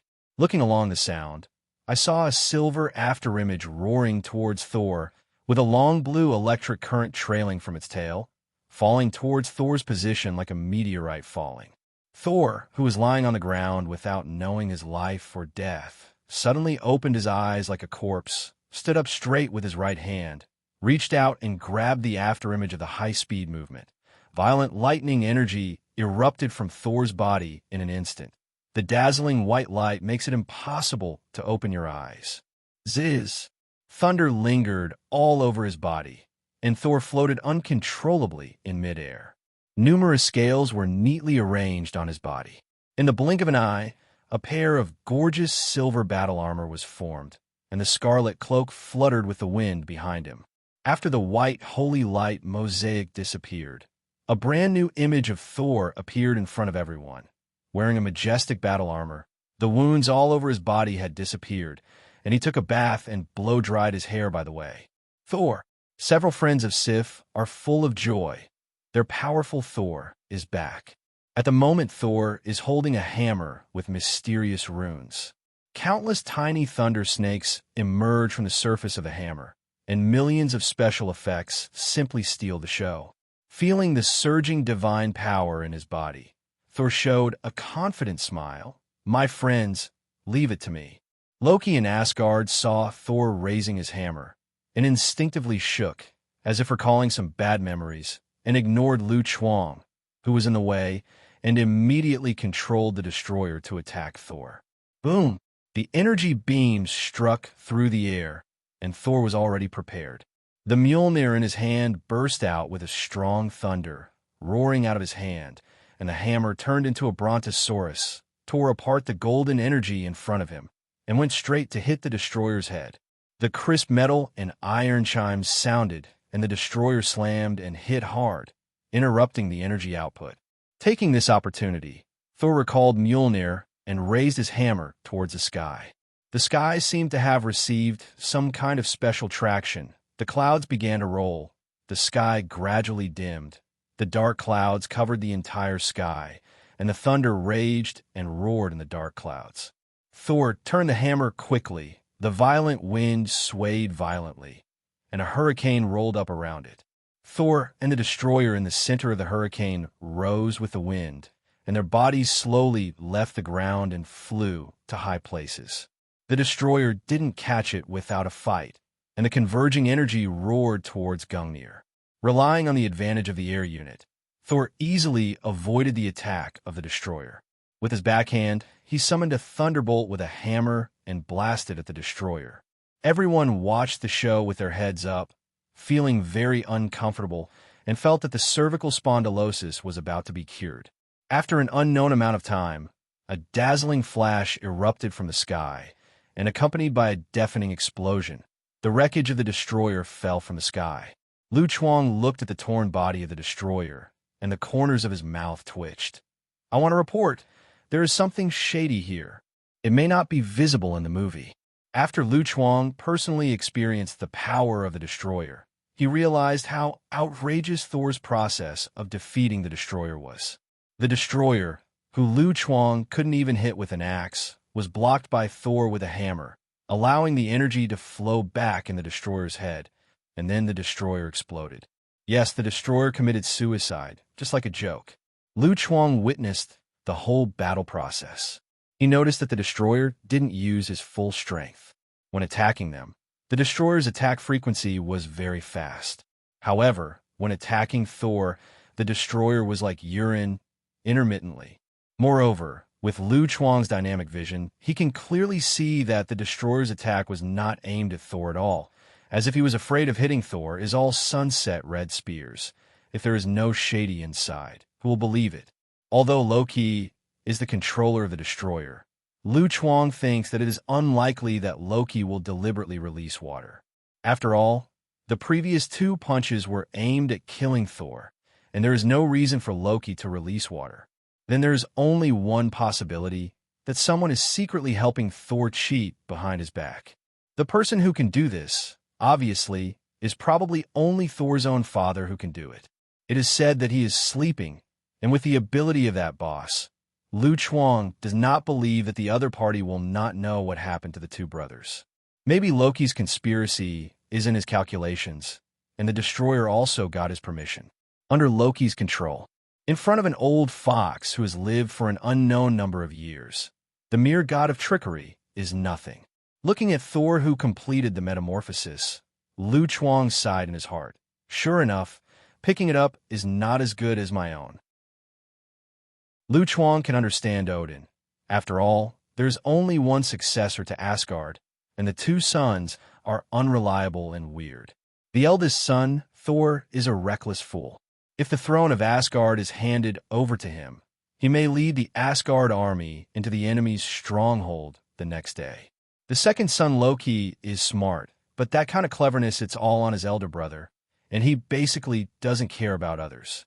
No matter who Asgard is handed over to, it feels like it's over. In order to cultivate a qualified successor, Odin has taken great pains, and even spared no expense to send his battle armor as experienced treasure. Lu Chuang glanced at the wreckage of the destroyer, and in that case, then he was not polite. While everyone was not paying attention, Lu Chuang took out his mobile phone and sent a message about the three cases. The sky gradually returned to calm. Thor returned triumphantly. The eyes of the three warriors, Sif and Asgard, were excited, and Jane looked at Thor in astonishment. "Is this what you really look like?" "Yes."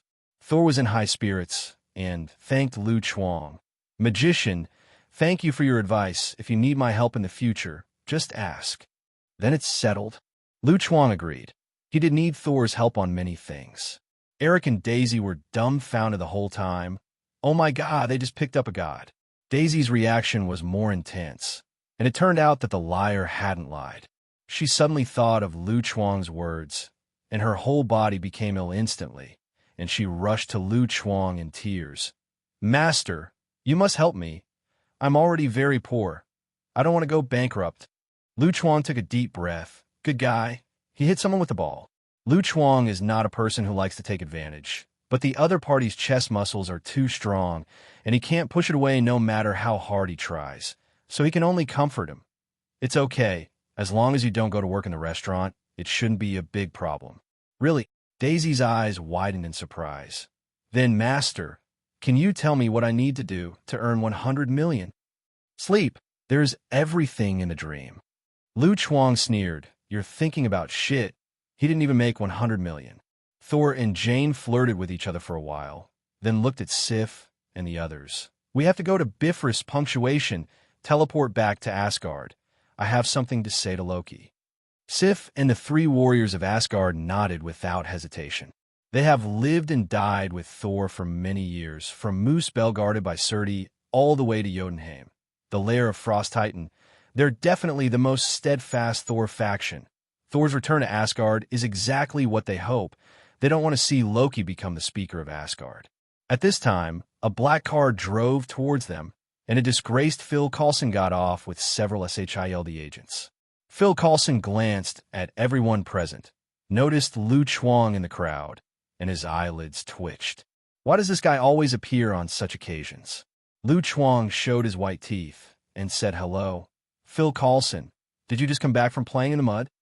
Phil Coulson didn't care about Lu Chuang's joke and said helplessly, Mr. Wade, it seems that you are not lying. What should I call this person, Thor or Thor Odinson? SHIELDS eyeliner is all over the town. Phil Coulson already knows what happened here, and he also saw the battle between Thor and the Destroyer at high altitude. Finally, he believes that Thor is the Thor in mythology. Son of Cowl, we meet again. You can call me Thor. Thor has met Phil Coulson and has a good impression of this good old man. Listen, we are all fighting to protect this world.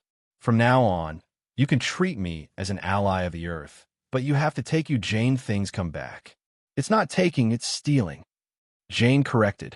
It's for borrowing. We will deliver the equipment and materials to your home intact. Phil Coulson emphasized that SHIELD is a serious department, and the world's misunderstanding of them is too deep. Today is different from the past. Now Jane has Thor as a backer, and may even roll into Thor's bed. Such a powerful woman Phil Coulson does not want to offend. Thor looked at Jane. Do you want to see the bridge I told you about? Definitely. Thor hugged Jane, then swung his hammer and flew into the air with a whoosh. Wait, I still have something to ask. Phil Coulson yelled. Seeing that the figures of the two had disappeared from sight, he could only turn his head to look at the others, only to find that the Asgard foursome also ran away. No way, they can't fly, so they can only run on foot. Seeing their usual appearance, it is obvious that Thor has left them like this not once or twice. Phil Coulson knew that Sif and Thor came from the same place, so he didn't stop him. So he had to set his sights on the remaining three inside. Seeing that Phil Coulson is a lucky star, Lu Chuang kindly explained, Loki knows. The metal armor that attacked you was sent by Loki to kill his big brother, which is Thor. Phil Coulson wondered, you mean Loki, the god of trickery and mythology? Isn't he Odin's brother? After Lu Chuang revealed about Thor's identity, Phil Coulson went back and looked up Norse mythology, and he still has some understanding of the relationship between the mythical characters. Asking for flowers. Lu Chuang patted Phil Coulson on the shoulder. Myth and reality are different. Goddess of death Hela is still the sister of Thor and Loki. Well, this one is even more outrageous. In mythology, Hela is Loki's daughter, but in reality, it has become a sister. Phil Coulson decided to go back and burn the Book of Myths, so as not to have inertial thinking after reading too much. If he had the opportunity to deal with Thor in the future, he blurted out that Loki was your uncle, and he was afraid he would be struck to death by lightning. As for the more detailed content, you can ask the two of them. I have other things to do, so I will make an appointment when I have time.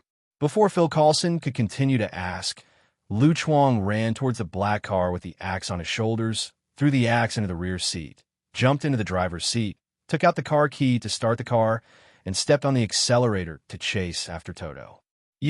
Phil Coulson fumbled for his pocket, but his car keys were gone. Tang Tang, SHIELD, unexpectedly got his car stolen. Shocked, Phil Coulson's face turned black, and he turned his head to look at Eric and Daisy and ran one more if he had the ability. Eric and Daisy smiled far-fetchedly. They didn't have the strength or backing to resist SHIELD, so they could only be taken away by SHIELD agent obediently for questioning. Phil Coulson looked to the left. Suddenly, Barton's hasty voice came from the communicator next to Phil Coulson's ear. Phil Coulson immediately turned his head to look, only to see a flash of purple light, and the wreckage of the destroyer on the ground disappeared in place. Got it. Looking at the text message sent by Clarice, Lu Chuang showed a satisfied smile.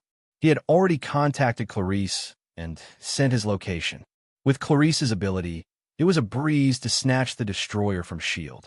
Lu Chuang drove the car and quickly caught up with the Asgard foursome who were running wildly and gave them a ride by the way. It didn't take long for them to see Thor and Jane. Heimdall, turn on Bifrost, Thor shouted to the sky. The next moment, the sky glowed with colorful rainbow lights, and the mysterious patterns fell straight on the ground. Thor, take me one. I also want to travel to Asgard. Lu Chuang said. No problem.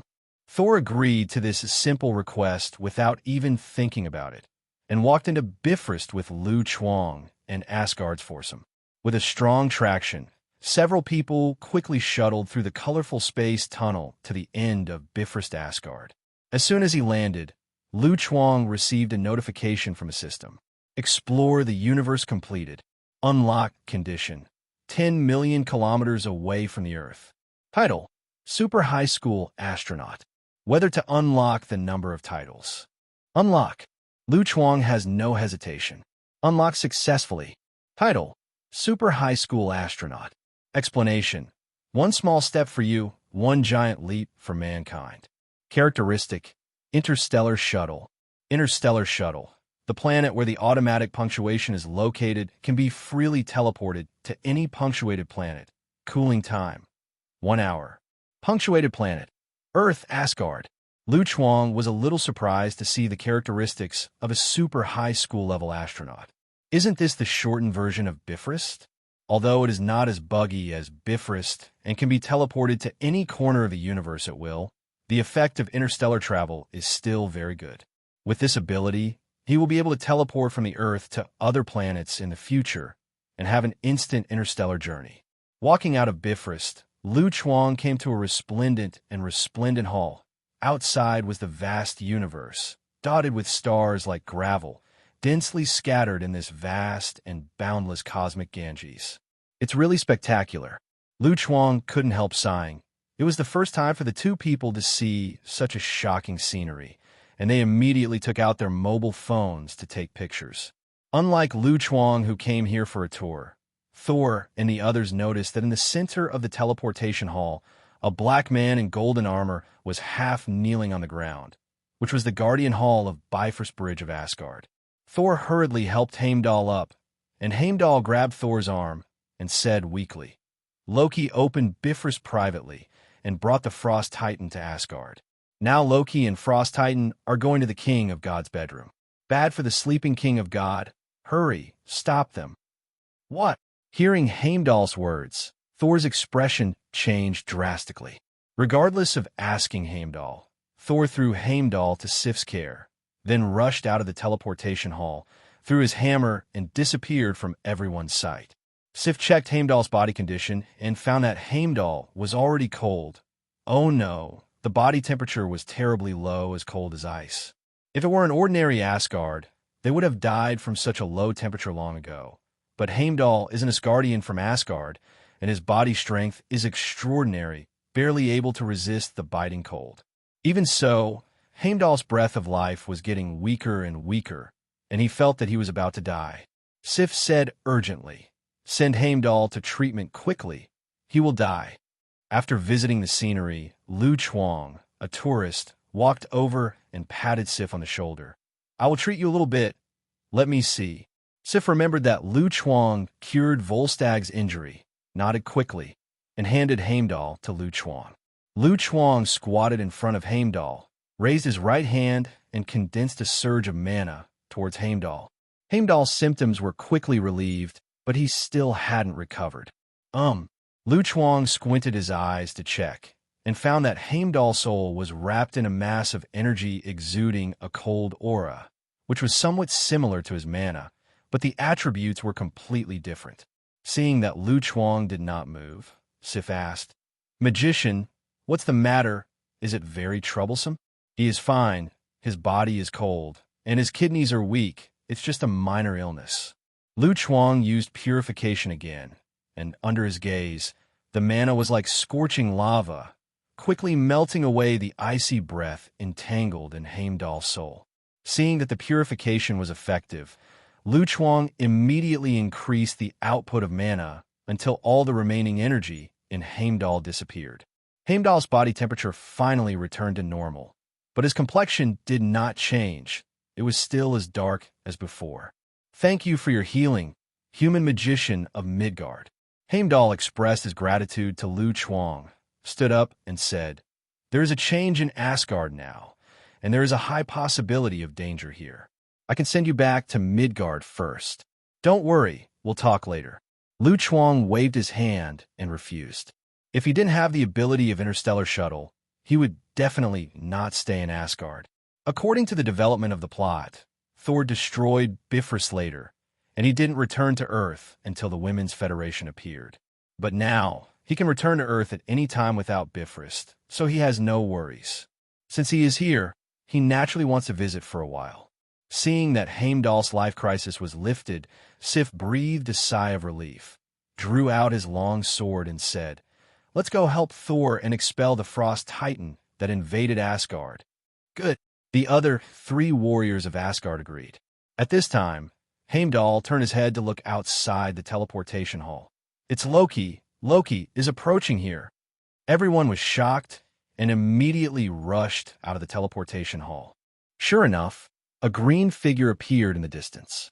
At the moment, Loki has just completed the achievement of killing his own father, holding the gun of eternity, Gungnir, and riding a horse to the teleportation hall, preparing to complete his final plan.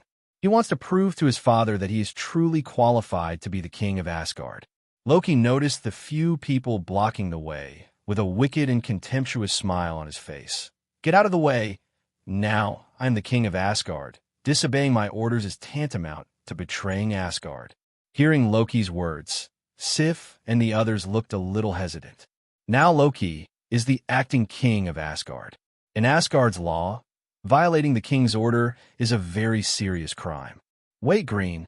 Hogun stared at Loki's shape and suddenly thought of something. The magician said, "Cherish life and stay away from Green." Could it be that he is talking about Loki?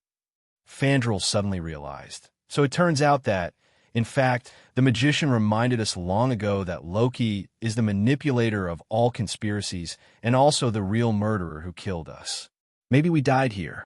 If we let Loki go, we can avoid danger. Am I right, magician? Lu Chuang. What are you talking about? I can't understand a word. This time Volstagg understood and patted his chest and said loudly, "Asgard people are fearless. For Asgard, I am not afraid of sacrifice." Fandral nodded with a smile. "That's right. Even if we will be killed by Loki, we must stop Loki's plot." Hogun looked firm. "That's right. For Asgard." *3. Holding the faith of sacrifice, the 3 men not only did not flinch, but rushed towards Loki without fear of life or death. Seeing the 3 friends, no, the 3 warriors rushing towards him with a posture of welcoming death, Loki was a little dazed. "I just asked you to make way. There's no need to come up and just go all out. Not to mention Loki, even Lu Chuang can't understand what the hell is muscle. Go away." Loki raised Gungnir, and a beam of energy shot out suddenly. An extremely fast speed, Volstagg, who was the biggest target, was knocked out before he had time to react. "Volstagg!" Fandral and Volstagg let out an exclamation and immediately took up their weapons and attacked Loki. Loki smiled coldly, and the Gungnir in his hand continuously emitted energy beams. Before Fandral and Hogun approached, the 2 were hit by the energy beams, driving them into the teleportation hall. Lu Chuang was speechless. Are these the 3 warriors of Asgard, or the 3 warriors of the dragon suit? Why do these three brothers fall down every time? Seeing that Loki has launched an attack, Sif no longer cares about the opponent's identity, and as fast as a ghost, he rushes towards the oncoming Loki. Loki didn't treat differently because of the gender. He lifted Gungnir and blasted at Sif. But Sif was already prepared, and quickly swung his long sword to block the incoming energy beam. Then he gave a soft drink, jumped up all over his body, and slashed at Loki with his sword. Loki barely blocked the long sword with Gungnir, but unexpectedly, Sif was so powerful that he accidentally fell off the horse. Compared with the three friends, the woman Sif is much more useful. Sif didn't stop, raised his long legs, and kicked Loki hard at the root, and even faintly heard tearing air sounds. Loki backed away in horror, almost losing his bid to be the heir of Asgard forever. If you can't reproduce, what qualifications do you have to be an heir? Lu Chuang gasped and looked at Heimdall. Do they have a grudge? Heimdall nodded. 300 years ago, as a prank, Loki deliberately cut Sif's most beloved hair. No wonder. Lu Chuang secretly thought that if you offend anyone, you can't offend a woman, and what happened 300 years ago is still remembered now. Facts have proved that you must not offend a beautiful woman.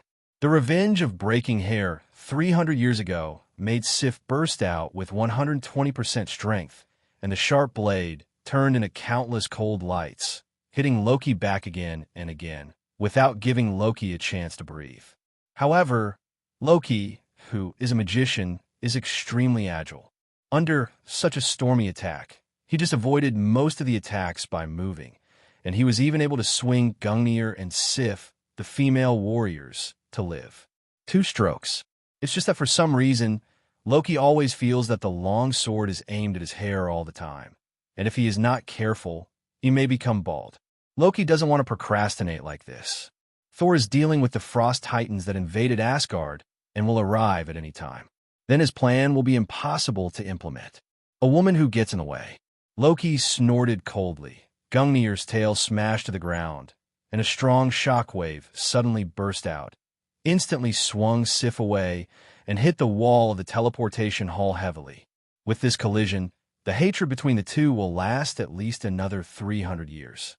Lu Chuang and Heimdall did not act rashly.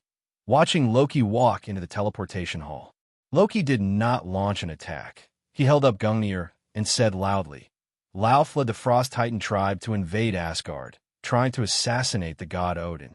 Fortunately, I saw through Lauf's plot in time, and I alone resisted Lauf and his 13 tribes, and killed Lauf. Kill on the spot. Heimdall, Lu Chuang, they all knew that it was actually Loki who led the wolf into the house and brought the Frost Titan into Asgard. When his father Lauf was about to attack Odin, he attacked Lauf from behind and killed his relatives righteously. As a result, after Loki said it, he, the behind-the-scenes mastermind, instantly became the great hero of Asgard who destroyed the Frost Titan conspiracy. Heimdall couldn't help sighing. This thick-skinned indeed has a bit of Odin style back then, but it's Thor's rough-headed idiot. There is nothing like Odin from head to toe. Loki seemed to be in the act, trembling with anger, said with a resentful tone, Heimdall, now I'm the king of Asgard. I order you to activate Bifrost immediately and destroy Jotunheim. This is the price paid by the Frost Titan for provoking war. Destroy Jotunheim? Heimdall's eyes were shocked. He didn't expect Loki to play so big and destroy an entire planet. But the problem is that Heimdall is the Asgardian of Asgard, and his duty lies.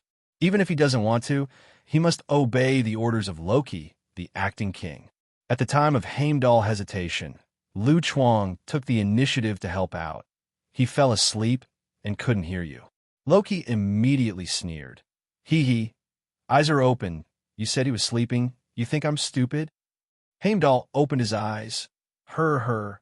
Loki, okay, since you don't want to do it, let me do it. Seeing Heimdall's attitude, Loki was furious and was about to snatch the guardian sword from Heimdall's hand, which was the key to open Bifrost.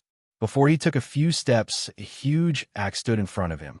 Sorry, this way doesn't work. Lu Chuang looked at Loki with a smile. Loki recognized Lu Chuang as the Midgard who helped Thor, and his eyes were not friendly.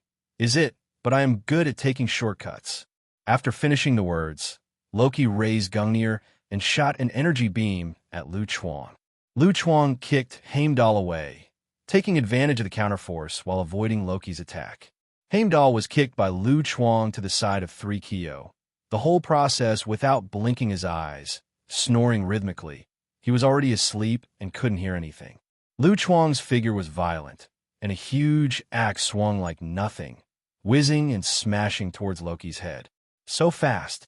Even though Loki had been prepared for a long time, he was still startled by the speed of Lu Chuang's eruption, and he had no time to dodge, so he could only hastily lift Gungnir.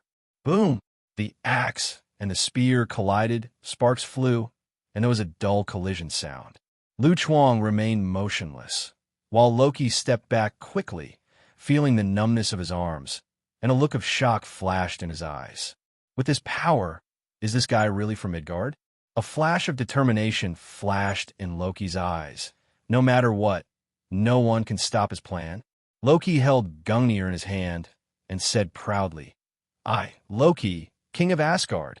Lu Chuang raised his eyebrows, seeing that the other party had such a sense of ceremony. So he followed up and said, "Wade, the magician of the earth. Are you a magician?" Loki was a little surprised. He didn't expect that Lu Chuang was a magician like him. But soon this surprise turned into contempt. He glared at Lu Chuang with his nostrils. "A mere third-rate magician. Now let you see the real magic." Before he finished speaking, Loki suddenly raised Gungnir and fired an energy beam at Lu Chuang. At the same time, Lu Chuang slashed at Loki with an axe. The energy beam just hit the axe, offsetting the power of the axe, and Lu Chuang's offensive also paused slightly. The two of them looked at each other, and there was a sound in their hearts, secretly thinking that the other party did not talk about martial arts, but actually played a sneak attack. "Look at the axe!" With a roar, Lu Chuang raised his foot and kicked Loki. Boom! Just as Loki lifted Gungnir, he was hit hard in the abdomen. He flew upside down and hit the wall with his head. "Can punch a big hole." Loki slid down from the wall and squatted on the ground, clutching his abdomen in pain. "Bastard, you lied to me. I just told you to look at the axe, and I didn't say I would chop you with the axe." Lu Chuang walked up to Loki, slowly raised the axe, and made a gesture to chop it down. Loki showed a sly smile, and his figure suddenly disappeared like a phantom. Lu Chuang didn't know that this was Loki's forte, an illusion that was hard to distinguish between true and false. Sure enough, a transparent 360-degree phantom appeared, and Loki appeared beside Lu Chuang, holding two exquisite daggers in his hand, and stabbed at Lu Chuang's kidneys. Clang! The broad axe blade resisted the dagger. Lu Chuang stared straight at Loki. His eyes glowed white like flames. This was the effect of mana attached to his eyes. He could see Loki's soul. Naturally, he could easily see through Loki's fake body and find the location of Loki's real body. Loki's eyes are full of disbelief. His illusion was actually seen through by a third-rate magician. Loki pretended to be calm and praised lightly. "A good spell. You can actually see through my illusion." Lu Chuang smiled modestly. "Where is that? Your spells are not bad. Where did you get these two daggers from?" Lu Chuang looked at Loki's attire, and he seemed to be able to block things all over his body. "Definitely is." Before Loki could say a word, he raised his foot and kicked Lu Chuang without warning. Not to be outdone, Lu Chuang threw his fist at Loki's right eye. Both of them were hit hard and fell to the ground. However, Lu Chuang recovered faster. Before Loki could recover, he turned over and crushed him to the ground, then swung his fists wildly and smashed at Loki's handsome face. Seriously injured Sif, his three friends, and Heimdall, who pretended to be asleep, were all stunned. Are these two really magicians? How does it feel more like... Don't look at Loki's skinny appearance. He has the blood of Frost Titan in his body, and his physique is not weaker than that of an Asgard. He was pressed to the ground by Lu Chuang and was beaten violently, but he was still alive and screaming. A man who can hold the Hulk's explosive hammer. Lu Chuang has the talent of a super high school wrestler and can skillfully use various joint skills. Loki tried to resist several times, but was easily suppressed by Lu Chuang. Loki claims to be a high-ranking Protoss. Thor beat him since he was a child. Even his father never beat him, but today he was rubbed on the ground by an ant in his eyes. Loki felt that his self-esteem was severely frustrated and immediately roared from embarrassment. Enough! I saw Loki's eyes were red. His skin gradually turned blue, and strange lines appeared on his face. Suddenly, a square object with blue light appeared in his hand, with fine carvings and patterns on both sides. Handle. This is the casket of ancient winters, the heirloom of the Frost Titan race. It is said that its energy is enough to turn the 9 kingdoms into an ice age in an instant. It is an artifact that Loki stole from the Asgard treasure curry. Loki held the casket of ancient winters with both hands. A bone-piercing cold burst out, instantly enveloping Lu Chuang's body, and quickly condensed into crystal-clear ice. Lu Chuang's movements became slower and slower, and finally his fists were frozen in midair, melting make a humanoid ice sculpture and fix it in place. The 3 warriors of Sif and Asgard all looked shocked. Why does Loki look so similar to Frost Titan? Is it possible? Loki is the bastard son of Odin and some Frost Titan outside? The 4 swallowed, as if they had discovered some terrible secret. Loki pushed away the frozen Lu Chuang and got up from the ground. His injuries were not serious, but his appearance was extremely embarrassing. His eyes were bruised, his cheeks were swollen, and his long black hair like instant noodles was in a mess. He didn't have the noble and elegant image of the past. Loki gritted his teeth. He wasted too much time on Lu Chuang. Regardless of tidying up his image, Loki held the casket of ancient winters and walked towards Heimdall, who was pretending to be asleep. Facing Loki, who was holding the casket of ancient winters, Heimdall was powerless to resist at all. Before he was frozen by Loki, he almost died. Now he also has no way to resist, and was directly frozen again by Loki. Only the part of the Guardian's sword was exposed. No one can stop me. Loki's eyes flashed sharply. He took away the Guardian's sword, inserted it into the center of the teleportation hall, and activated Bifrost, aiming at Jotunheim, the lair of the Frost Titan. The interstellar cannon that Lu Chuang and Phil Coulson mentioned before is actually Bifrost. As a strategic weapon of Asgard, Bifrost can not only travel through time and space. When the energy of Bifrost reaches its maximum output, the energy of Bifrost can destroy an entire planet. Bifrost output full power, and the teleportation hall was filled with terrifying energy reactions.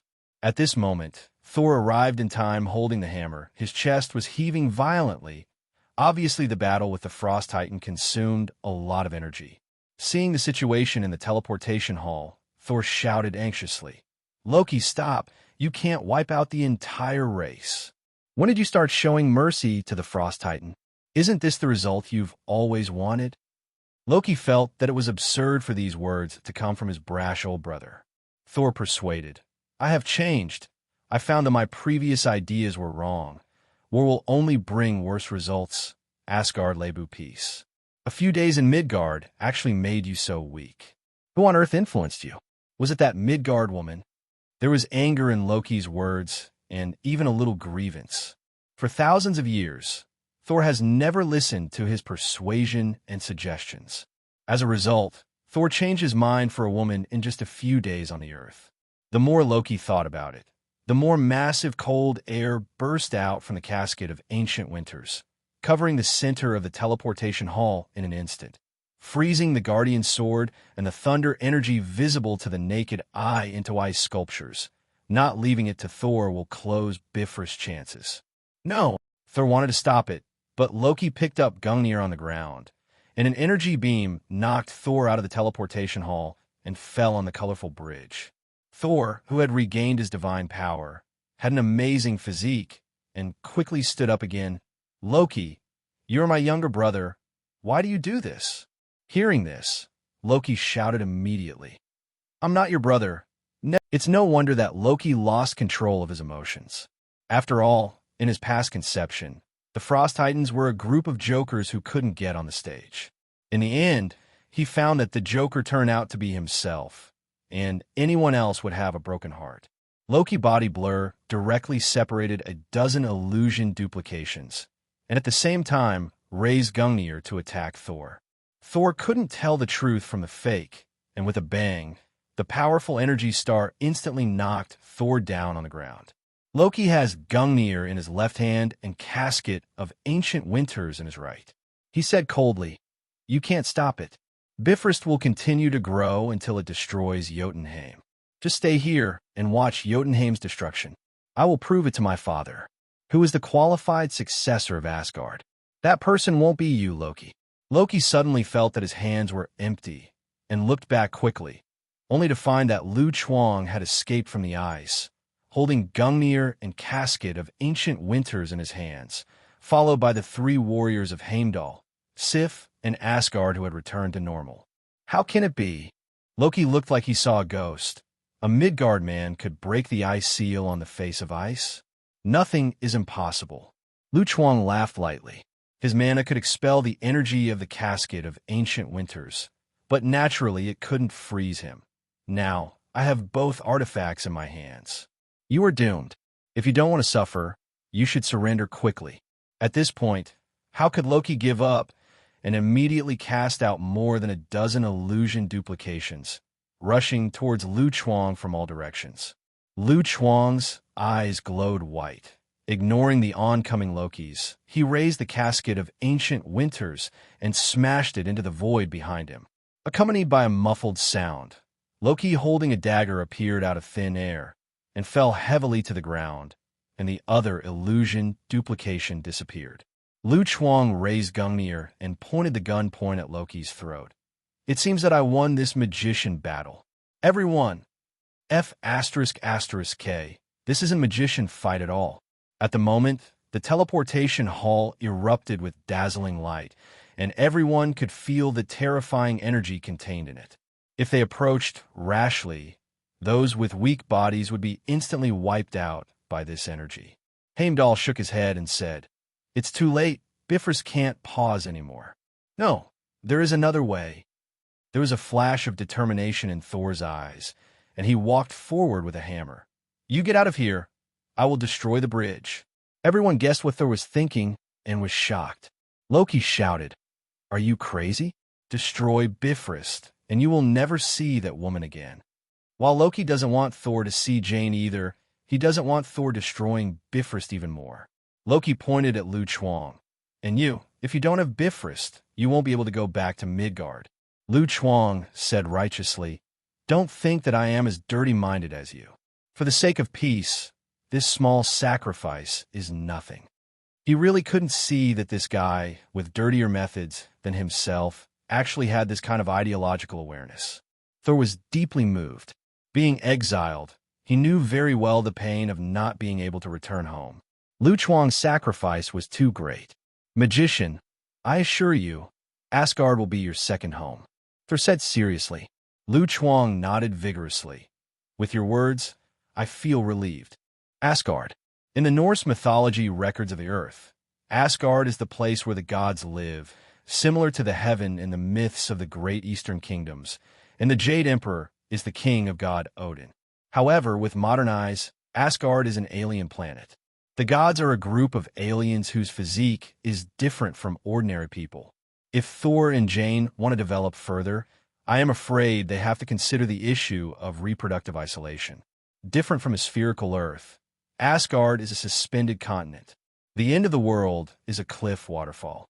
The sea water flows continuously into the vast universe, but the water level does not drop at all, as if it is endless. Very unscientific, but very magical. In the center of the colorful bridge, you can see huge amounts of statues towering on both sides. The aesthetics of the Asgard people is biased towards ancient Greece. This can be seen from their architectural style.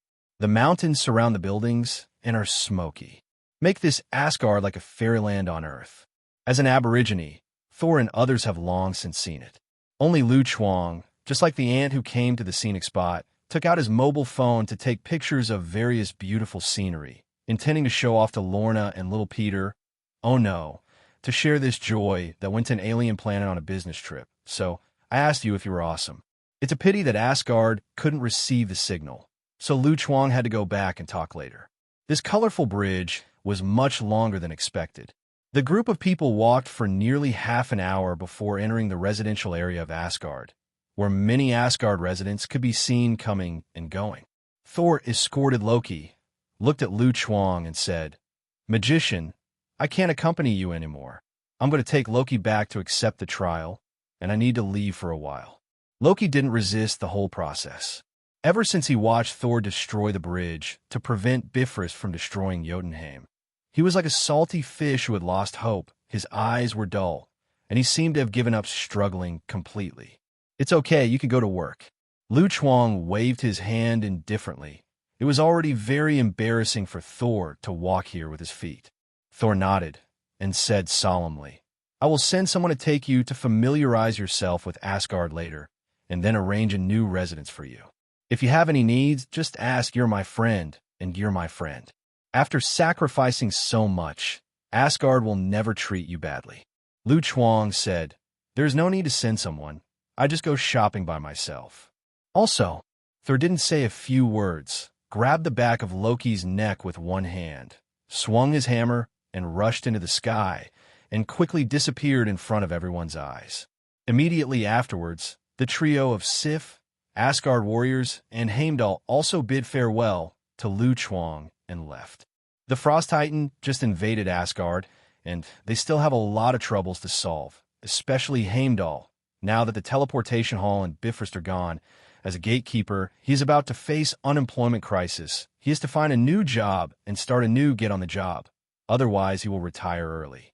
Before leaving, Sif threw a bag to Lu Chuang, which was full of gold coins, which was the common currency in Asgard, to prevent Lu Chuang from falling into the embarrassing situation of having no money to buy things in Asgard. I have to say that women are indeed much more careful than men. Lu Chuang put away his bag and started to wander around Asgard. There is no difference between Asgardians and Earthlings on the surface, so Lu Chuang does not appear to be too different among them, and the clothes are more eye-catching.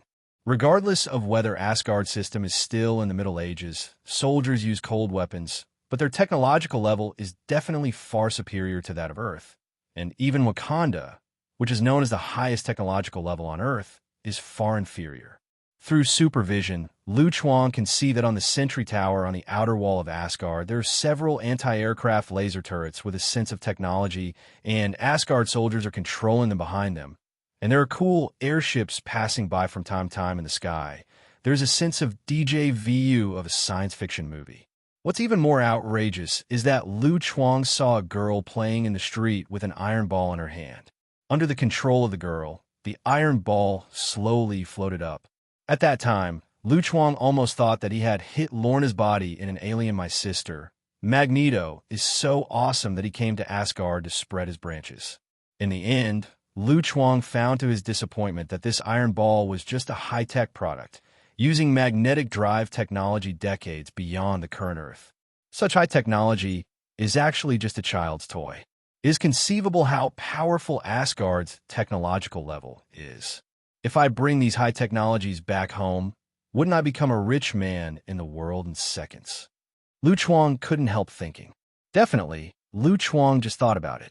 If he really brings these high technologies back to the Earth for sale, he will surely focus the eyes of the whole world on him. If he doesn't see that he is as strong as Wakanda, he will only dare to shrink in his own territory and cry every day in the World Organization. The appearance of the face, just don't want to be the first bird. Lu Chuang walked around Asgard for a while and found that Asgard has many interesting things for sale. For example, the language translator contains the language package of the big moon in the universe. It is said that this thing is very popular in the universe, and basically everyone has one. This explains why the whole universe speaks English. Asgard also has its own unique language and characters. With the help of a language translator, Lu Chuang finally solved the problem of language barriers.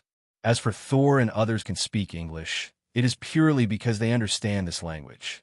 You must know that Thor can even understand such a foreign language of the tree man Groot. In addition to language translators, There are many strange and good things. Lu Chuang waved his hand and bought everything he liked. Anyway, it was not his own money, so he didn't feel bad at all. The next morning, Lu Chuang sat in the 200-square-meter dining room, enjoying Asgard's breakfast. As a friend of the eldest prince of Asgard, Lu Chuang received the best treatment. He was provided with basic necessities of life, food, housing, and transportation. He even obtained permanent residency in Asgard and gave him a whole palace as a gift. Yes, the entire palace is larger than Tony Stark's Super Sea View villa, and Asgard has thoughtfully arranged a few maids to take care of Lu Chuang's daily life. This life is so simple. No wonder Thor and Loki are so arrogant. If Lu Chuang has their wealth and status, and there's another father in the level universe, he will surely live even more arrogantly than the two. On the balcony, Lu Chuang was lazily lying on the chair, enjoying the sunshine. It's strange to say that Asgard can't see the sun, but it has day and night. I don't know if it's the effect of high technology or magic, or a combination of the two. Lu Chuang stared at the sky for a long time, but couldn't figure out the reason. While Lu Chuang was thinking hard, a figure holding a hammer suddenly broke into his field of vision. "Magician, I'm here to find you." Seeing that it was Thor, Lu Chuang asked leisurely, "Are you done with your work?" Thor nodded. Father has awakened. He knew what Loki did. He was furious on the spot, and ordered Loki to be imprisoned in the dungeon of Asgard, and he would not be released within 200 years, so as to punish Loki for his mistakes. Punishment! There are more and more judges these days. Lu Chuang took a sip of the fruit wine next to him. For the people of Asgard who have a long life, 200 years is neither too much nor too little. After all, he is his own son. Even if he was picked up from the Jotunheim trash dump, he still has feelings, and Odin's punishment is expected. Actually, my father doesn't want to do this either. But Loki's mistakes this time are really unforgivable, and he must be given sufficient punishment. Thor sighed. Seeing his dear brother end up like this, he felt pain in his eyes. He ate 3 bowls of rice and a whole sheep with tears in his eyes that night. "Don't talk about that, magician. I came to you for other things." Thor wiped the drool from the corner of his mouth and said to Lu Chuang, "Asgard is going to hold a feast, and I'm here to invite you." Lu Chuang's eyes lit up. "Party, I like it. When is it?" "Just tonight." Seeing that Lu Chuang agreed to participate in the banquet, Thor was very happy, obviously treating Lu Chuang as a true friend. On the one hand, Thor is very grateful to Lu Chuang for awakening himself and allowing him to regain his divine power to return to Asgard. On the other hand, he is guilty of destroying Bifrost himself, which caused Lu Chuang to become homeless. The two chatted for a while. Thor seemed to have just remembered something, and suddenly asked, "By the way, are Gungnir and Casket of Ancient Winters still with you?" Lu Chuang blinked blankly and said, "What? I've never heard of it." "It's what you snatched from Loki yesterday, a spear and a blue box." Thor gestured for the shape and file size with his hand. Lu Chuang pondered for a moment, then shook his head resolutely. "I don't know. Maybe someone stole it. I think Loki is the most suspected, and I suggest torture." Thor wanted to say something, but suddenly caught a glimpse of the pole hanging on the balcony, and his expression froze immediately. "What's this?" "Drying rack. Don't you have one at home?" Looking at the golden spear, the corner of Thor's mouth couldn't help twitching. "The shape of your drying rack is quite unique. This is clearly Gungnir." Lu Chuang was shocked. "The hammer is fine, so why don't you name the drying rack?" Seeing that Lu Chuang refused to admit it, Thor pointed to the spear and said, "There is Gungnir's name on it. This is Gungnir." Lu Chuang turned his head and saw that there were really some incomprehensible words. "Hey, it turns out that this is Gungnir. I thought it was a clothes hanger." Lu Chuang thought it was a pity. He wanted to take it away and study it for a while, but seeing that he couldn't hide it anymore, he had to return Gungnir to Thor. Thor took Gungnir and continued, "There is also the box of cold water." Lu Chuang shook his head resolutely. "I really don't know this. Loki must have stolen it." Just at the moment, a maid ran over in a panic holding the casket of Ancient Winters. "Sir, The pillows on your bed are glowing. Lu Chuang and Thor looked at each other, and the atmosphere was a bit awkward. After being silent for a few seconds, Lu Chuang slapped his thigh fiercely and said angrily, "Well, you Loki, you are indeed the god of tricks, and you really have a hand in framing. No, I think you are more proficient at framing."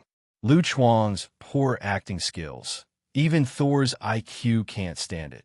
The casket of ancient winters is the treasure of the Frost Titan family. Only the blood of the Frost Titans can use it. Even if you take it, it's useless. Then why can Loki be used? Lu Chuang questioned his soul. Thor? Yes. Why can Loki use Frost Titan's arcana? Due to missing key information, Thor still doesn't know Loki's real-life experience, so he was immediately asked by Lu Chuang. Only the Frost Titan can use the casket of ancient winters. That is, Loki. Thor's face was full of disbelief. Is Loki the father's illegitimate child? Lu Chuang shook his head. No, he was picked up by your father from the garbage dump. There is no blood relationship. Hearing Lu Chuang's words, Thor was dumbfounded, like a bolt from the blue. That day when Loki was going to use Bifrost to destroy Jotunheim, Thor never showed such an expression. One can imagine how shocked Thor was in at the moment. Thor couldn't accept this reality for a while, and kept flashing through his mind the happy times he spent with Loki, muttering to himself, "No wonder, I used to think that Loki and I don't look alike at all, and they don't look like me at all." Inherited his father's looks and wisdom. Lu Chuang glanced at Thor. Did you misunderstand yourself? Put you and Loki next to Odin, anyone will think that Loki is his real son, and you're the one who was picked up? No, I have to go back and ask for clarification. After saying that, Thor couldn't wait to swing his hammer and rush to the sky, even forgetting to take the casket of ancient winters. Asking for flowers. Looking at Thor who disappeared, Lu Chuang scratched his head. Originally, he still had something to ask Thor, but it seems that he can only talk about it at night. That night, Lu Chuang came to the center of Asgard and happened to meet the three friends of the dragon's set. Lu Chuang is no stranger to it. These three people are just like the 3-in-1 magnet monster in Pokemon. Every time there must be three people. This is the will of the universe. The friend of the three dragons noticed Lu Chuang and came over to say hello immediately. Knowing that Lu Chuang was also here to attend the banquet, he enthusiastically took Lu Chuang to the venue of the banquet. Soon, Lu Chuang could see a huge golden palace in the distance. This palace is also Asgard's architectural style, which is to spend money hard, use gold as the main color, and use piles of gold to create an exaggerated golden palace, which brings a strong sense of visual impact. Lu Chuang followed the three friends of the dragon to the golden palace. Although the three friends of the dragon are mediocre, their identities in Asgard are not low. There is no need to show their identity certificates, and the Asgard soldiers guarding the door let them pass directly. It took half an hour to walk along the avenue, then pass through the gorgeous and exquisite round arches, and several people finally entered the hall of the Golden Palace. It's really big here. Usually when Thor gets up, doesn't he need a hammer to fly out of the bed that is hundreds of square meters? Lu Chuang complained. It's too exaggerated. How is it possible? Fandral smiled. It's only 100 square meters. Lu Chuang. Damn rich. After walking for more than 10 minutes, I finally saw the banquet hall of the Golden Palace. The gate of tens of meters slowly opened, revealing the luxurious palace inside, with tall and domineering golden pillars standing upright on both sides, and the exquisitely crafted carved beams and painted buildings, combined with the special effects of golden light. It looks magnificent. In the main hall, hundreds of long tables are placed in the center, and there is a lot of voices. Countless Asgard warriors are enjoying various delicacies. Some are bragging, some are booing and drinking. The hot beauties sing and dance, and the hall is filled with a strong, joyous atmosphere. The people of Asgard are heavy drinkers, and everyone, whether male or female, must have a bottle of wine in their hands. As soon as the three friends of the dragon set came up, they picked up the fine wine and looked up directly. Good wine. There was a crackling sound, and the three people's wine glasses were thrown on the ground and shattered. The maid not far away immediately came over when she saw this, and quickly cleaned up the debris. Those who sell mugs in Asgard must be making crazy money. Lu Chuang did as the Romans did, drank and threw glasses together, and then the three friends put their arms around each other's shoulders and joined the carnival feast. They wanted to invite Lu Chuang to have fun together, but Lu Chuang shook his head and refused. He didn't want to develop into four friends. Asgard is rich and powerful. Although tonight is just an ordinary banquet, the configuration is absolutely top-notch. At the banquet, in addition to the local delicacies of Asgard, there are also many precious ingredients from other planets. The various dishes cooked made Lu Chuang, a countryman from the Earth, an eye-opener. As a traveler from a big foodie country, Lu Chuang naturally would not miss this rare opportunity. So he quickly found a corner seat, picked up a knife and fork, and started to eat. When Lu Chuang was eating happily, a figure suddenly walked in front of him. Lu Chuang looked up and said cheerfully, "Thor, do you have dinner? Let's sit down and eat together." "No, I have no appetite now." Thor shook his head, sat down next to Lu Chuang, put the hammer in his hand on the table, then picked up the spirits on the table and poured it into his mouth. Soon, a bottle of wine will be drained. Thor slammed the empty wine bottle to pieces, then picked up another bottle of spirits and continued to drink, seemingly in a bad mood. "Thor, what's wrong with you?" Lu Chuang asked, concerned. After drinking the last sip of 523 spirits, Thor hiccuped and looked depressed. "You are right. Loki is indeed not of my father's blood. He is an abandoned baby that my father picked up from Jotunheim. He has the blood of Frost Titan in his body. Loki is not my real brother." Obviously, he had already learned the truth about Loki's life experience from Odin, and he was greatly shocked in his heart. In the importance of Thor's heart, Loki is undoubtedly the top two positions, followed by his hammer. As for Jane, "Excuse me, who is that?" At the moment, Thor's mind is full of Loki, and he still remembers that there is a woman waiting for him to go back on the earth. Poor Jane. Even a hammer has more emotional roles than her. This heroine is really a bit miserable. It's not that the real brother becomes a half-brother. It's not a big deal. Lu Chuang grabbed the thigh of an unknown creature and handed it to Thor. "Don't think so much. Try this. It tastes really good." Smelling the aroma of meat legs, Thor couldn't help swallowing. But when he thought of Loki in prison, he said very sadly, "Now Loki must be suffering. As his brother, how can I still have something to eat?" Lu Chuang didn't talk nonsense and directly stuffed the leg of lamb into Thor's mouth. Thor was frightened and opened his mouth to scold Lu Chuang for his behavior. But Lu Chuang's action was too fast, and Thor couldn't react in time. But Lu Chuang forcibly stuffed the leg of lamb into his mouth. Lu Chuang. Amazing, it was the first time he saw the mouth open so wide, as if he was afraid that the leg of lamb would not fit in. "By the way, Thor, I need your help with something," Lu Chuang said suddenly. "What's up?" Thor happily gnawed on the leg of lamb. Don't look at him eating well, but who can understand the sadness in his heart at this moment? Lu Chuang didn't bother to expose this showman, sat up slightly, and said seriously, "It's like this, I'm very interested in Asgard's magic, and I want to learn Asgard's magic." With the enthusiastic help of the vampires, the magic power in Lu Chuang's body is increasing. But Lu Chuang has a fatal problem. That is, he doesn't know how to use this huge mana at all. Perhaps it was influenced by the super high school priest. His mana has the attribute of holy light, and dealing with vampires is like cheating, but once it is used to deal with ordinary people, his mana will not only cause no harm, but may even kill the vampires. It is very uncomfortable for a seriously injured enemy to come back. Lu Chuang has long wanted to solve this problem. While fighting Loki, Lu Chuang discovered that mana and magical energy seem to have some similarities and can affect each other. In other words, with mana, he might be able to learn the magic of this world.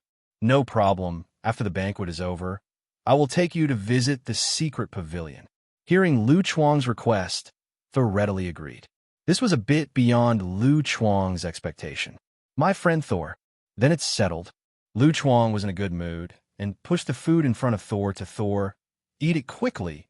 It won't taste good when it gets cold. No, I really have no appetite.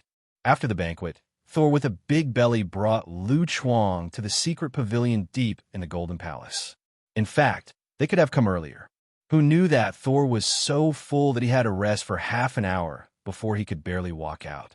He said he had no appetite and ended up eating more than Volstagg at the next table. Following Thor into the secret pavilion, Lu Chuang's vision suddenly opened up. It is probably enchanted with some kind of space magic. The space inside the secret pavilion is much larger than it looks from the outside. The layout is like a library, with countless bookshelves neatly arranged, and all kinds of books are endless. There's almost no end in sight. Lu Chuang was also amazed by the densely packed books here. With such a large collection of books, even if he didn't eat or drink all his life, he probably wouldn't be able to finish reading so many books. There are 4 floors in the secret pavilion. Thor directly brought Lu Chuang to the top floor of the secret pavilion. These are the magic books that Asgard has collected so far. The magic of Asgard is here. You can read it at will. So much. Lu Chuang was quite surprised. There are quite a lot of bookshelves on this floor, and the number of books is so much that it makes one's scalp tingle. Asgard's magic collection seems to be much more than he imagined. Lu Chuang suddenly thought that in the future, Asgard would be bombed until there was no foundation left, and he couldn't help feeling distressed. It is a pity that so many precious magic books are gone. I don't know if there's a way to transfer these books in advance. How did Thor know that Lu Chuang had already started thinking about these magic books? With a big belly, he continued, "These magic books, except for some of them, are Asgard's magic inheritance. Most of them are the magic collected by my father from other countries, and there are many magics in Midgard." Is there magic from other countries here? Lu Chuang raised his eyebrows and took a magic book casually. That's right. I heard from my father that these magics were gifts from the native residents of other countries. My father wanted to refuse, but they cried and shouted that they must give it to my father. My father had no choice but to accept it. Lu Chuang looked at the Frost Titan Encyclopedia of Magic in his hand, hesitant to speak. If he remembers correctly, Asgard and the Frost Titans should be feuds. Are you sure that those Frost Titans were not put on the neck by Odin with Gungnir, crying and shouting that they must be fortified to Odin? Don't look at Odin's benevolent image now. When he was young, Odin was very cruel. He took his daughter to start a war in the 9 kingdoms, from Asgard to Muspelheim. If Odin didn't get any benefits from it, Lu Chuang is, believe it or not, the benefits are definitely not small. For example, for this secret pavilion, it would not be too much to turn it into a loot storehouse for Zweding. It's so powerful. Lu Chuang let out a sigh of emotion. Originally, he wanted to say that it was too shameless, but there are gods in the sky, especially in the territory of gods. It is better to be sincere. Lu Chuang resolutely skipped this dangerous topic. There's so many magic books. Have you read them? Definitely. I didn't study magic here with Loki as a kid. Speaking of Loki, Thor had a look of sadness on his face. Lu Chuang expressed that he was used to it. Thor also had this expression when he gnawed on a big bone, and the more he ate, the more delicious he became. You can actually use magic. Why haven't I seen you use it before? Lu Chuang looked surprised. Could it be that Thor, a reckless warrior with infinite strength, is actually a magician who has misplaced his skills behind his back? Later, I found out that magic doesn't work well with a hammer, so I didn't learn any more. Thor waved the meow hammer in his hand. Lu Chuang, well, I overestimated you. Thor seemed to have remembered something important, and after chatting with Lu Chuang for a few words, he hurried away with his beloved hammer in his arms. No need to think about it. This guy must have gone to find Loki. Otherwise, what could be more important than this? Jane, are you polite? There are many magic books in the secret pavilion, and there are many powerful spells among them. However, these spells all have the most basic condition. That is, the users need to have certain magic attainments. And this happens to be what Lu Chuang lacks the most. Just like a novice who just learned mathematics, he went to look at advanced mathematics before he learned addition. Isn't this purely looking for abuse? Lu Chuang is very aware of this. So he didn't look at the magic at first, but studied the basics of magic, and he was not afraid of not being able to understand the text on the classics. He has a translator, so he doesn't know where to click. So easy. Dimension Mephisto. Lu Chuang closed the magic tome in his hand and rubbed his swollen temples. After several hours of uninterrupted reading, he had a basic understanding of magic. How to say, the magic system in the Marvel world seems to be very different from what he imagined. Borrow a sentence from a magic book to summarize. The essence of magic is actually a means of utilizing specific cosmic energy and outer dimension power. Whether it is a magician or a magician, originally they do not have the ability to store magical energy. To cast magic, the caster must want to communicate with the higher dimensional Mephistos and borrow the special energy needed to release magic from them. In order to release specific magic, otherwise, no matter how profound the magic knowledge is, it is impossible to cast the simplest magic. Also, those dimensions Mephisto is no great benefactor. Borrowing their power, the caster needs to pay the corresponding price. Once the energy of another dimension is borrowed, the dimension Mephisto, whose power is borrowed, will take some established price from the caster. For example, Doctor Strange in the comics. 13. Due to the abuse of magic, Doctor Strange has a large hole in his stomach corroded, so that he can only eat those disgusting magical creatures to maintain his body functions. An invincible nightmare attack, suffering from mental torture for a long time. It can be described as a double torture of body and spirit. From this we can see how terrible the price of magic is. The action of force is reciprocal. When you swing your fist and hit something, the more force you use, the more force you put back into the fist. Magic empathy. The more advanced the magic, the greater the price to pay. Lu Chuang gradually transformed the obscure and mysterious content in the classics into meanings he could understand. Although it might seem strange to explain magic in terms of physics, it's no wonder that the magicians of Kamar Taj like melee combat. The essence of co-authoring magic is to borrow and consume. The more times you use magic, the more debts you accumulate. When the time comes, the caster must repay all the debts owed to Dimension Mephisto. Lu Chuang was amazed. Don't look at how beautiful magician looks outside. In fact, they all owe a lot of bad debts behind their backs. The difference is just how much. The milder white magic is okay. As the source, Visandi allows payment in installments, and the interest charged is not so high. Compared with Mephisto in other dimensions, it is definitely a representative of conscience, and it is also the main source of magical energy for many magicians in Kamar Taj. As for other Mephistos, there are no such good conditions. If it is said that Waishandi belongs to a big bank with regular loans, then those chaotic and evil Mephistos are equivalent to folk usury. The kind that goes out of 9 and 13 out. Not to mention the high interest rate, but there are traps everywhere. Take the notorious Feith, for example. The Lord of the Hell Dimension has always taken pleasure in torture and likes to lure mortals with lies and contracts, so as to obtain their souls and store them in hell. If you dare to borrow his strength, then prepare to be cheated to death first. The other Mephistos are not as black-hearted as Feith, but they are not much better. The world is as black as crows, and the spellcasters who borrow their power will often not end well. Mental disorders are considered mild. Originally, Lu Chuang wanted to try the power of magic, but now he no longer has such thoughts at all. He doesn't want to sign a contract with Dimension Mephisto. Who knows if those non-human existences are reliable? In case the other party is unhappy and wants to take back his power, then he won't even be able to resist ability. After all, he is not from the earth that bald-headed boss dared to head-to-head with Dimension Mephisto. But, although there are many disadvantages in this magic system, it does not affect Lu Chuang's enthusiasm for learning. After all, magic is just a special means of using some kind of energy. But in Lu Chuang's body, there is mana similar to magic energy.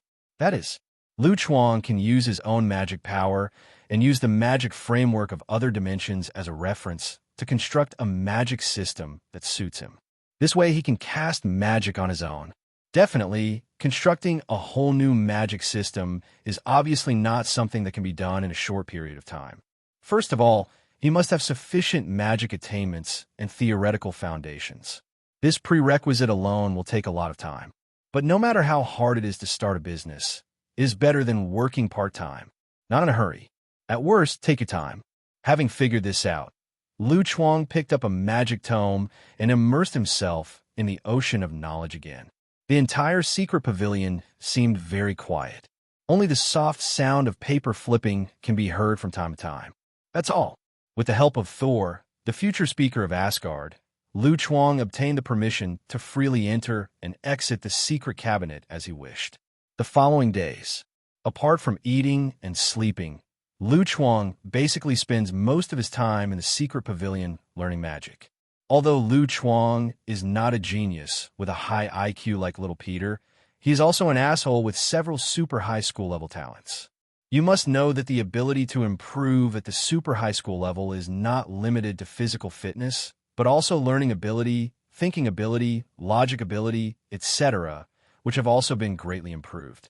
Under such conditions, Lu Chuang's learning progress can be said to be as fast as the extreme 270. He is like a sponge, constantly absorbing new knowledge. Even obscure magic theories are quickly digested by him at an astonishing speed. With such a state of concentration on learning made Lu Chuang almost forget the concept of time. It wasn't until one day that Lu Chuang saw the New York Times displayed on the mobile phone he brought from Earth that he realized that he had been in Asgard for more than 20 days. Lu Chuang was shocked immediately. So many days have passed. I am afraid that he has already become disconnected on the Earth. If you stay like this, I'm afraid something will happen. No, I have to pack up and go back. Just as Lu Chuang was packing his luggage, Thor happened to drop from the sky with a hammer and landed on the balcony of Lu Chuang's residence. Lu Chuang thinks this guy is using his balcony as a landing pad. Haha, magician, I came to drink with you. Seeing Lu Chuang carrying large and small luggage, Thor asked in confusion, what are you doing? It's too late to explain. I have to go home quickly. Lu Chuang said anxiously. Go home. Thor was dumbfounded. I slipped away. I'll find you for a drink when I'm free by. Lu Chuang didn't explain. He waved his hand at Thor, and he disappeared in an instant. Only Thor, with a confused face, was left in place. When Lu Chuang came back to his senses, he found himself in a familiar room. He took a look at the decoration of the room. Isn't this his bedroom? This is not teleportation. It is clearly returning to the city. Lu Chuang put down the bags in his hand and opened the system panel. Interstellar Shuttle. The planet where the automatic punctuation is located can be freely teleported to any punctuated planet, cooling down. I have to say the features of this super high school astronaut are really handy. With this feature, Lu Chuang will be able to travel back and forth between the Earth and Asgard in the future. As long as he wants, he can return to Asgard to continue learning magic at any time. Lu Chuang couldn't help thinking, if other planets are punctuated, wouldn't I be able to travel through the universe at will in the future? People are traveling abroad, and he is traveling on planets. Thinking about it feels exciting. Definitely, the premise is that he has to go to other planets in person so that he can punctuate the planet he is on, but now he does not have the conditions to travel through the universe and go to other planets, so he can only think about it. I've been in Asgard for so long. I don't know if anyone has looked for me. Lu Chuang took out his phone and looked at it. Good guy. There are hundreds of messages and dozens of missed calls. There's Lorna's, there's Phil Coulson's, there's members from the Mutant Underground. Obviously, during the time he was away from the Earth, many people had looked for him. At this moment, the bedroom door suddenly opened. Lorna stood outside the door with a cold expression. His hands glowed green, and a dozen table knives were suspended in midair. Originally, Lorna was lying on the sofa watching TV, but she suddenly sensed an unknown metal reaction in the room and immediately picked up the guy and ran over to check. What are you doing? Seeing Lorna's posture, Lu Chuang was a little confused. It was only then that Lorna noticed that the other party was Lu Chuang, and her expression was slightly taken aback, but she quickly realized it. You can be regarded as coming back. Where have you been running during this time? And you didn't answer the phone. Lorna was speechless. She felt that she was more like the owner of the house. Instead, Lu Chuang came to stay for the night and ran out every day or two, leaving herself alone to look after the house. I remember I said, "I'm going to see aliens." "Why didn't you say you were abducted by aliens?" "No kidnapping, but I went back to his hometown with the alien, and you see, I took pictures." Seeing Lorna's disbelieving expression, Lu Chuang was not happy at the time and immediately opened the phone's photo album, showing Lorna the photos he took in Asgard during this period to prove himself. "Who is this?" Lorna saw a photo of Lu Chuang and Thor drinking together. In the photo, Thor looks like a chrysanthemum, and he reveals a strong sense of stupidity, which caught her attention.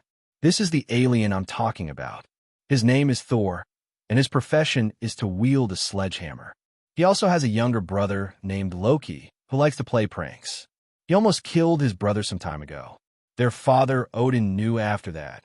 I was very angry, so I locked Loki in the dungeon of Asgard. Because Thor often asked me to drink and complain about this matter, I was almost annoyed by him." Lorna's eyelids twitched slightly. "Let me guess, is the alien hometown you mentioned a place called Asgard?" "Yeah, how do you know? Have you been there too?" She has never been there, but she has heard the story since she was a child. Isn't this the magic version of Norse mythology? At this time, Lu Chuang looked at the time on his phone. "Little Peter should be out of school. You go to the next door and call him over. Just say that I brought him a gift when I came back from a trip. Definitely."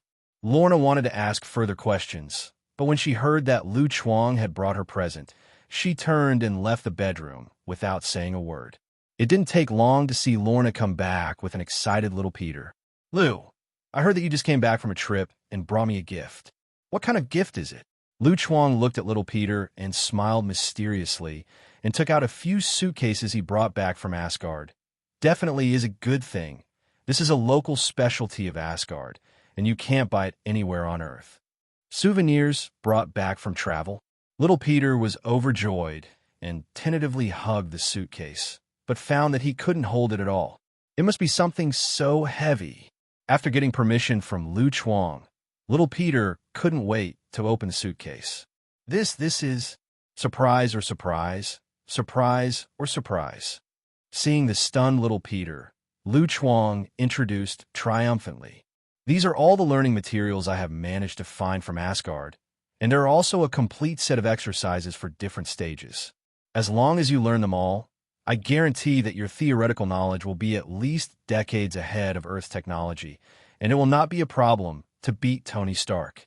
"What kind of local specialties are study materials?" Little Peter reluctantly rummaged through the other suitcases, only to find that there were still study materials and exercises in them, and several large suitcases were full. These add up to be tens of kilograms. Little Peter is about to cry. Can he not accept this gift? After delivering the gift to little Peter, Lu Chuang turned his head and looked at Lorna. "I still have your gift here. Aren't you looking forward to it?" Lorna glanced at the little Peter with a broken face, and she suddenly felt that she was not looking forward to it at all. Then, she saw Lu Chuang take out a box out of nowhere. "When I opened it, there was a flat black iron ball inside. What's this?" "It is said that it is a rare metal from a certain planet. Asgard uses this metal to build equipment. It is much harder than tungsten alloy, and it is just right for you." Lorna was dubious. A dazzling green light emerged from both hands, and with her control, the iron ball quickly twisted and shape-shifted, and finally turned into a cool black dagger. Immediately afterwards, Lorna controlled the dagger to collide with the table knife, and the table knife snapped, but there was no trace on the dagger.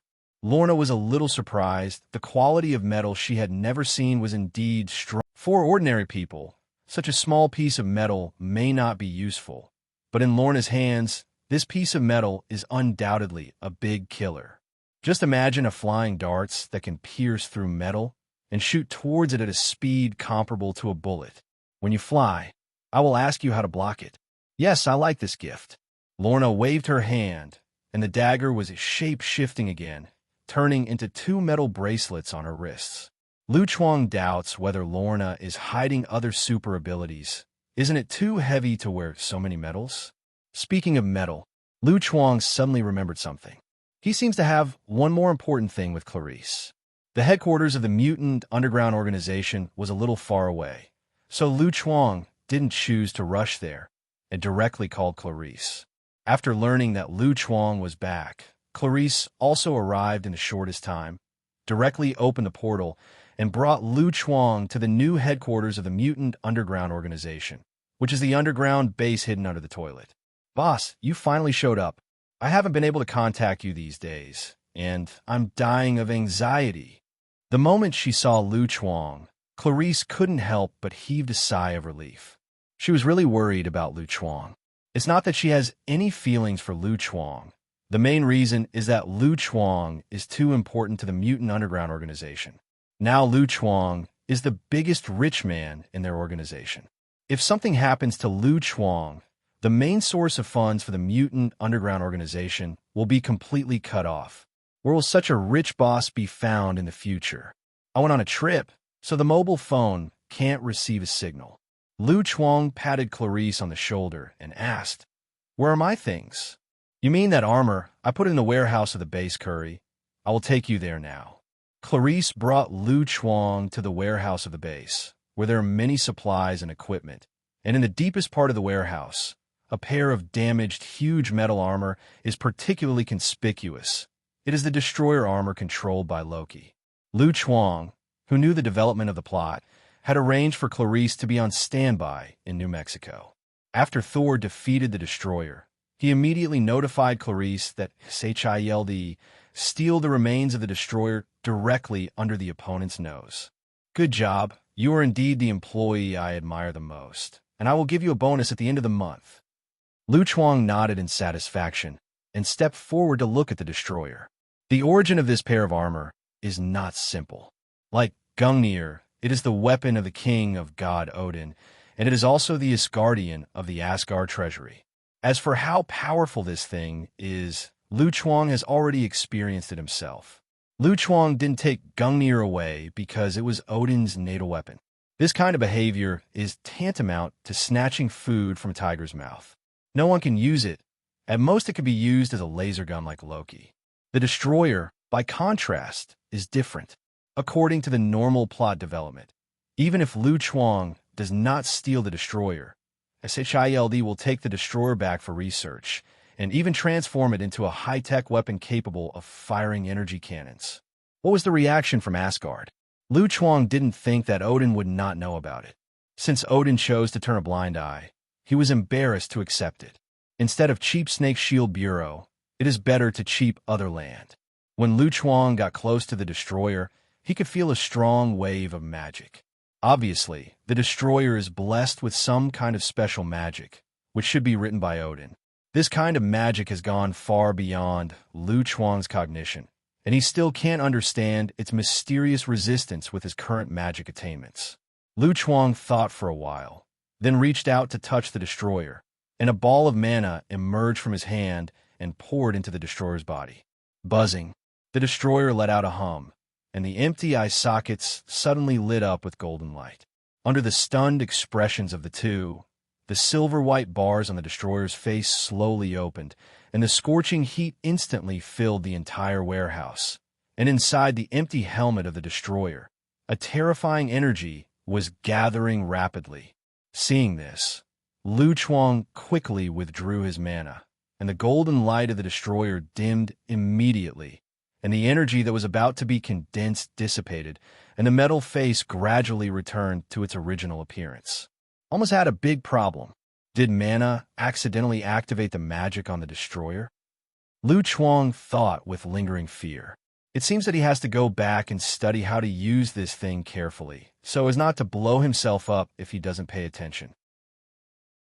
After Lu Chuang got the wreckage of the destroyer, he did not leave the headquarters of the Mutant Underground base in a hurry, but took Clarice to the control room of the base and found the sage who was in charge of monitoring the network communication. "How did the things I ordered go?" "Through the Trojan Horse program, I have tracked down their intelligence system, ready to act at any time." "Let's begin then." Sage nodded, his fingers flicked on the keyboard, and he was manipulating several computers at the same time. A series of complex code data flashed on the screen in front of him, seemingly unclear. Lu Chuang glanced at Sage's short hair. The hair is fairly thick. In front of a sage who is comparable to a supercomputer, the firewall is useless. Not long after, Lu Chuang saw Sage successfully hacked into SHIELD's intelligence system, and countless encrypted files appeared on the screen. Successful, you're right, this land strategy, it's a tongue-twisting name. In short, their intelligence system does store a lot of files, and you should be able to find the information you want here. Lu Chuang said with satisfaction, "Well done. You are indeed the employee I admire the most, and I will give you a bonus." Clarice, why does this sound familiar?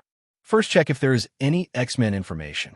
Lu Chuang said, it will be better to find out directly why the X-Men disappeared, so he can save himself a lot of trouble.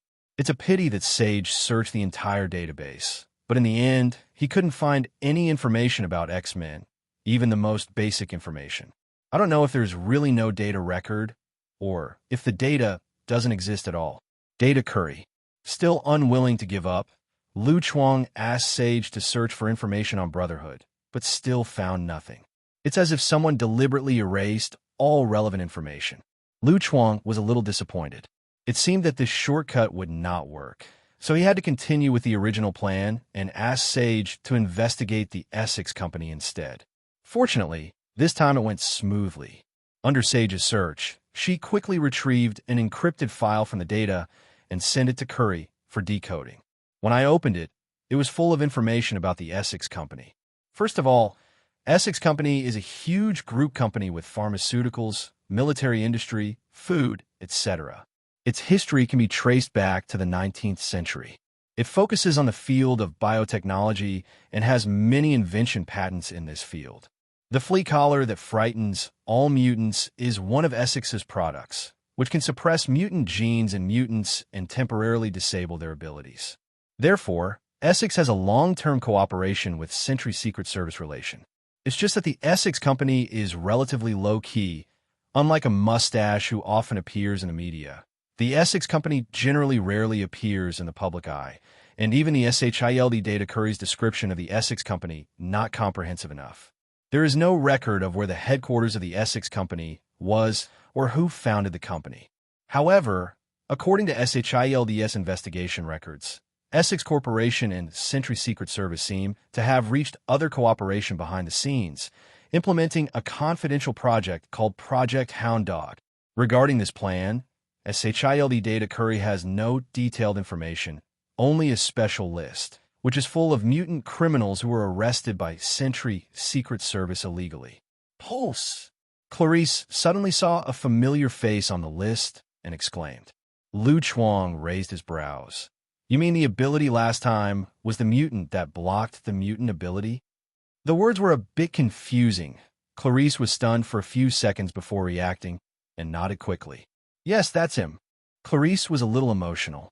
I saw a Pulse at the Sentry Secret Service, but for some reason, he acted as if he didn't know me at that time. No matter what I said, he didn't respond, and I found that Pulse was doing something for me.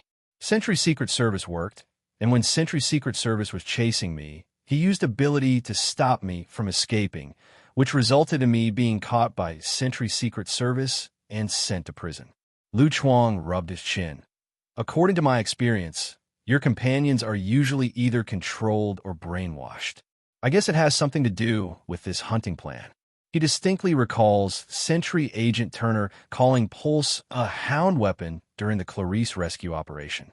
Needless to say, Pulse must be one of the participants in this plan. Sage said, I found out the mutant criminals on this list, they were all sent to a laboratory under the name of the Essex Company by the Sentry Secret Service.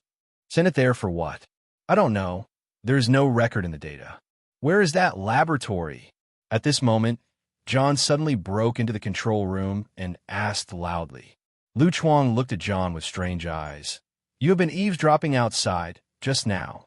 No, it's because you guys are talking too loudly. I accidentally overheard you when I was passing by. John had a serious expression, saying that he didn't eavesdrop. Fart. Obviously the control room is at the innermost part of the base. How could it be possible to pass by? Lu Chuang was heartbroken. He didn't expect that John, with thick eyebrows and big eyes, would learn to eavesdrop, and he didn't know which bastard he learned from. Back to the topic, Just now I stole. Overheard you talking about Pulse and the Hound Project. We have to find out what they did to Pulse. John also didn't believe that Pulse would betray them, so he very much agreed with Lu Chuang that there must be other reasons for Pulse to become like that. That laboratory is located in a very remote area of Ohio, and there is no information other than that, but I found this. Sage pointed to a picture of a bar on the computer screen and said, I cross-contrasted the credit card records near the laboratory. This bar is usually taken care of by some male employees of the Essex company. Maybe we can get some information from them. John nodded. Very well. Then I will go to investigate with Sophia.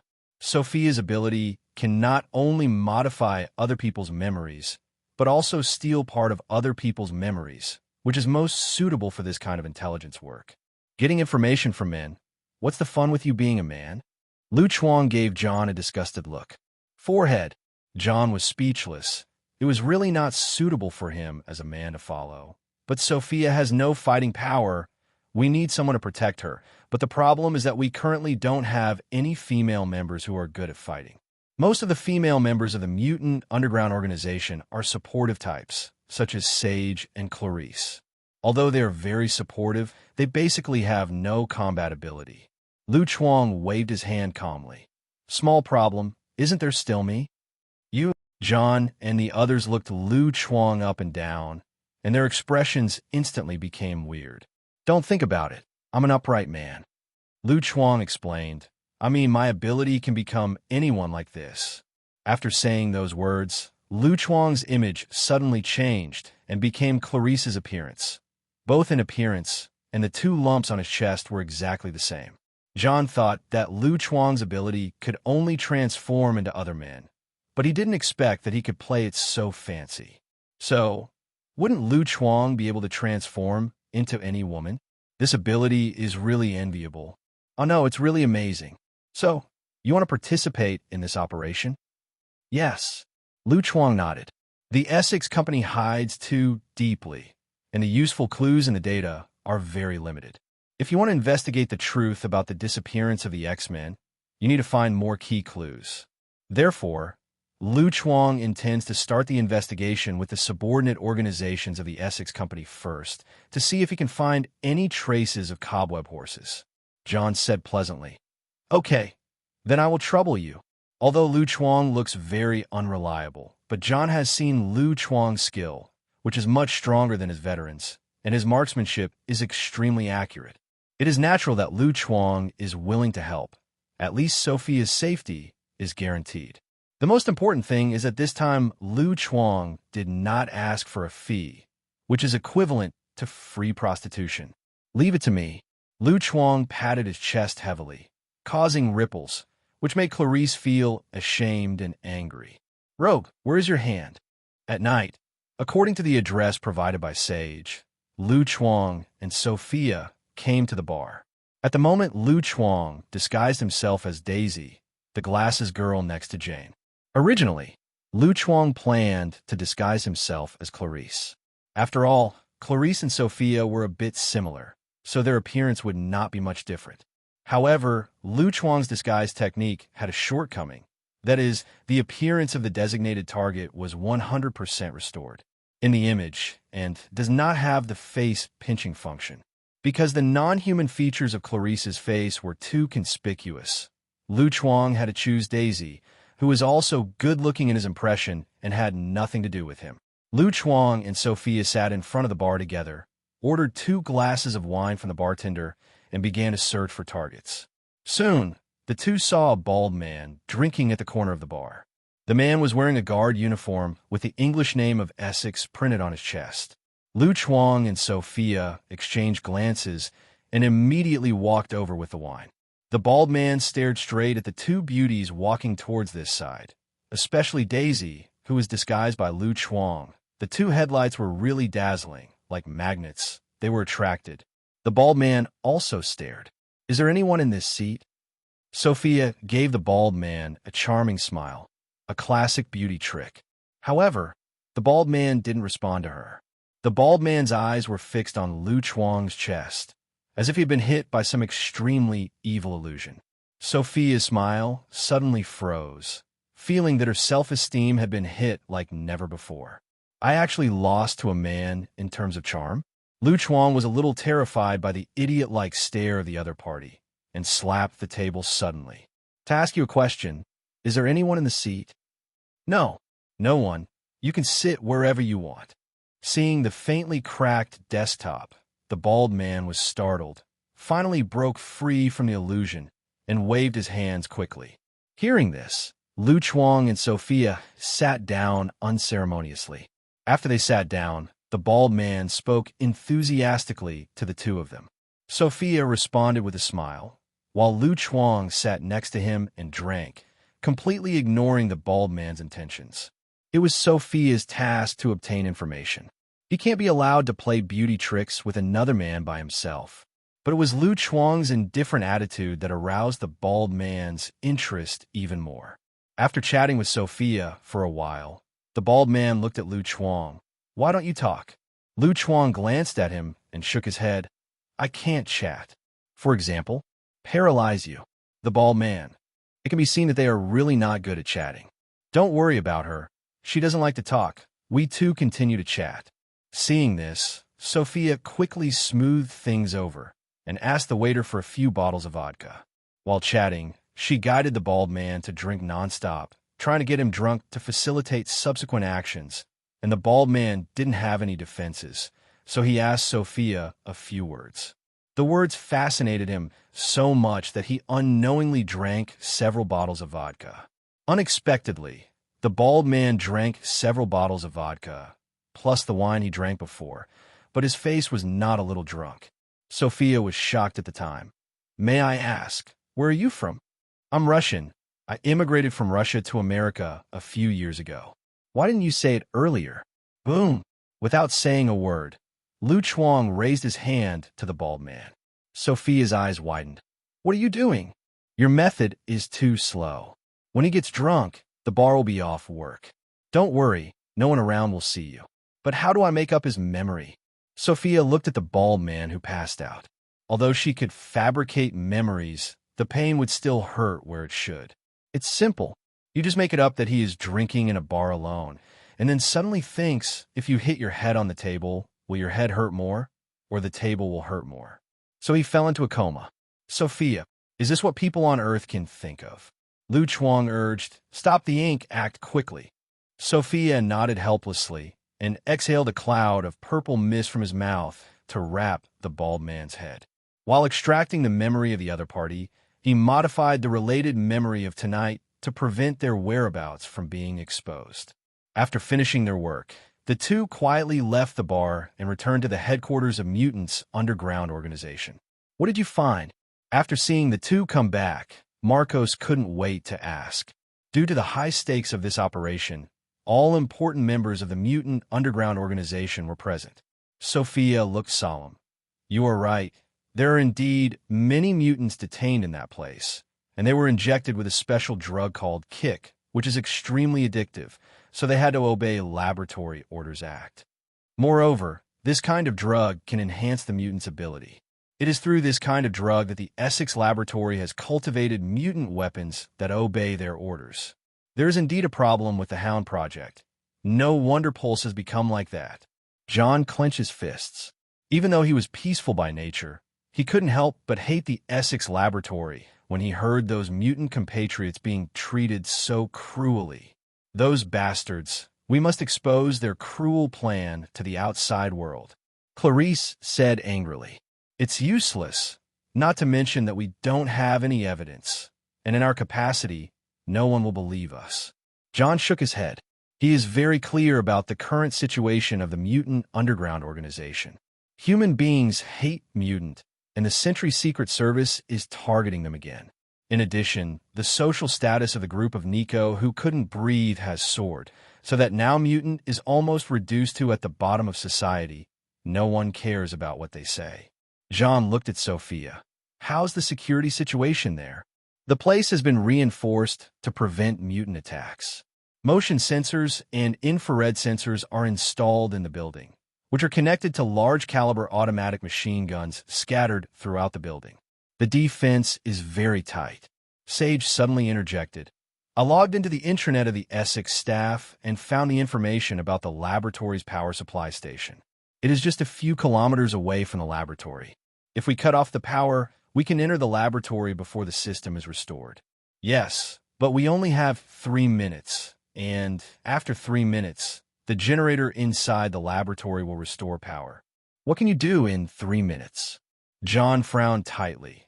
Even if Clarice brought them in, they would not be able to do anything for only 3 minutes, and it was too dangerous to do so. There may be a risk of group destruction at any time. Others also thought of this question and couldn't help but fell silent. The atmosphere in the room suddenly became gloomy. Lu Chuang couldn't stand it any longer and said in a tone of hatred, "You group of super abilities who clearly have abilities that surpass ordinary people, but think about being reckless all day long. Can you learn from me? Sneaky robbing, never taking it openly, being a low-key person, low-key understand? Several mutants present are speechless, and this is your highest profile." John asked, "Then what good proposal do you have?" Lu Chuang's face turned serious in no time. "Definitely change to a stealth plan. Let me sneak into the laboratory alone, and you are responsible for the response outside, and leave immediately after I finish my work without anyone noticing. I think we should think of other ways. Asking for flowers. Why? Is there something wrong with my plan?" John hesitated to speak. Last time you also talked about stealth, but it was exposed within a few seconds. Definitely not exactly exposed either, because Lu Chuang knocked out all the witnesses. Seeing that John didn't speak, Lu Chuang took it as if the other party had no objections. As for other people's opinions, it was even more unimportant. Lu Chuang, who was eager to complete the task, didn't want to waste time. He immediately decided to start tomorrow and let him sneak into the Essex experiment room for investigation. The following day, the Essex laboratory building. A 2-meter-high high-voltage power grid surrounds the perimeter of the building. Firepower points have been placed in several important locations. From time to time, many heavily armed guards can be seen patrolling back and forth. Compared with a laboratory, it is more like a closely guarded military fortress. Lu Chuang used disguise to turn into a bald man and swaggered towards the main entrance. A guard at the gate noticed Lu Chuang with a puzzled expression. "Jera, I remember you were injured and asked for leave today." Lu Chuang said righteously, "How can a mere skin injury stop my determination to go to work? If I don't work hard, how can my boss afford a sports car and live a happy life?" Guard, damn, the capitalists will cry when they hear this. Dispelling the guard's suspicion, Lu Chuang took out a forged certificate from his pocket according to the procedure in the bald man's memory, and then pretended to pass the verification device at the door, but actually secretly used the Master Key's ability to unlock it. Accompanied by the prompt sound of passing the verification, Lu Chuang walked into the laboratory building smoothly. According to the memories that Sophia extracted from the bald man, the general manager of this laboratory is named Roderick Kinbell, and this person is solely responsible for all research projects in the laboratory. This time, Lu Chuang's target was Kinbell's office.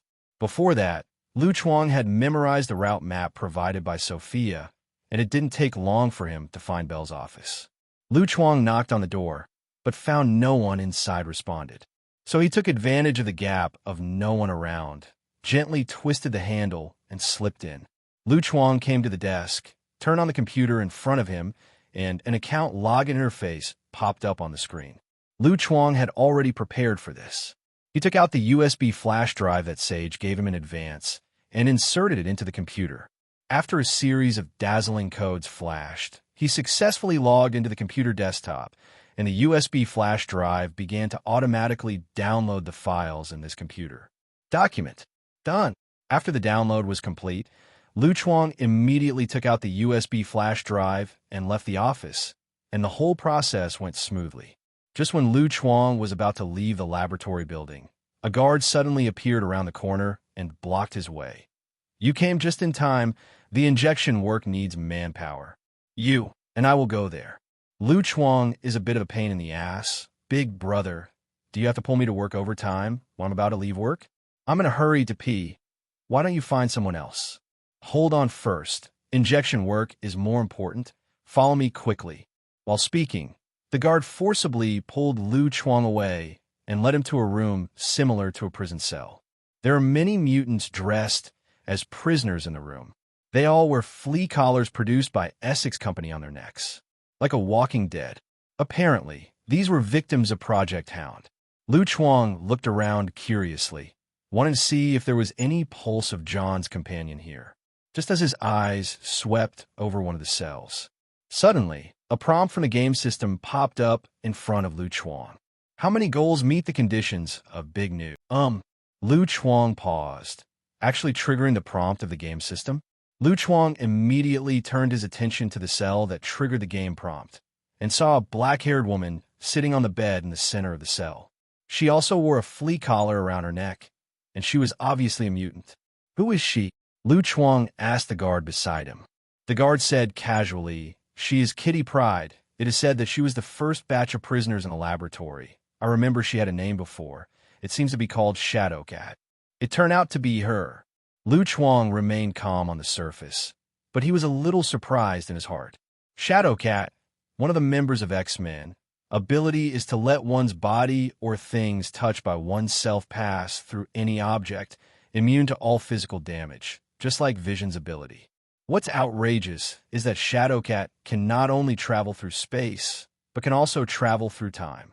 She can send other people's consciousness back to the other person in the past, thereby changing the past and affecting the future. It is simply the real version of SL-DAFA. You can reload the file at any time.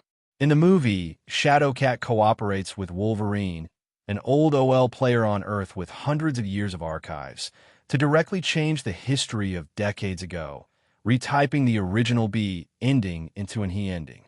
Lu Chuang did not expect that he would meet this former X-Men member here. No wonder the game prompt would be triggered. As a member of X-Men, Shadowcat must know a lot about the inside story of X-Men, possibly even knowing the truth about the disappearance of the X-Men. Thinking of this, Lu Chuang looked at Shadowcat with hot eyes. "It's almost time for the injection. Work quickly, or these mutant bastards will go crazy again." The guard interrupted Lu Chuang's thoughts. He took out a silver box, which contained some syringes filled with blue liquid. "This is a special drug specially developed by the Essex laboratory, which can strengthen mutants' ability and greatly improve mutants' ability." Lu Chuang roughly counted. There are at least 50 mutants in this room, almost catching up with the population size of the Mutant Underground organization. Needless to say, these mutants must have come here voluntarily. It seems that Essex's plan is not small. As long as there are enough mutants, they can use this drug to mass-produce powerful mutant fighters and create a large-scale mutant army, which is better than any special forces too much. A group of super soldiers who can play special effects. Just ask you if you're alive or not. Definitely, forcibly unlocking is not free. The side effects of this kind of drug are very huge. Not only is it extremely addictive, withdrawal reactions will occur when the injection is stopped, but it will also seriously damage the physiological and immune functions of the human body, thus causing a series of complications. Regardless of whether it is physical or psychological damage to the injector, it will cause irreversible damage. Even if Lu Chuang takes action, it may not be able to save this situation. Seeing the syringe in the guard's hand, the prisoners looked eager. Only Shadowcat looked at the two with disdain. Unlike other prisoners, Lu Chuang did not see traces of drug injection on her body, which is good news. Scum! Lu Chuang's hearing was far superior to that of ordinary people. Hearing Shadowcat's whisper, he said viciously, "I heard it. You're scolding us, right? So what?" Shadowcat was not afraid of being heard by the two, and sprayed at the two through the fence of the cell. "You Essex lackeys, you have done so many bad things for Essex. You will be punished sooner or later. Hey, look at my violent temper. How dare I be so arrogant while locked in a cell? I don't think you have experienced severe beatings from society." Lu Chuang rolled up his sleeves and walked towards Shadowcat. The guard hurried forward to stop him and said in a low voice, "Calm down. She is Dr. Bell's important test subject. If something goes wrong, we will be in trouble." Turns out it's no ordinary prisoner. No wonder Shadowcat wasn't injected with drugs.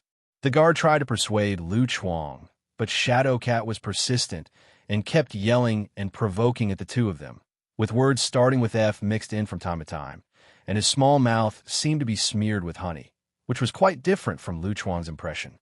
Lu Chuang can understand that if he stays in such a depressing environment for a long time, there will be some psychological problems to some extent, and the symptoms of Shadowcat are quite normal.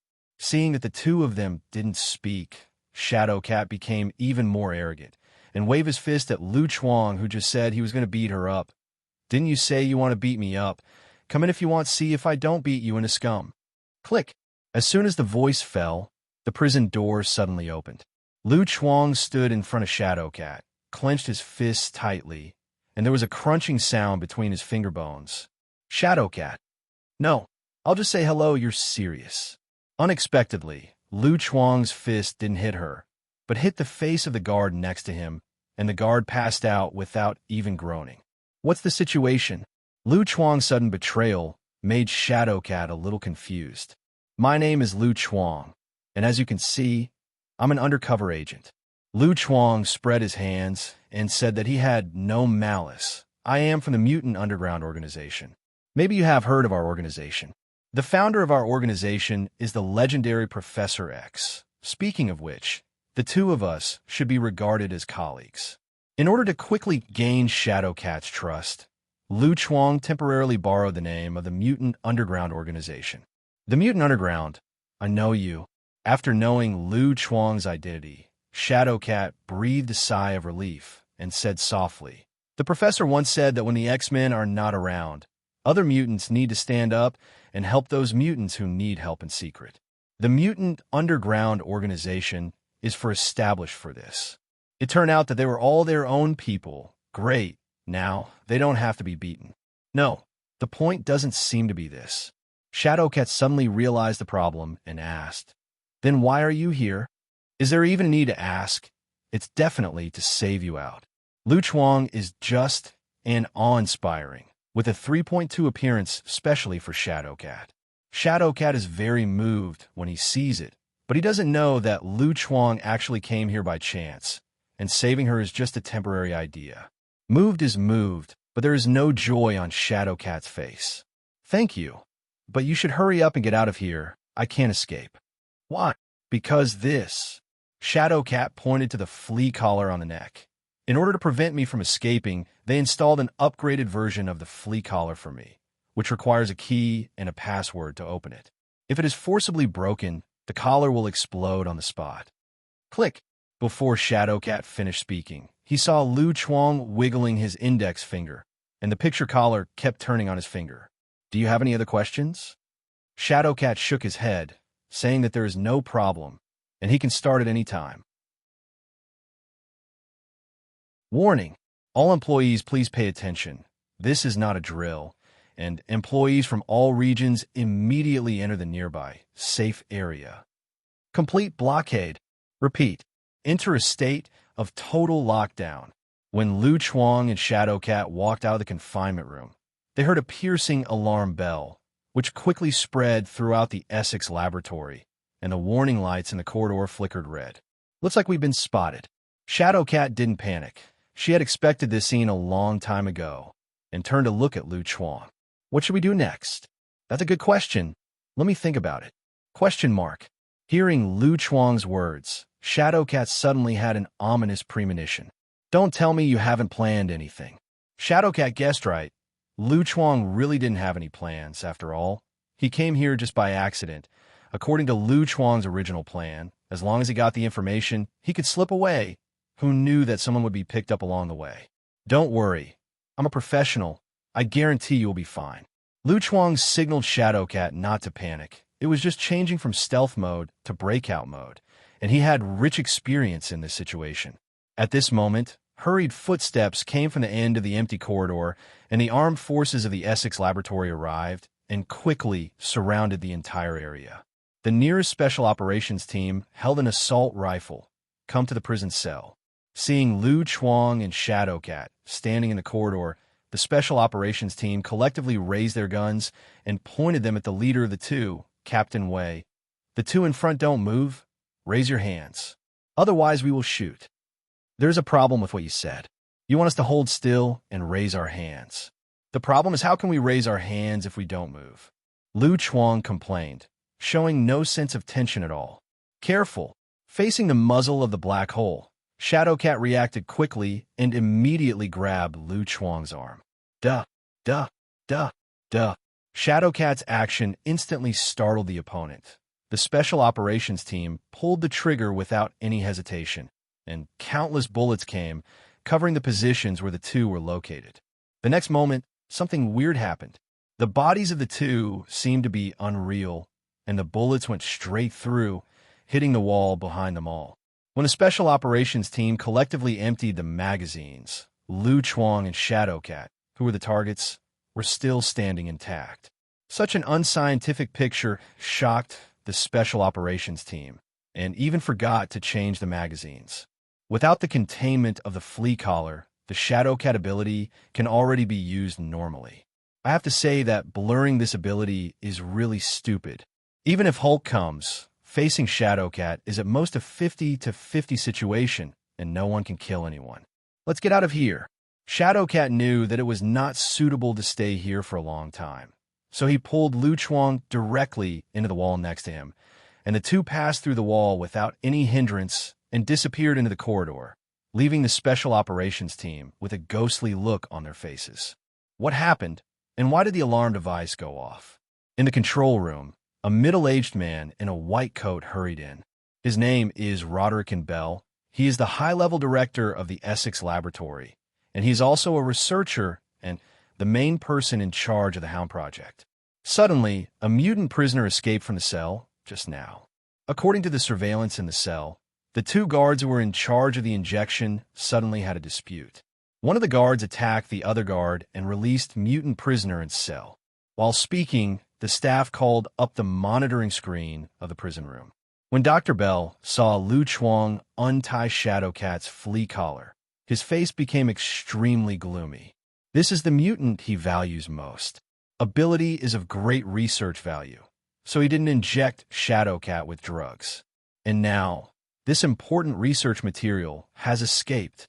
Dr. Bell pointed to Lu Chuang in the picture. Who is this guard? His name is Gara, and he has been working here for half a year.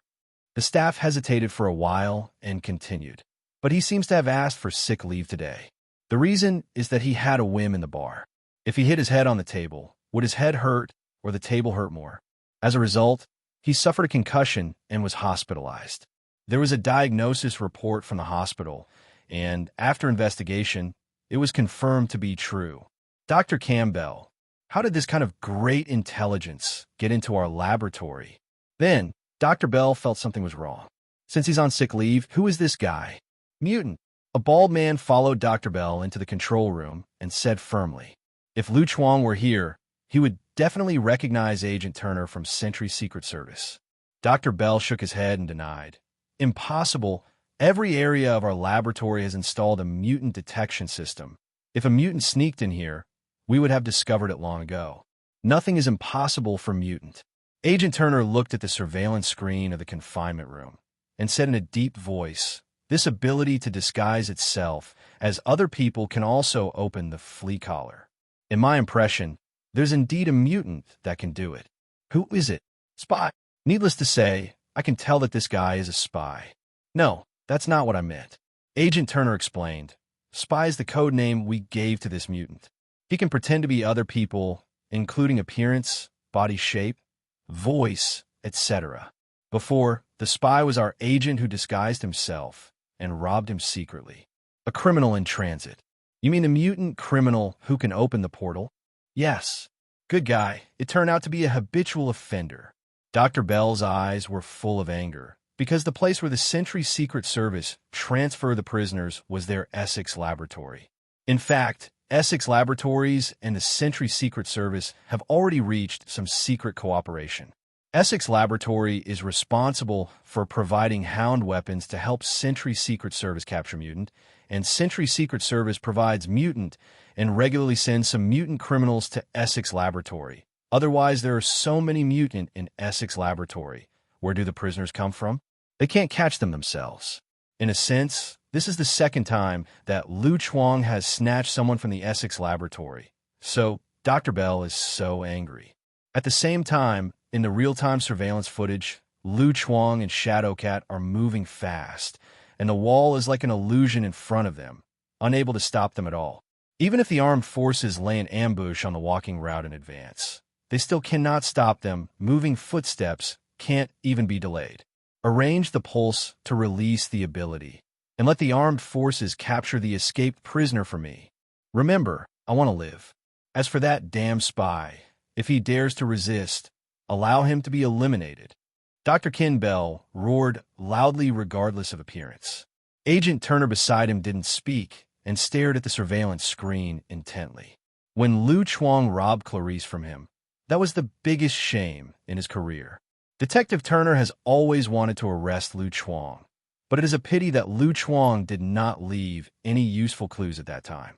His identity is fake, his face is fake, and even his voice is so fake, there's nowhere to go. Investigation. Agent Turner happened to be in charge of escorting new prisoners to the Essex laboratory today. He never expected that Lu Chuang would appear in front of him on his own initiative. Agent Turner swore secretly. He will never let Lu Chuang escape from him this time. On the other side, Lu Chuang and Shadowcat are already approaching the outer area of the Essex laboratory. As the saying goes, the line segment between 2 points is the shortest. The two did not choose to detour and focused on one direction to rush. Just as Shadowcat was pulling Lu Chuang to pass through another wall, there was a bang, and Shadowcat covered his forehead and sat on the ground. Ignoring the pain in his head, Shadowcat didn't dare to say, "My ability is invalid." Lu Chuang also hit the wall, but he was not injured, but there was a hole in the wall. After the blessing of many super high school talents, now Lu Chuang's body has begun to develop in the direction of not being a human being. This is the ability to pulse. Lu Chuang did not forget his character design, showing a sad expression. He is a former member of our organization, and his eyes can release a special destructive interference pulse to interfere with the abilities of other mutants. The coverage area is very large, but not long ago, we found out that he had become a member of Project Hound. Lu Chuang had looked for Pulse in the confinement room before, but he didn't find him. He was probably locked up in another area of the laboratory. If this is the case, we will be in trouble. Now I can't take you out at all. Shadowcat realized the seriousness of the matter and said solemnly, "We need support. How many people did you organize for this operation?" "Not many, just me." Shadowcat suddenly regretted coming out with Lu Chuang. Now is it too late for her to go back to the cell? Thinking so, Shadowcat will definitely not go back. Shadowcat knew very well in his heart that if he was caught this time, the Essex laboratory would definitely strengthen its defenses, and the chances of escaping in the future would be even slimmer. It would be better to fight with Lu Chuang now, even if he died. It's better than being trapped in that kind of ghost place as an experimental subject. While Shadowcat made up his mind, Lu Chuang looked around and found a utility room nearby. So he went to open the door, checked to make sure there was no one inside, and pushed Shadowcat inside. "Stay inside and come out when I call you." With that said, Lu Chuang turned around and was about to leave. "Wait a minute, there are heavily armed troops outside. You are going to die." Shadowcat realized Lu Chuang's plan and hurriedly grabbed his arm. Although she didn't know what Lu Chuang's ability was, it didn't matter anymore. According to Lu Chuang's description, that pulse can make other mutants unable to use their own abilities, and the mutants who lose their abilities are basically no different from ordinary people. An unarmed, ordinary person facing an entire armed force is not dying. After all, Lu Chuang also came here to save her. Shadowcat can't just watch Lu Chuang lose his life. Believe me, this world, cough cough, I mean this laboratory, the person who can kill me doesn't exist yet. Lu Chuang smiled confidently. Regardless of Shadowcat's dissuasion, he closed the door of the utility room. Now that Shadowcat is his important NPC, no accidents can happen. The monitors in the corridor were operating silently, and the Essex laboratory quickly locked their specific location. The armed forces moved very quickly. In less than half a minute, a special operations team arrived at the scene first.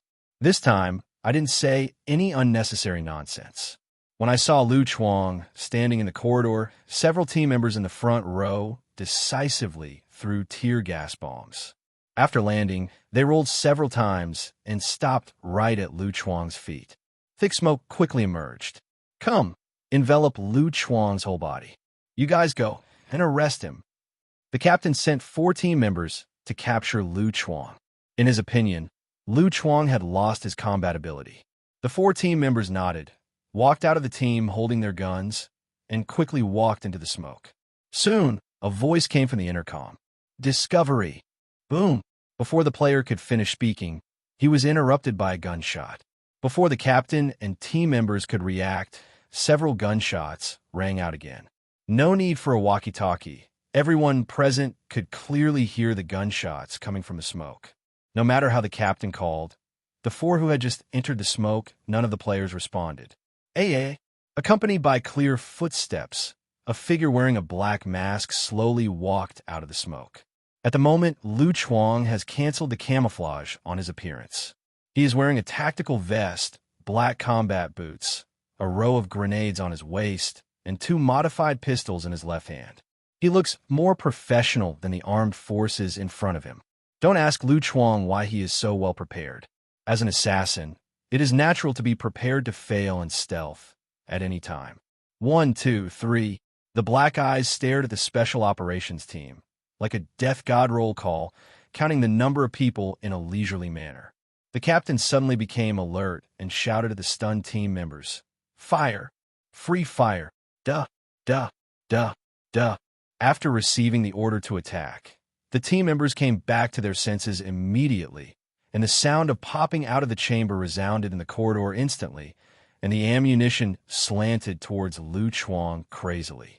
Lu Chuang didn't dodge or dodge, letting the bullets rain on him. The moment the bullet was about to touch Lu Chuang, a layer of white light that was invisible to ordinary people appeared on the surface of his body, like invisible armor blocking all the bullets, making a tinkling sound. This is Lu Chuang's superficial use of magic. It is the result of his research on magic for so many days. The effect is similar to that of Kamartaj Magician's magic shield. It can block most attacks, although it is not as perfect as white magic.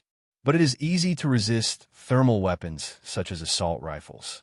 Soon the ground was full of shell casings, and the assault rifles in the hands of the special operations team made click sounds one after another. The whole corridor was covered with a layer of light blue gunpowder smoke, and the pungent sulfur smell made people wrinkle their noses. Don't look at me like that. I really didn't cheat. Looking at the stunned special operations team, Lu Chuang patted the unnecessary dust on his body, saying that it was not his fault that he was too strong. "Now that you're done playing, it's my turn." Boom, boom, boom. 3 gunshots were fired, and the bullets flew across an arc, hitting 6 heads with precision. The captain's eyes widened. Heck, he seemed to see the bullet turning the corner. "Take cover. Fight back." The special operations team was well trained and immediately found a bunker to defend. Taking advantage of the gap between teammates, changing magazines, several team members took out grenades from their bodies, pulled out the safety, and threw them at Lu Chuang. Lu Chuang is not on their arrest list, and he will not be punished by his superiors if he is killed. It was a good idea, but as soon as their grenade was thrown into the air, they were shot and exploded by Lu Chuang, who had quick eyesight and quick hands. The orange fireball expanded violently, and they didn't even have time to scream, and several people were engulfed by the blast wave. Because the distance was too close, other members of the special warfare team were also affected by the explosion and fell to the ground covered in blood, screaming in pain. The kind-hearted Lu Chuang can't see this kind of scene, so he raised his gun and directly ended the suffering of these people. In the control room, Dr. Bell watched the monitoring screen and said in shock, "Why didn't his mutant ability fail?" It's hard not to think of mutant's ability when Lu Chuang solves a special operations team by himself. Agent Turner said solemnly, "We suspect that the spy can be immune to the ability of the hound weapon. The ability of the hound weapon has failed once before. Ignoring the mutant detection system, immune pulse interference ability. Dr. Bell, as a researcher, anger will not affect his reason and IQ. He made a more reasonable inference based on the clues. Is there a possibility, that this guy isn't a mutant? Impossible, absolutely impossible. Agent Turner didn't even think about it and denied Dr. Bell's conjecture without producing substantive evidence. Dr. Bell was a little speechless. He had been in contact with Agent Turner so many times, and he more or less knew the extreme mutant guilt theory of the other party. Anyway, it was right that mutant did all the bad things. However, it would be more beneficial for their development to have Agent Turner, who hated mutants so deeply, and Dr. Bell would naturally not talk too much. Regardless of whether Lu Chuang is a mutant or not, Dr. Bell will not allow him to leave the laboratory alive, and the secrets here cannot be leaked out. Weapons. Never leave the lab. At this time, Agent Turner said, "Doctor, how about letting us cooperate with your actions to deal with mutant? We are professionals." Dr. Bell thought about it and agreed to his proposal. After getting the permission of Dr. Bell, Agent Turner took out the walkie-talkie and instructed the agents of the Sentry Secret Service in the Essex laboratory. Call Sentinel, cooperate with the laboratory to capture escaped prisoners and the spy. Lu Chuang listened attentively, and after confirming that there was no threat around him for the time being, he pushed away the utility room where Shadowcat was hiding. Call. With tearing air sounds, a shovel smashed hard on Lu Chuang's head. Lu Chuang turned his head and saw Shadowcat hiding behind the door, holding a slightly shape-shifting shovel in both hands, looking at him in panic, as if he didn't expect that Lu Chuang was hit by a shovel. And he still didn't fall down, which is similar to the movie. It's different in the movie. "What are you doing?" Hearing the familiar voice, Shadowcat's expression changed, and he asked tentatively, "Is that you?" "It's me." Lu Chuang turned into a guard again, and then changed back again. Shadowcat blurted out, "Mystique. Her ability is much stronger than mine." Lu Chuang said modestly, "His ability is only a superficial disguise, while Mystique is a disguise from the inside to the outside, and even the physiological structure has changed. Therefore, Lu Chuang once heard a saying that as long as you marry Mystique, you will marry all the women in the world. Definitely, in men." After confirming Lu Chuang's identity, Shadowcat threw away the shovel in his hand and gave him a big hug. "It's great you're still alive. I heard gunshots and explosions outside, and thought something happened to you. You are a greater threat to me than the threats outside." Lu Chuang shook his head. The bullets shot at him at least had magic power to stop him. Even the defense couldn't be broken. Shadowcat hit him on the head with a shovel. It was a real injury, even though he didn't feel anything. Embarrassment flashed across Shadowcat's face. "Sorry, I thought it was theirs who opened the door. After all, your equipment looks so similar." "Blame me." "Hey, no. Why isn't your ability not affected?" It wasn't until Shadowcat realized that Lu Chuang's ability could be used. Lu Chuang said solemnly, "To tell the truth, I actually have an ability that can interfere with mutants' ability to interfere with mutants' ability." "Where are you leaving this doll?" "Okay, I'll ask you later if you have any questions. It's not safe here. We have to leave quickly." Seeing that Shadowcat still wanted to ask, Lu Chuang hurriedly interrupted, otherwise he couldn't write anymore. Because Shadowcat's ability is too disruptive to the balance, it was temporarily sealed, and now the two can only find another way. But fortunately, Lu Chuang memorized the map of the Essex laboratory in advance, and soon planned a new escape route. Lu Chuang walked in front, followed by Shadowcat. She retrieved the shovel she had just lost and held it tightly in her hand, as if the shovel could bring her a sense of security. When passing through the corridor, Shadowcat saw the bodies of those squads, and his face didn't change at all. Although Shadowcat inherits Professor X's Dove philosophy and hopes that mutant will live in peace with humans, it does not mean that she is a saint and will sympathize with those who tortured her. Back then, Logan's method was more bloody and violent than this. It must be put into a movie with a thick layer of mosaic, otherwise it would definitely not be the kind of trial. At that time, Professor X didn't say anything, and he still left Logan and X-Men in the team. This scene, sprinkle water. On the contrary, The strength shown by Lu Chuang made Shadowcat feel at ease. Maybe they can really escape here. The two walked a certain distance, and Lu Chuang suddenly felt something was wrong. It's not normal, it's too quiet. It's really quiet. Shadowcat also noticed the anomaly. Before, the Essex lab kept sending people to stop them, but now they couldn't see a single figure. She didn't think the Essex lab would just let them go. At this moment, there was a strange, rustling noise from the corner of the corridor, which was creepy to hear. Lu Chuang couldn't help but think of certain plots in horror movies. As the sound got closer and closer, a metal claw suddenly appeared on the wall at the corner, and it was fastened tightly to the wall. The person who came gradually revealed his true face. The body has half the file size of an adult male. Sentinel. Lu Chuang heard Shadowcat exclaim. Huh, you said this thing is Sentinel? Lu Chuang looked at the mechanical spider, but it didn't look like the Sentinel in his impression. He remembered that Sentinel was a humanoid robot. The robot in front of him didn't even seem to match its species.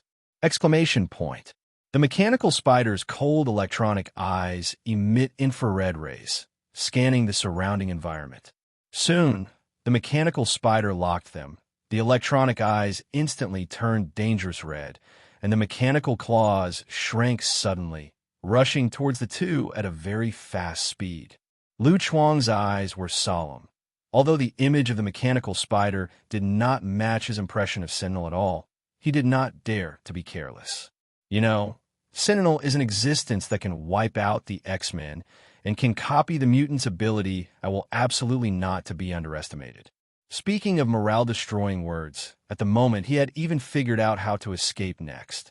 Seeing that the mechanical spider was about to rush in front of him, Lu Chuang didn't hesitate and directly turned on the bullet timer, raised his two guns and pointed at the mechanical spider and pulled the trigger continuously. Boom! Boom! Boom! 3 gunshots rang out almost at the same time, and a bullet hole appeared in the metal head of the mechanical spider. It wasn't that Lu Chuang missed the shot, but that all 3 bullets hit the same spot. The mechanical spider fell from a wall, but the bullet did not cause much damage to it. Shaking its metal head, the mechanical spider stood up again. Lu Chuang is not surprised. Loki can be bulletproof, and it is unreasonable that the mechanical spider cannot be bulletproof. Laugh. The mechanical spider suddenly jumped up from the ground and rushed towards Lu Chuang in front of him. Lu Chuang snorted coldly, grabbed the pistol, and aimed a heavy hammer at the mechanical spider's back. The mechanical spider hit the ground heavily, and the ground shattered like a spider's web. Before the mechanical spider stood up, Lu Chuang raised his foot to step on its back, twisting his ankle vigorously. Accompanied by the crackling sound of metal, sparks burst out from the joints of the mechanical spider, and the terrifying force directly crushed the mechanical spider into a pile of silver fragments. That's it. Lu Chuang was full of disdain, as if he wasn't the one who wanted to escape just now. Shadowcat poked Lu Chuang from behind and said eagerly, "Look ahead, my God. There are too many." Hearing this, Lu Chuang looked up. Good guy, there are more than a dozen mechanical spiders crawling out, their powerful claws clinging to the wall and sealing tightly. The sharp claws rub against the surface to make harsh noises, and the electronic eyes flickered red light hit them from all directions. Stay away. Lu Chuang turned to Shadowcat and said. Shadowcat knew that he was a burden now, so he immediately took a shovel and ran for a certain distance, but he didn't run very far.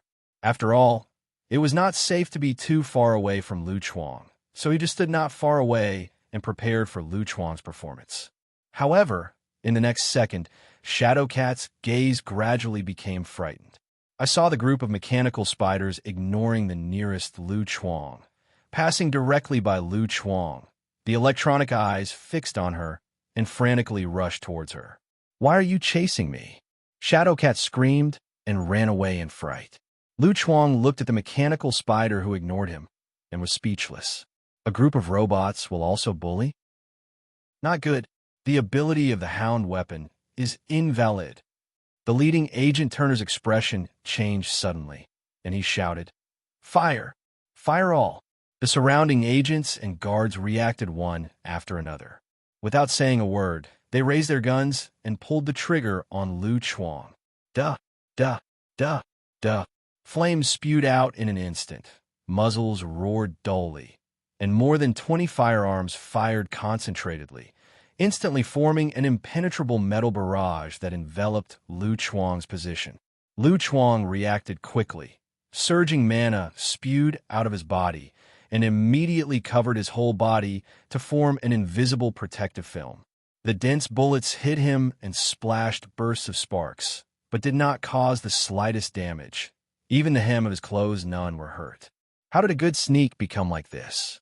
Lu Chuang couldn't figure it out. He could only blame bad luck.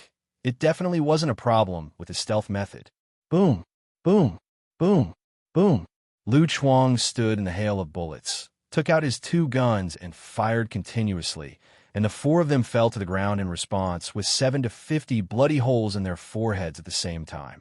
Seeing this scene, everyone turned pale and hurriedly found a cover to hide. But Lu Chuang's bullets seemed to be on automatic navigation. No matter how well they hide, the bullets can always come out from a strange angle, quickly harvesting the lives of teammates around them. Strange monster! God, who will save us? Of course, no matter how good the psychological quality of the guards and agents is, it is difficult to conceal the fear in their hearts at this moment. It's not that they haven't fought against mutant before, but those battles are not completely crushed like they are now. Their attacks have no effect on Lu Chuang at all, but Lu Chuang can easily kill them. This is not a battle. It is clearly a unilateral massacre. Seeing the number of people on his side decrease one by one, Agent Turner yelled, "Release Sentinel." "Yes, how much do you want to release?" a detective asked stupidly. "All." Hearing Agent Turner's hoarse roar, the agent hurriedly took out a tablet and started to operate it. It didn't take long before I heard a creepy sound of insects crawling, and densely packed mechanical spiders appeared in front of everyone. There were about 30 of them, and the intensive phobia patients felt their scalps go numb. The electronic eyes of the mechanical spider flickered red, quickly scanning the surrounding environment. The next moment, they locked onto their target and rushed like mad dogs towards Lu Chuang, the shadow cat at his side. "Agent Turner, Lu Chuang." It just so happened that Shadow Cat woke up from coma. As soon as he opened his eyes, he saw a large group of mechanical spiders rushing towards him, and his mental state collapsed. "Why me again? Do it right." Fortunately, the agent responded in a timely manner and manually changed the locking target of the mechanical spiders through the tablet. The mechanical spiders running towards Shadow Cat immediately turned around and rushed towards Lu Chuang collectively, waving their metal claws. Boom, boom, boom, boom, boom, boom. In just an instant, 6 magic bullets with mysterious runes escaped from their chambers, and their super destructive power directly pierced through the mechanical spider that rushed in front of them. But the rest of the mechanical spiders still managed to rush in front of Lu Chuang, jumped up and flew towards Lu Chuang. Their sharp metal claws shone coldly under the light. Bullet time! Lu Chuang's pupils shrank suddenly, and the movements of all the mechanical spiders instantly became extremely slow in his eyes. He easily avoided the swarm of mechanical spiders, and then raised his pistol to shoot quickly. Boom, boom, boom, boom. In the laboratory, the sound of firing the modified pistol kept ringing. Lu Chuang walked among the mechanical spiders. His arms seemed to swing randomly, and every time the gun was fired, a mechanical spider fell down. After all, it wasn't the future-reversing Sentinel. No matter how many such mechanical spiders there were, it would be difficult to pose a threat to Lu Chuang. At most, it would be troublesome to solve. Under Lu Chuang's non-stop attack, the mechanical spiders are continuously decreasing at a speed visible to the naked eye. In less than 2 minutes, there were only a few scattered mechanical spiders still fighting. At this moment, Dr. Ken Bell appeared on the edge of the battlefield, and there were several strange figures standing beside him. These people's eyes are dull, with thick dark circles under their eyes, and their state is very similar to the man just now. They are obviously the Hound weapon. In fact, the mechanical spider is equipped with a device that can detect mutant gene carriers. As long as it is a mutant within 100 meters, the mechanical spider can quickly lock their location. The mechanical spider discovered through detection that only Shadowcat, a mutant, was present. So the scene in front of me appeared. As for the mechanical spider that just attacked Lu Chuang, Shadowcat just happened to be standing behind it. Inside the control room, Dr. Kane Bell caught the point in an instant. Even Sentinel can't detect the mutant gene, and it's not mutant. In this regard, Agent Turner has his own views. In addition to ignoring the mutant detection system and immune pulse interference ability, it can actually affect Sentinel's detection device. It seems that spy will be the focus of the Sentry Secret Service in the future. Dr. Campbell, as long as you're happy. On the other hand, Shadowcat felt the enthusiasm from Sentinel in advance before turning the future. Shadowcat leaned his back against the wall, holding the shovel in panic. In her line of sight, there were densely packed figures of mechanical spiders, dozens of metal claws dancing wantonly, shining with a cold metallic luster, making no one doubt their sharpness at all. Die! Boom! White light flashed suddenly, and a bullet directly pierced through the mechanical spider in front of Shadowcat, blasting it to pieces and scattered it on the ground. The gunfire didn't stop. Accompanied by constant gunshots, every mechanical spider trying to pounce on Shadowcat exploded one by one, and Shadowcat's vision gradually widened. When Shadowcat came back to her senses, there was no complete mechanical spider in front of her, and the broken limbs of mechanical spiders were all around her feet. Not far away, Lu Chuang maintained a gun-shooting posture with both hands, and the barrel of the gun was slightly glowing white. If you observe carefully, you can find some mysterious and complicated runes floating in the white light. The magic that gathers energy in weapons to make them explode is mostly used in cold weapons. It's just that ordinary weapons can't withstand frequent energy explosions. Basically, the weapon will break after a few times, unless it's an artifact forged from special materials, such as the Odin one. Clothes hanger. This kind of magic that gathers energy to make it burst is originally not difficult. Lu Chuang just changed the template slightly, using his own mana as the energy output, controlling the mana to gather in the bullet, so that the power of the bullet is greatly improved, and even the hard shell of the mechanical spider can easily penetrate. This is also one of the few magics that Lu Chuang currently possesses. Shadowcat patted his chest in shock. Is this also your ability? Holding up two guns, Lu Chuang corrected. No, this is magic. Shadowcat. I really can't see it. Shadowcat didn't worry about this problem and said eagerly, Sentinel is here, and the people from Sentry's Secret Service must also be here. Let's hurry up and get out of here, or we will be in trouble. Lu Chuang nodded, following the prescribed escape route. The two continued to approach the nearest exit. It may be that Lu Chuang killed more than a dozen mechanical spiders at one time and caused a sensation. The Essex laboratory did not send armed forces to stop them, nor did they see the inferior version of Sentinel's mechanical spiders emerge. Just don't know why. Lu Chuang always felt that there was a big bald head watching him from behind, which gave him goosebumps all over his body. Turning his head, he saw Shadowcat's innocent eyes. Under Shadowcat's weird gaze, Lu Chuang slapped Shadowcat's head hard, and her hair instantly became messy. After confirming that the Shadowcat's head is not a wig, and there is no big shiny bald head, Lu Chuang continued to walk forward in satisfaction, ignoring the kitten with fur behind him. 10 minutes later, Lu Chuang stopped suddenly. Looking at the exit that was close at hand, he did not leave in a hurry. Lu Chuang touched his chin and said, Do you feel that this road seems too long? Shadowcat tilted his head. Is there? Yes, I have studied architecture. According to the distance we walked, we should have reached the woods outside the laboratory by this time, but we're still staying in the laboratory, which is unscientific. Maybe we're walking too slowly? This possibility is not ruled out.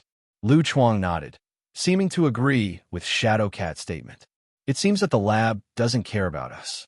They haven't sent anyone over for so long, and they haven't sent Sentinel. Why don't we have a good chat now? I just have a question I want to ask you. What is the problem? I heard that you used to have a boyfriend who is also a mutant, codenamed Burning Man. An ability is to control flames, right? Shadowcat, brother, we are running for our lives. Is it really appropriate to gossip at this time? Seeking flowers. Lu Chuang said seriously. This question is very important to me. A friend of mine asked me to ask it. If you answer my question, as a reward, you can also ask me any question. Hearing the last sentence, Shadowcat had a strange look in his eyes and said helplessly, well, you are right. Pyro is indeed my ex-boyfriend. I see. Lu Chuang grinned. Thank you for answering my doubts for many years, and I don't know how my friend Iceman will feel when he hears this. The next moment, Lu Chuang reached out and grabbed Shadowcat's neck, lifting him into the air. Shadowcat's eyes widened, as if he didn't believe that Lu Chuang would suddenly attack him. Strong and powerful hands pinched Shadowcat's neck like iron pliers. Oxygen could only come out, but not in, and Shadowcat's face gradually turned livid. Out of the instinct to survive, Shadowcat swayed wildly, trying to break Lu Chuang's palm with both hands. But with her strength, she was no match for Lu Chuang at all. As time passed, Shadowcat's pupils began to dilate, and his struggles became less and less intense. Lu Chuang's eyes glowed white. He looked at Shadowcat calmly and said in a low voice, "It's common sense. The appearance of a person can change, but the soul does not." After the words fell, the surrounding scenery suddenly became blurred. When Lu Chuang saw clearly again, there was no exit in front of him. At this moment, he is still in the laboratory, and around him there are already guards from the Essex laboratory, as well as agents in the uniforms of the Sentry Secret Service. They're all looking at him in shock. Lu Chuang felt a hot gaze, and looked behind him as if aware of it. He saw a big bald head staring at him. It was Agent Turner, whom he had seen a few times. "Mudun, you're the one who was staring at me just now, right?" "Sure enough, it's all an illusion." Lu Chuang glanced around and saw Shadowcat lying on the ground with his eyes closed, probably controlled by the same means. As for the Shadowcat in his hand, at the moment has turned into a sickly man. It's very similar to the mutant that Lu Chuang saw in the prison cell, except that the man's neck doesn't have a flea collar, otherwise he wouldn't be able to pinch it so easily. This is the hound weapon. It's really powerful, and even I was almost fooled by it. Lu Chuang let go of the poor man, and the man fell powerlessly to the ground, not knowing whether it was death or vitality. One of them had a golden light in his eyes, which made Shadowcat feel very uncomfortable. His instinctive ability seemed to have completely disappeared, and he couldn't use it no matter what. "Be careful. He is interfering with my ability," Shadowcat hurriedly reminded Lu Chuang. Lu Chuang glanced at it from the corner of his eye and immediately recognized that the other party was John's good friend Impulse, the phantom god of civil war among mutants. All mutant abilities within the range of Impulse abilities will be contained, and almost all mutants are invincible. Definitely, as Lu Chuang is a human being, the Pulse ability has no effect on him at all. Lu Chuang shouted, "Pulse, it's still too late to clean up. The door of the organization is always open for you." The Pulse did not respond, and Dr. Bell sneered. "It's useless. Now he will only obey my orders, but you don't need to worry, because you will soon become the most loyal and obedient hound just like him." For this kind of standard villain's remarks, Lu Chuang was too lazy to force him, and just raised his hand to shoot. Crack! An accident happened, and there was a jamming sound from the gun. Naturally, Lu Chuang would not make such a low-level mistake as counting the wrong bullets. He seemed to be aware of it and looked over. A strange-looking hound weapon stretched out its hands towards this side. Without thinking, he knew that the other party must be playing tricks. Dr. Bell was taken aback by Lu Chuang's action and then laughed. "I admit that your marksmanship is really good, but unfortunately, in front of my hound weapon, all conventional thermal weapons will be useless. I advise you to still give up resistance as soon as possible. At least this way you can suffer less torture." At this moment, Dr. Bell had a look of complete control on his face. In Dr. Bell's view, Lu Chuang is just a sharpshooter with sharp marksmanship. As long as Lu Chuang can't use guns, he can't pose any threat. Facing Dr. Bell's complacency, Lu Chuang put away his misfired pistol and made an international gesture towards him. "Fool! Very good. I hope you can still be so arrogant later. Dr. Bell's eyes turned cold, and he patted a fat black man beside him. King Kong, catch him here. Roar. The fat black man nodded, and then let out a beast-like growl. The hair on his body began to grow densely. Sharp teeth and claws emerged. Blood vessels and veins surged crazily under the skin, and his muscles swelled up like balloons. In the blink of an eye, he became 2 meter tall, muscular chimpanzee. Not to mention, apart from the different body shape, the appearance is indeed very similar to the King Kong who was flying in the Empire State Building. Sure enough, there were only wrong names, not wrong nicknames. Boom, boom, boom. The fat black man who transformed into a low-profile version of King Kong lowered his head and flew forward. His huge body was like a small tank, leaving footprints on the ground, and suddenly spanned a distance of several meters. The black and hard iron fist brought a fierce, howling airflow, falling asleep on the face of the unarmed Lu Chuang. Silence and a soldier sticking to the face, replaced by an ordinary shooter. After this set, you can go back to the spring and wait for resurrection. But Lu Chuang is not an ordinary shooter. Seeing that the fat black man's fist was about to smash down, Lu Chuang snorted coldly and made a fist with his left hand to meet him directly. Boom! The two fists collided, and huge amounts of childlike voices erupted between the two. Under everyone's shocked eyes, the black fat man's body flew upside down like a cannonball and hit the wall behind him heavily, knocking him out of the big hole, and his whole body was buried by gravel. Lu Chuang stood motionless on the spot, grinning and said, "I'm sorry, my strength has increased recently, and I didn't control my strength well." Everyone present was dumbfounded. They thought that Lu Chuang was a highly agile shooter, but they didn't expect that Lu Chuang dropped both guns and punched the fat black man flying. I'm afraid this shooter focuses all his attributes on strength. How can this be? Dr. Bell's eyes widened in disbelief. The fat black man is a mutant known for his strength and physique, with a punch of at least several tons of strength. However, in such a pure power struggle, the black fat man lost to Lu Chuang. Dr. Campbell vaguely sensed something was wrong. He seemed to have seriously underestimated Lu Chuang's ability. Different from the frightened humans, the mechanical spiders still kept their instructions firmly in mind.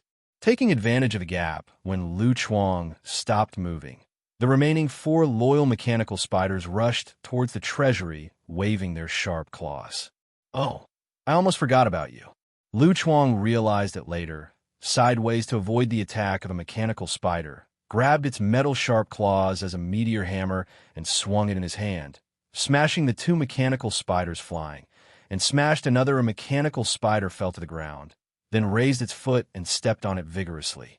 Click! The mechanical spider was hit hard, the metal shell shattered under the weight, and the electronic eyes gradually became dim. Immediately afterwards, Lu Chuang grabbed both sides of the mechanical spider in his hand. His arms suddenly exerted strength, and his veins burst like a small snake. With a click, the mechanical spider was torn in half by his bare hands. Parts are scattered all over the place. The 2 mechanical spiders that were smashed into the air stood up again and continued to rush towards Lu Chuang without fear of life or death. Whizzing, 2 broken metal claws whizzed past and accurately hit 2 fast-moving mechanical spiders. The sharp metal claws directly penetrated the abdomen of the mechanical spiders and deeply plunged into the ground, nailing them in place and unable to move. For a while, a needle could be heard in the laboratory. "Oh God!" The surviving Sentry Secret Service agent muttered to himself, looking at Lu Chuang's figure with fear in his eyes. Known as the Mutant Killer, Sentinel was like a bunch of toys in Lu Chuang's hands, and they didn't know what else could stop this monster. Ho ho ho ho! At this time, the fat black man broke out of the rock, beating his chest frantically with his arms, as if venting his anger at being thrown by Lu Chuang. It can be seen that he has transformed very thoroughly, and even his thinking mode has begun to be chimpanzee. I remember that Loki seems to have appeared in a King Kong movie. If you get more Aunt May together, the 3 of you can team up to shoot the sequel to Skull Island. It will definitely sell well at the box office. Lu Chuang said a joke that only he could understand discourse. The fat black man glared at Lu Chuang viciously, kicked the ground with his feet, and rushed towards Lu Chuang like a mountaintop, raising his casserole-sized fist high up, as if to smash Lu Chuang into a pulp with one blow. Boom! Lu Chuang didn't dodge, and stretched out his hands to directly support the thick arms of the black fat man. The powerful impact and huge weight of the black fat man's falling from the sky seemed nothing to him, and his expression was extremely relaxed. Seeing that his attack was actually blocked, the fat black man roared angrily, wanting to withdraw his arm. But no matter how hard he tried, Lu Chuang's hands were like iron tongs, tightly clasped his arm, and slowly opened it apart. Then Lu Chuang jumped up, his left leg and knee slammed into the bridge of the black fat man's nose. The nose bone of the black fat man was broken and blood flowed, and he fell back uncontrollably. Lu Chuang was so powerful that he swung his palm in mid-air, pressed it on the distorted face of the fat black man, and slammed it to the ground following the inertia. Boom!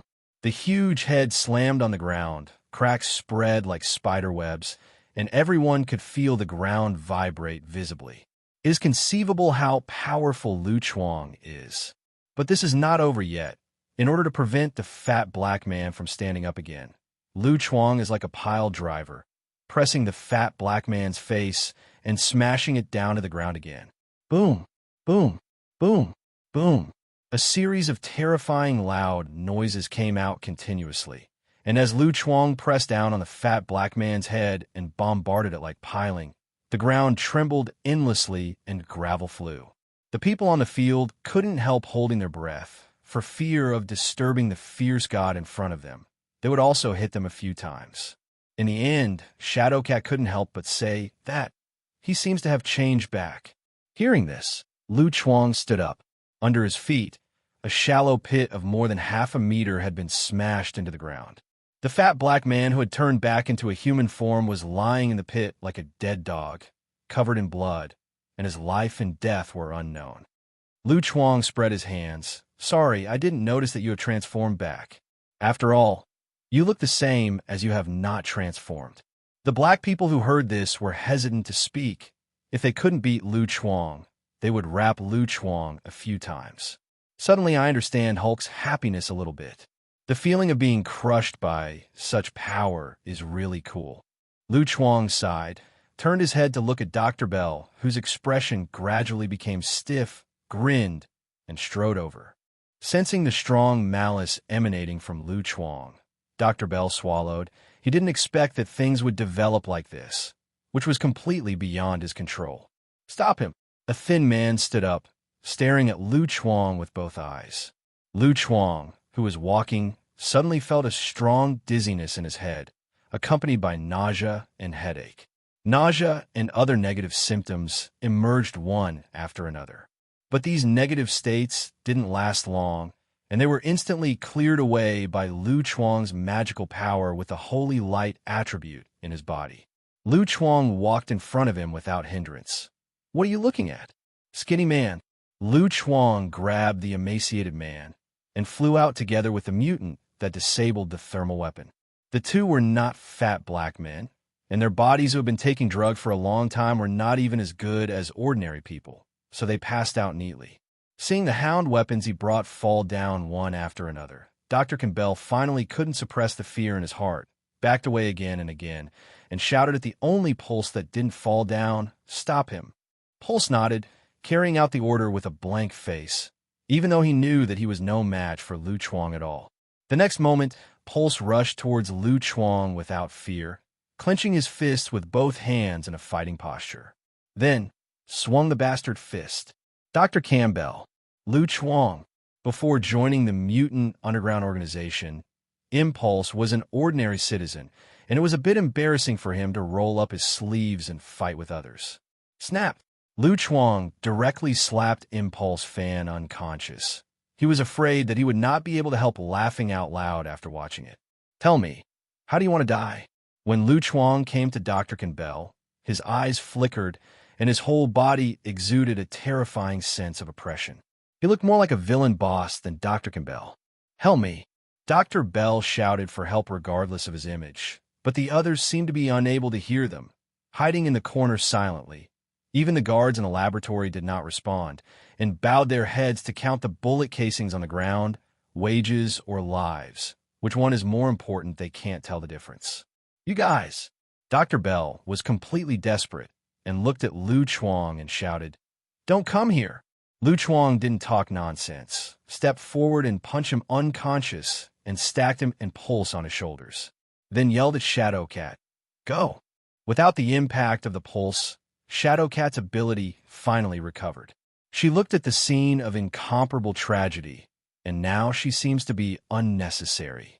Shadowcat immediately followed Lu Chuang's footsteps and whispered, "The situation here should have been spread long ago. If we go out like this, it will be easy to be tracked." Shadowcat has a lot of experience, and she is very aware of the modes of operation of these organizations. Even if they escape from here, the matter is not over, because they still have to get rid of the reinforcements who heard the news. Maybe those people will arrange helicopters to track and lock at high altitude, and then they want to escape completely. It is not an easy task. In this regard, Lu Chuang said not to worry. "Relax. I have an absolutely safe escape route." According to the plan, members of the mutant underground organization have been hiding in the woods outside the laboratory and are responsible for picking up Lu Chuang, who sneaked into the laboratory alone. Due to the complex internal structure of the laboratory, Clarice cannot directly open the portal, so John and the others can only wait for news from Lu Chuang outside the laboratory. As long as Lu Chuang comes out of the laboratory, Clarice will bring him, let everyone teleport away from here. But they waited here for a long time, but did not see Lu Chuang's figure. Clarice was so bored that she began to study the ant nest at her feet, picking up a branch and poking around there. While waiting, they suddenly noticed movement from the guards patrolling outside the laboratory. It seemed that something major had happened in the laboratory. Most of the guards hurried back to the laboratory, leaving only a small number of guards standing guard outside the lab. John's hearing is excellent. He vaguely heard gunshots and screams in the laboratory, and then stopped abruptly. John's eyelids twitched. "My friends, I suddenly have an ominous premonition." Boom! Before John could finish speaking, there was a sudden violent explosion in the distance.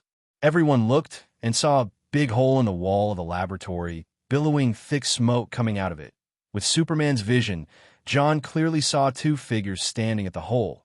One of them was sneaking into the laboratory. Lu Chuang didn't come out of the room for a long time. Lu Chuang also noticed John and the others in the distance, and happily waved his arms towards them, not paying any attention to the patrolling guards who stood underneath and stared at him dumbfounded. "John, my stealth plan succeeded. Let Clarice open the portal." "John, you ***king call that stealth." The purple light suddenly appeared, and several figures appeared in the headquarters of Mutants' underground base. It was Lu Chuang and others who came back from the Essex laboratory. The sage who stayed at the headquarters rushed over upon hearing the news, but saw John and the others all pale and sweating profusely, as if they had just experienced a life-and-death crisis and couldn't help being stunned. What happened? There was a little accident, but it doesn't matter. The task was successfully completed. Lu Chuang threw the two on his shoulders to the ground, took out a USB flash drive from his pocket, and handed it to Sage. The others rolled their eyes when they heard this, and even wondered what they had just experienced.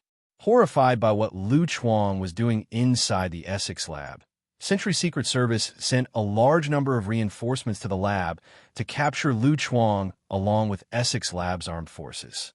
When John and the others saw Lu Chuang carrying two people on his shoulders, followed by one person and hundreds of people chasing after him, they almost didn't die of fright on the spot. Obediently, what did this guy do in the lab? Do you want to be so exaggerated? Fortunately, Clarice opened the portal in time and took everyone away to escape. Marcus wiped the sweat from his forehead and said with lingering fear, "I don't want to do this kind of thing a second time." "Oh no, it's the first time." The others nodded their heads in agreement. It was really exhausting to act together with Lu Chuang. Last time it was fast and furious. This time only passion is left. Hundreds of fully armed support personnel will surround you and ask you if you are afraid. John couldn't help asking Lu Chuang, "What did you do inside?" "It's nothing. It's just saving a person." John looked at the 3 extra figures, wondering which 2 were not human. Shadowcat stood up decisively, eyes full of gratitude and excitement, and said to John, "You are the leader of the mutant underground organization. Thank you very much for your rescue. Without your help, maybe I'm still trapped in that cage now." No thanks." Faced with Shadowcat's sudden thanks, John, an honest man, scratched his head in embarrassment. Afterwards, he looked at Lu Chuang suspiciously. "By the way, who is she?" "Shadowcat." Lu Chuang said cheerfully, "Let me introduce to you. This is Kitty Pryde, codenamed Shadowcat. Her identity is not simple. She is a real X-Men." X-Men! Hearing the news, everyone had expressions of disbelief on their faces. The woman brought back by Lu Chuang is actually the legendary X-Men. Seeing everyone's expressions, Shadowcat finally came to his senses. What Lu Chuang said was a lie to save her. These people didn't know her existence at all, wasting their feelings in vain. Marcus asked expectantly, "Are you really an X-Men?" Shadowcat glanced at Lu Chuang resentfully, then nodded. Marcos was immediately excited, like a fan meeting an idol. "Hi, hello. My name is Marcos. You can also call me Eclipse. I have heard your stories. You're simply amazing. I thought you had disappeared a long time ago, but I didn't expect to see the living ones now." Shadowcat has a stiff expression. Why are the current mutant juniors so dumb? "Okay, I'll talk about it after I introduce myself." Lu Chuang interrupted this stupid fan, grabbed Dr. Campbell, and threw it to Sophia. "Try to use your ability to search this guy's memory. You should be able to find a lot of important information." "Is this Roderick Campbell?" After reading the information, John naturally recognized that this was the general manager of the Essex laboratory. Seeing this, the corners of John's mouth couldn't help twitching. He finally knew why those laboratory guards were chasing Lu Chuang desperately, telling you to go to the laboratory to steal information, but you snatched the chief person in charge of the laboratory. This hatred is really well done. John suddenly thought of something, pointed to another person lying on the ground, his fingers trembling slightly. "Don't tell me.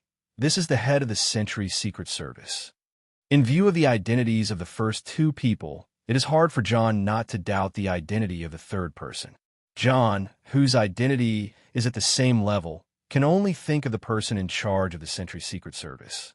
How is it possible? What's the use of me grabbing that bald head? That's good, that's good. John breathed a sigh of relief. He didn't want to offend so many forces at the same time. But soon, he saw the face of the third person clearly, and the waves in his heart were no less than the other 2. "Pulse!" John showed surprise, and immediately stepped forward to hug his good friend. "Pulse, wake up. I'm John." Lu Chuang patted John on the shoulder. "I saw him in the laboratory and brought him back, by the way. Don't worry, I've already treated him. He won't be life-threatening for the time being, but his condition is more serious. It may take a while to wake up. Thank you. Thank you for saving Pulse." "You're welcome. Everyone is our own, and saving him is what I should do." Lu Chuang waved his hand, indicating that John was too outsider. As long as the mutant underground organization owes him money for a day, John and others will continue to work for him. Impulse will return to the mutant underground organization, and eventually he will definitely become a wage earner under him, saying that Impulse is completely his own. Nothing wrong. How did John know what this black-hearted capitalist was really thinking? Thanked him again and again, and then sent Pulse to the infirmary. By the way, Lu Chuang asked Marcus to transport the medical equipment from the headquarters of the mutant underground organization from the X-Men base. Although these equipment are relatively old, the level of technology is not inferior to modern times. Of medical equipment. In addition, there are many instruments and equipment from the X-Men base, such as the black technology supercomputer in the control room, the holographic projection technology in the training room for simulated combat, the ubiquitous monitors, and the toilet in the bathroom. Shadowcat looked at the headquarters of the mutant underground organization and couldn't help feeling, maybe I've been locked up in that place for too long. Coming here is like returning home. There is always an inexplicable sense of familiarity. Look at this mural, and the mural in the hallway of our old base is so similar. There is no doubt that this is the mural. Ahem. Lu Chuang coughed and tried to change the subject. Speaking of which, how did you get caught by them? With your ability, it should be very difficult for them to catch you. Shadowcat paused and asked, "Do you know Essex Company?" Lu Chuang nodded. "To tell you the truth, we have actually been to your former underground base and retrieved the surveillance video from 10 years ago." While speaking, Sage took out his laptop in cooperation and played the surveillance clip of the Essex Company's appearance. Seeing the picture on the screen of the Essex Company taking away the mutant child, Shadowcat clenched his fists angrily. These children are all students of our school. After the accident, the Essex Company broke into our school and took away the students who were hiding in the school. I originally wanted to rescue these children, but the Essex Company invented a special instrument that can suppress mutant genes. They used the children as bait and set up a trap in advance to lure me there, which made my ability unusable. That's why I was caught by them and locked up in a laboratory. Lu Chuang caught the point in an instant and immediately asked, "What accident are you talking about?" Speaking of this, Shadowcat fell silent all of a sudden, and his expression became extremely complicated. After a moment of hesitation, she slowly opened her mouth and said, "It's the professor. His ability, out of control.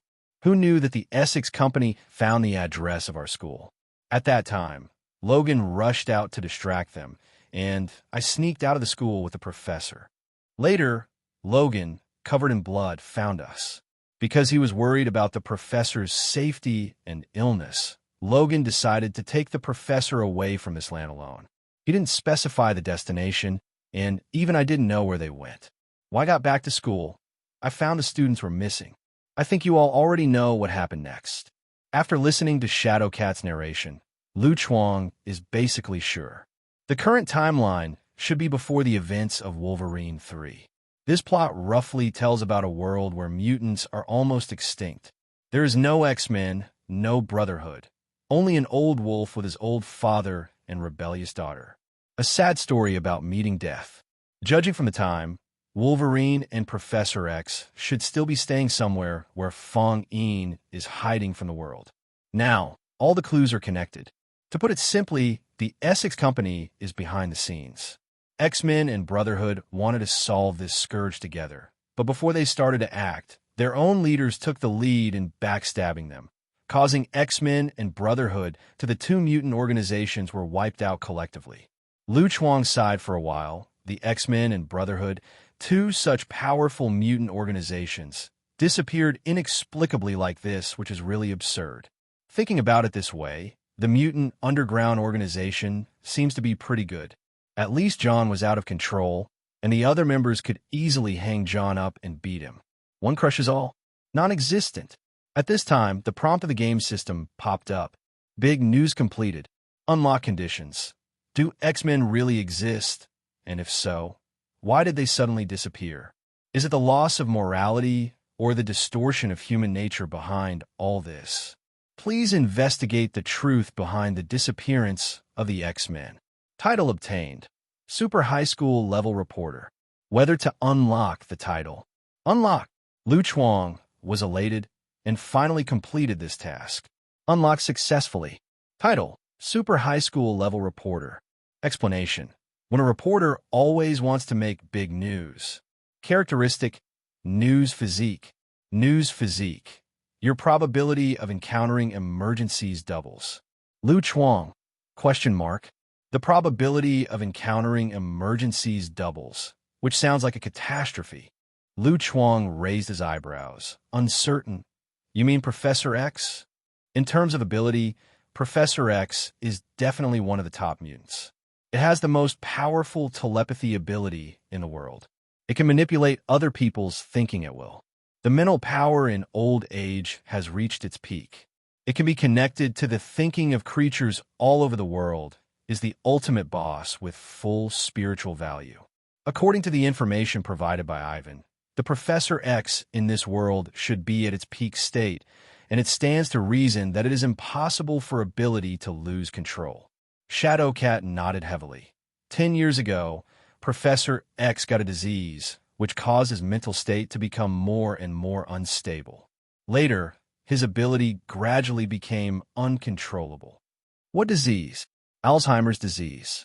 How can it be? Hearing what Shadowcat said, Marcus was the first to jump out and retort. Professor X has the strongest brain in the world. How could he suffer from Alzheimer's disease? Alzheimer's disease, commonly known as senile dementia. This kind of disease is normal for ordinary old people, but for Professor X, it's like that sand sculpture of Wade suffering from autism. Shadowcat smiled wryly. I didn't want to believe it at the beginning, but it's the truth. Lu Chuang wondered. No, Ivan said that she had seen Professor X with her own eyes, and it was Professor X who asked her to create the Mutant Underground organization. It sounds quite sober. Because the professor's symptoms were not serious at that time, they could be controlled with drugs. Shadowcat explained this, saying, when the professor found out that he had Alzheimer's disease, he began to arrange follow-up work, which was to create the Mutant Underground organization. The new generation mutant selected by him is the leader. Why the new generation of mutants? Aren't there other X-Men? Wouldn't it be better for them to lead the Mutant Underground? And where are they now? Lu Chuang turned into a curious baby, asking Shadowcat all kinds of questions. Shadowcat had no intention of hiding it, and sighed lightly. It all started 10 years ago. In fact, we didn't disappear voluntarily back then, but were forced to do so because we found some changes in ourselves. What changed? Our ability is degrading without any signs. Shadowcat said with a bitter tone, not only us X-Men, but also Brotherhood people. All of us have begun to show degeneration of ability, and our bodies have also appeared in different degrees of disease. The most serious one is the professor. Through examination, we found that his brain has undergone physiological atrophy, which is also the reason for his Alzheimer's disease. There is also Wolverine Logan, whose self-healing factor is getting worse and worse. Rare, the body is not as strong as before. Later, the professor and Magneto, the leader of the Brotherhood, jointly investigated the truth and finally found the source of all this. What is it? Lu Chuang was acting as a supporter. It's the Essex company. They have developed a genetically modified grain that inhibits Gene X, and they're doing a large and silent promotion, adding that genetically modified grain to everything from drinks to breakfast cereals as a way to cure the disease. Weigh our bodies. Everyone frowned. What a vicious move. You must know that people live to eat, drink, and sleep, and eating and drinking account for almost half of them. This is a physiological need that mutant cannot avoid. Of chronic toxicity. Why are they again? Clarice gritted her teeth. She was almost sent to the Essex laboratory by the Sentry Secret Service before, and she hated the Essex company. Marcus opened his palm, and it shone like a flashlight. Strange, I never felt that there was any problem with my ability, and others didn't seem to have this kind of problem either. Shadowcat said, that's because you have antibodies in your body. The human body is adaptable. The new generation mutant body has adapted to the genetically modified grain, so it will not be affected by this genetically modified grain, where your body has long been affected by the genetically modified grain. Affected. If you observe carefully, you will find that the number of mutant newborns is decreasing every year, and the ability of the new generation of mutants is also getting weaker and weaker. Most of the reason is because of genetically modified grains. Lu Chuang suddenly realized, it's no wonder that the mutants are now so rare, and each one is weaker than the other. This is the reason. Members of the Mutant Underground. Thanks have been offended. And after, intuition told Lu Chuang that he was close to the truth. Later, we gathered a team and prepared to deal with the Essex Corporation with Brotherhood, but the professor's illness suddenly broke out, and his ability was completely out of control. The professor's spiritual ability is too powerful. We have no ability to block us. Everyone is controlled by the professor. At that time, only Logan could barely move around. He dragged me out of the professor's control area, run back and try to save the others. But when Logan went back again, the professor was unconscious, surrounded by brain-dead corpses, including the corpses of Brotherhood members, human corpses, and the corpses of our companions. When saying these words, Shadowcat's face was full of pain. It was as if seeing the scene where the corpses of his companions were strewn all over the field again. Several mutants looked at Shadowcat sympathetically. If they encountered such a situation, they would probably collapse on the spot. Shadowcat took a deep breath, relieved his emotions a little, and continued. After the professor woke up, he couldn't accept what he had done. His condition became more serious, and the phenomenon of ability out of control became more and more frequent.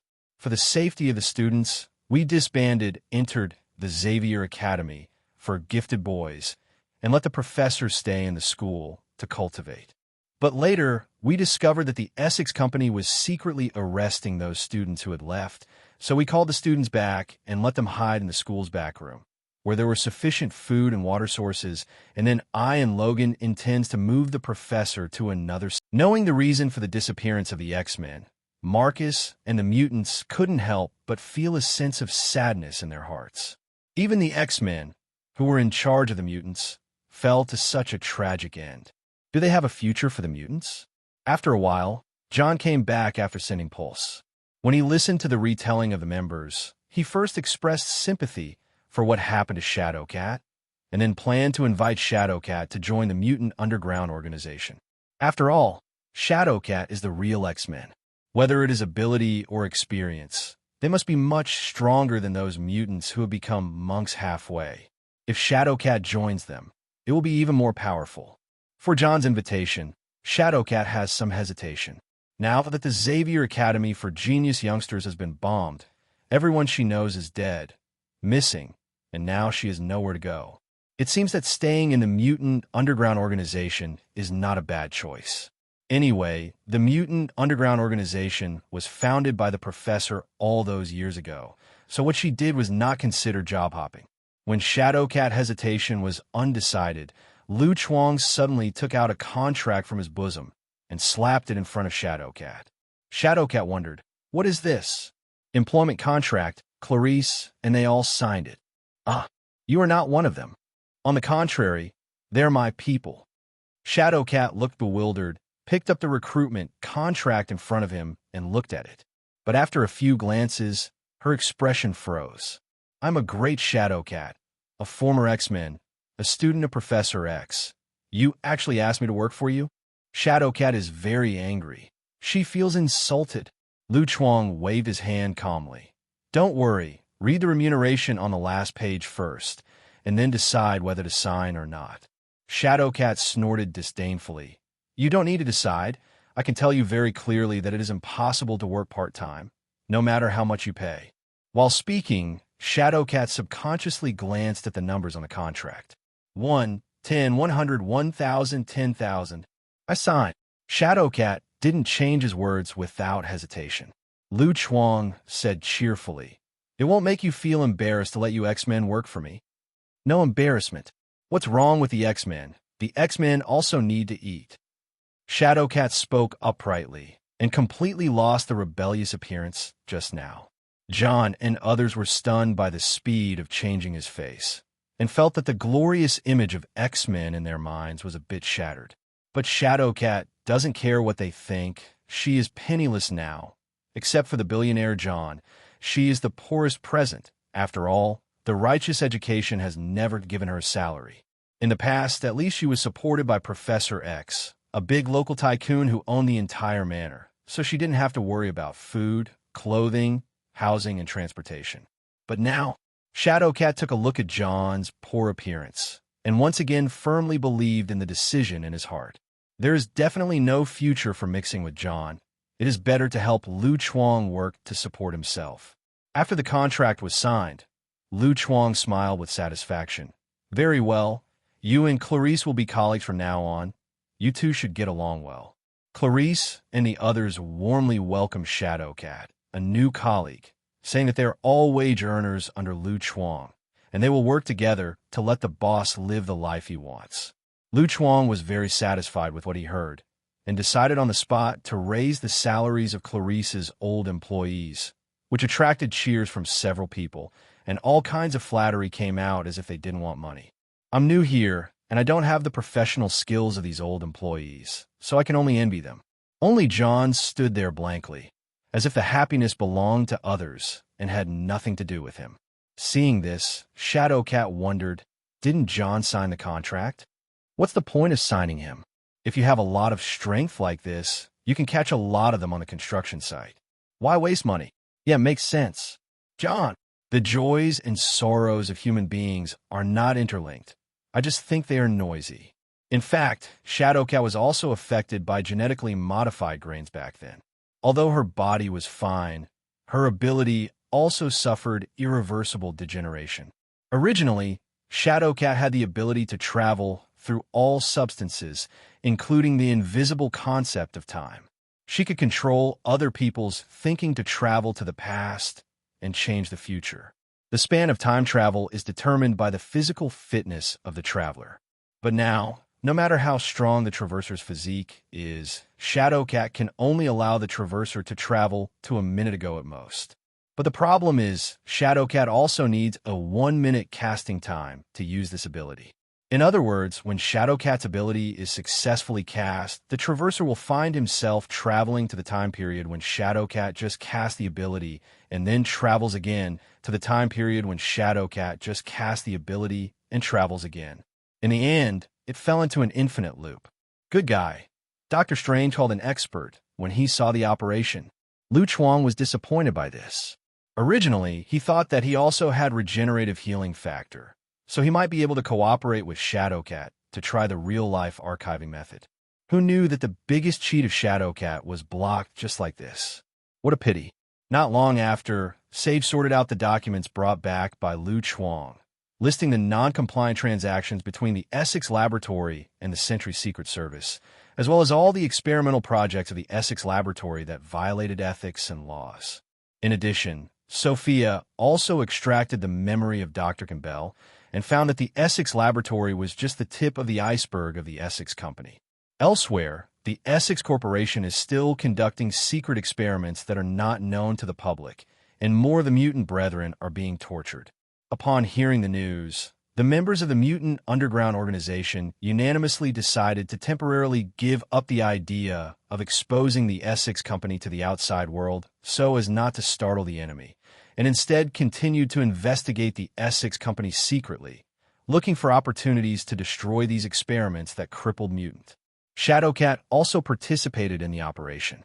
There is an indelible hatred between her and the Essex Company, so naturally she will not let the Essex Company go. So she decided to stay in a Mutant Underground Organization and fight against this mysterious Essex Company with John and others. Definitely, these have nothing to do with Lu Chuang. Anyway, the achievement task is completed, and the follow-up matters are still left to Mutant's underground organization to solve by itself. So he doesn't join the fun and starts the interstellar shuttle directly on the spot and instantly teleports to his bedroom. After experimenting, Lu Chuang found that the interstellar shuttle can be teleported in place. Every time the teleportation location is in his own bedroom, he simply uses this skill as a return to the city. He can immediately return to the bedroom and lie on the bed anytime, anywhere. Ability that many people dream of. After returning home, Lu Chuang took a cold shower and walked out of the bathroom with his upper body naked. Lu Chuang's muscles are not very large, and his body fat content is not as low as that of athletes. But he is superior in that his overall lines are smooth, his chest muscles and abdominal muscles are clearly outlined, and his arms and legs are firm. Lu Chuang's physical fitness has reached an unprecedented height with the superposition of many super high school talents. Seeking flowers. It's just that because he hasn't met a strong opponent, he doesn't have a clear understanding of his current strength for the time being. Anyway, I have nothing to do. Let's go to the nearby gym to practice tomorrow. When the time came to the next afternoon, Lu Chuang went out for a stroll. After looking for food, he searched for a nearby gym. America's gyms are not difficult to find. Just like the milk tea shops on the other side of the sea are everywhere, and you can see one every 100 meters. Most of the gyms you see are commercial gyms. This kind of gym is mainly aimed at the public. The equipment area is mostly aerobic equipment, such as treadmills and elliptical machines. There are also various yoga classes and aerobics, so it attracts many people who want to keep fit female members and male members who want to watch female members work out. Before crossing, Lu Chuang had been to commercial gyms a few times. At that time, the gym was holding an event. Buy an annual card and get 3 years free. Seeing such a discount, he couldn't help but apply for an annual card. As a result, within a few days, the gym actually ran away, and his half-month meal money was gone. Since then, Lu Chuang has avoided commercial gyms. Besides, with his physique, this kind of gym can't test anything but the iron gym that focuses on strength equipment and free weights. This kind of hardcore gym is more suitable for him to conduct physical fitness tests. After some searching, Lu Chuang finally found an old gym. There are not many people, but it is more professional in terms of equipment. Walking inside, you can also see sandbags for boxing practice, as well as a special venue for boxing competitions, which are obviously compatible with some items in the boxing gym. Lu Chuang went through the formalities at the front desk and came directly to the equipment area. He came at an untimely time, and the strength equipment was basically occupied. At this time, Lu Chuang happened to see a muscular man resting after finishing the deadlift and immediately walked up quickly. "Brother, don't take off the film. I'm doing squats to warm up." The muscular man glanced at the 200 kilograms barbell under his feet and put on an expression of, "Are you serious?" An hour later, Lu Chuang walked out of the equipment area in disappointment. He didn't find his upper limit of strength. Even if it is added to the current world record of human weightlifting, he can lift it without any effort and do a strength group, by the way. The limit of human beings, the heavy area, is like playing in his hands. In other words, he is no longer human. Lu Chuang threw the stack of business cards in his hand into the trash can. Don't get me wrong, these are not romantic encounters, but handed to Lu Chuang by the big muscle fighters in the equipment area. They all want to get acquainted with Lu Chuang, a fitness guru, and discuss fitness and protein powder together. As the saying goes, moderate fitness attracts for the opposite sex. Excessive fitness attracts the same sex. After that, Lu Chuang came to the boxing area. There were relatively few people here. Only a few people were boxing. Lu Chuang took up a sandbag and began to practice boxing. His fists kept hitting the sandbag in front of him. The sandbag was so powerful that the iron chain shook violently and made an unbearable creaking sound. "Good game." Suddenly, a strange voice came from the side. Lu Chuang followed the sound and saw that the other party was a handsome blonde man with extremely well-developed muscles, especially the pectoral and gluteal muscles. Even loose clothing could not conceal the outline of his muscles, making it difficult to divert attention. The blonde man smiled and said, "Looking at your posture, you should have learned to fight, right?" Lu Chuang glanced at him. "Thank you for not buying lessons." Blonde man, why is this answer different from what he thought? Gym tips. If someone suddenly comes over to strike up a conversation, it is probably a personal trainer who came to brush up his performance. The blonde man also knew this and said with embarrassment, "You misunderstood. I am not selling lessons. I am a customer here just like you. My name is Steve Rogers. You can call me Steve." Title trigger. Humanoid meat grinder. Completable. Unlock condition. Participate in a large-scale war and kill 2,000 enemy troops on the battlefield. 0/2000. Title obtained. Super high school level soldier. Lu Chuang was very surprised that the blonde man sent a new achievement task. It's just that this task is somewhat outrageous. Not to mention the large-scale wars in the peaceful era. Are you serious about the digital system behind it? Even if it is to kill chickens, at least 5,000 chickens will have to be killed for a long time.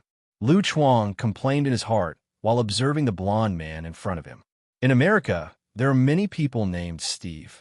But with such well-developed pecs and hips, and a man named Steve, there is probably only one hot guy in this world. "It's you, Captain America." "You know me?" There was a look of surprise on Steve's face. Yes, the blonde man in front of Lu Chuang is the future leader of the Avengers. 50-50 Captain Steve Rogers. Just some time ago, the SHIELD search and rescue team found Steve buried under the glacier in the Arctic Circle and rescued him from the ice. When Steve woke up, he was suddenly told by a one-eyed brine egg who didn't look like a good person. In his opinion, he just fell asleep. In fact, 70 years have passed, and the outside world has already happened. There have been earth-shaking changes, and that's not a big deal. The most difficult thing for Steve to accept was that while he was sleeping, the goddess he was going to catch married another man and had a baby and even had a grandson in her arms. On her 90th birthday, she almost blew out her dentures while blowing out the candles. Hearing this news, Steve was deeply shocked. After leaving SHILD, he chose to return to the neighborhood where he used to live, trying to adapt to the new life, and occasionally came to the nearby Iron Hall to fight with iron to vent his depression. Steve thought that after so many years, no one knew him as Captain America, but he didn't expect that Lu Chuang could recognize his identity at a glance. Lu Chuang said cheerfully, "How can I not know you? You are the idol of great America, the symbol of spirit. I have visited your memorial museum before. You really don't want to say you took off your tights. I almost missed your ass recognized." Steve, when did my but become my signature feature? You don't seem surprised by my presence. Steve was keenly aware that something was wrong. He, a person who was declared a sacrifice decades ago, suddenly appeared in front of him, and there was no change in his appearance. Not only was the person in front of him not shocked when he saw this, but he acted very calmly. That doesn't seem like a normal human reaction at all. Lu Chuang said, "Definitely. Please, this is New York. I haven't seen any weird things compared to the steel mecha battle, the 3-story Titan fighting naked, and those messy vampires, mutant aliens. Your little things are nothing." Steve was speechless for a moment. Are New Yorkers living in such dire straits now? You may not have adapted to this world when you were just unearthed. It doesn't matter, you'll get used to it soon. Maybe you'll have a chance to see aliens invade the Earth in the future. How could such a thing happen? Times have changed, Steve. Lu Chuang patted Steve's shoulder, felt the tight muscles under the clothes, narrowed his eyes slightly, and looked Steve up and down. "You have a good figure, very strong. How are you? Are you interested in practicing with me on stage?" Lu Chuang is looking for a strong opponent to test his strength, and the Steve in front of him is very suitable for this condition. In terms of strength, Steve is definitely the top existence of human beings. After all, the captain of the 50-50 split is not just blown out. Even Thanos of the Infinity Gauntlet can pass a trick or two, so it is perfect as a test object. Steve froze slightly. "Are you sure?" "Definitely. Punching a sandbag is not as fun as beating someone." After thinking about it, Steve agreed to Lu Chuang's invitation, since he had nothing to do anyway. The two walked into the boxing ring, and Steve reminded him friendly, "At present, my body is in the recovery stage, and I may not be able to control my strength well. If I hurt you, I apologize in advance." Lu Chuang grinned. "It's okay. Actually, I can't control my strength well, so don't blame me if I hurt you later." Steve also laughed. "I'm a dignified captain of the United States. Can I be injured by a young man like you? Come on, don't hold back." "I can rest assured that." Lu Chuang nodded, without saying a word. Raising his hand was a punch. Steve's eyes widened. He obviously didn't expect this young man to be so ignorant of martial arts, and came to sneak attack on his 100-year-old comrade, subconsciously raise his arms to parry. However, in the next second, a huge force came down the arm. Steve's face changed slightly, and he took a few steps back and forth before barely standing still. Taking advantage of this opportunity, Lu Chuang strode forward, whipped his leg in the air, and lashed towards Steve hard. With the lesson just now, Steve cheered up this time. At the moment when Lu Chuang threw out the whip leg, Steve stepped forward with his left leg, quickly stretched out his arms to block the whip leg, and clamped the shin of Lu Chuang's calf at his waist like a clamp, making Lu Chuang lose his center of gravity. While balancing, he punched out without fancy. Lu Chuang quickly crossed his arms in front of him to block Steve's fist, then jumped up with his left leg and kicked Steve's developed chest, breaking away from Steve's control. The two fought back and forth for several rounds like this. After some testing, Steve was surprised to find that Lu Chuang's physical fitness was not inferior to himself at all. He has been injected with super soldier serum, and his physical skills have reached the peak of human beings, but Lu Chuang can keep up with his movements No matter in terms of strength or speed, he is on par with him. The man in front of him is absolutely not ordinary people. Aware of this, Steve immediately decided not to hold back, and the offensive suddenly became violent. Straight punch, elbow, knee, lock technique. All kinds of fighting skills came one after another, leaving no time for Lu Chuang to breathe at all. In addition to the peak physical fitness of human beings, Steve is originally also a master of fighting, mastering a variety of fighting skills, such as boxing, Brazilian jiu-jitsu, wrestling, grappling, etc. A variety of martial arts in one. All kinds of tricks come at your fingertips, like flowing clouds and flowing water, which are unpredictable, but also extremely simple and efficient. Even Lu Chuang couldn't resist Master Shi's attack for a while, so he could only defend passively. Although Lu Chuang can display the top fighting skills endowed by the two talents of super high school level spy and super high school level wrestler, these fighting skills are more of an instinct, and he cannot do it like Steve. A variety of fighting skills are integrated. Seeing Steve's fist strike again, the pupils of Lu Chuang's eyes suddenly dilated. The originally extremely fast fist speed became extremely slow in his eyes, and Steve's movement trajectory became clearly visible. Bullet time! In an instant, Lu Chuang stamina soared. He easily dodged the punch, grabbed Steve's wrist with his backhand, and pulled him in front of him, then kicked him to the edge of the ring with 10 left kicks. Steve clutched his aching chest, shocked. Why did this guy suddenly become faster? Lu Chuang asked, concerned. Steve, can you continue? Continue. Steve braced himself into a fighting stance and uttered the classic quote, I could fight like this all day long. It's a pity that Steve is wearing white short sleeves today, and the big black footprints of size 43 on his chest are clearly visible. Otherwise, the scene should be more handsome. Hearing what Steve said, Lu Chuang immediately felt relieved and directly drove the bullet time to attack Steve. A moment ago, Steve was still in the upper hand, but now the situation has reversed, and it is Lu Chuang's turn to press Steve under him and beat him up. The physical fitness of the two people was not the same before, and Steve can still take advantage of his superb fighting skills. But now, with the blessing of bullet time, Lu Chuang's physical fitness has soared, and his dynamic vision can be described as abnormal.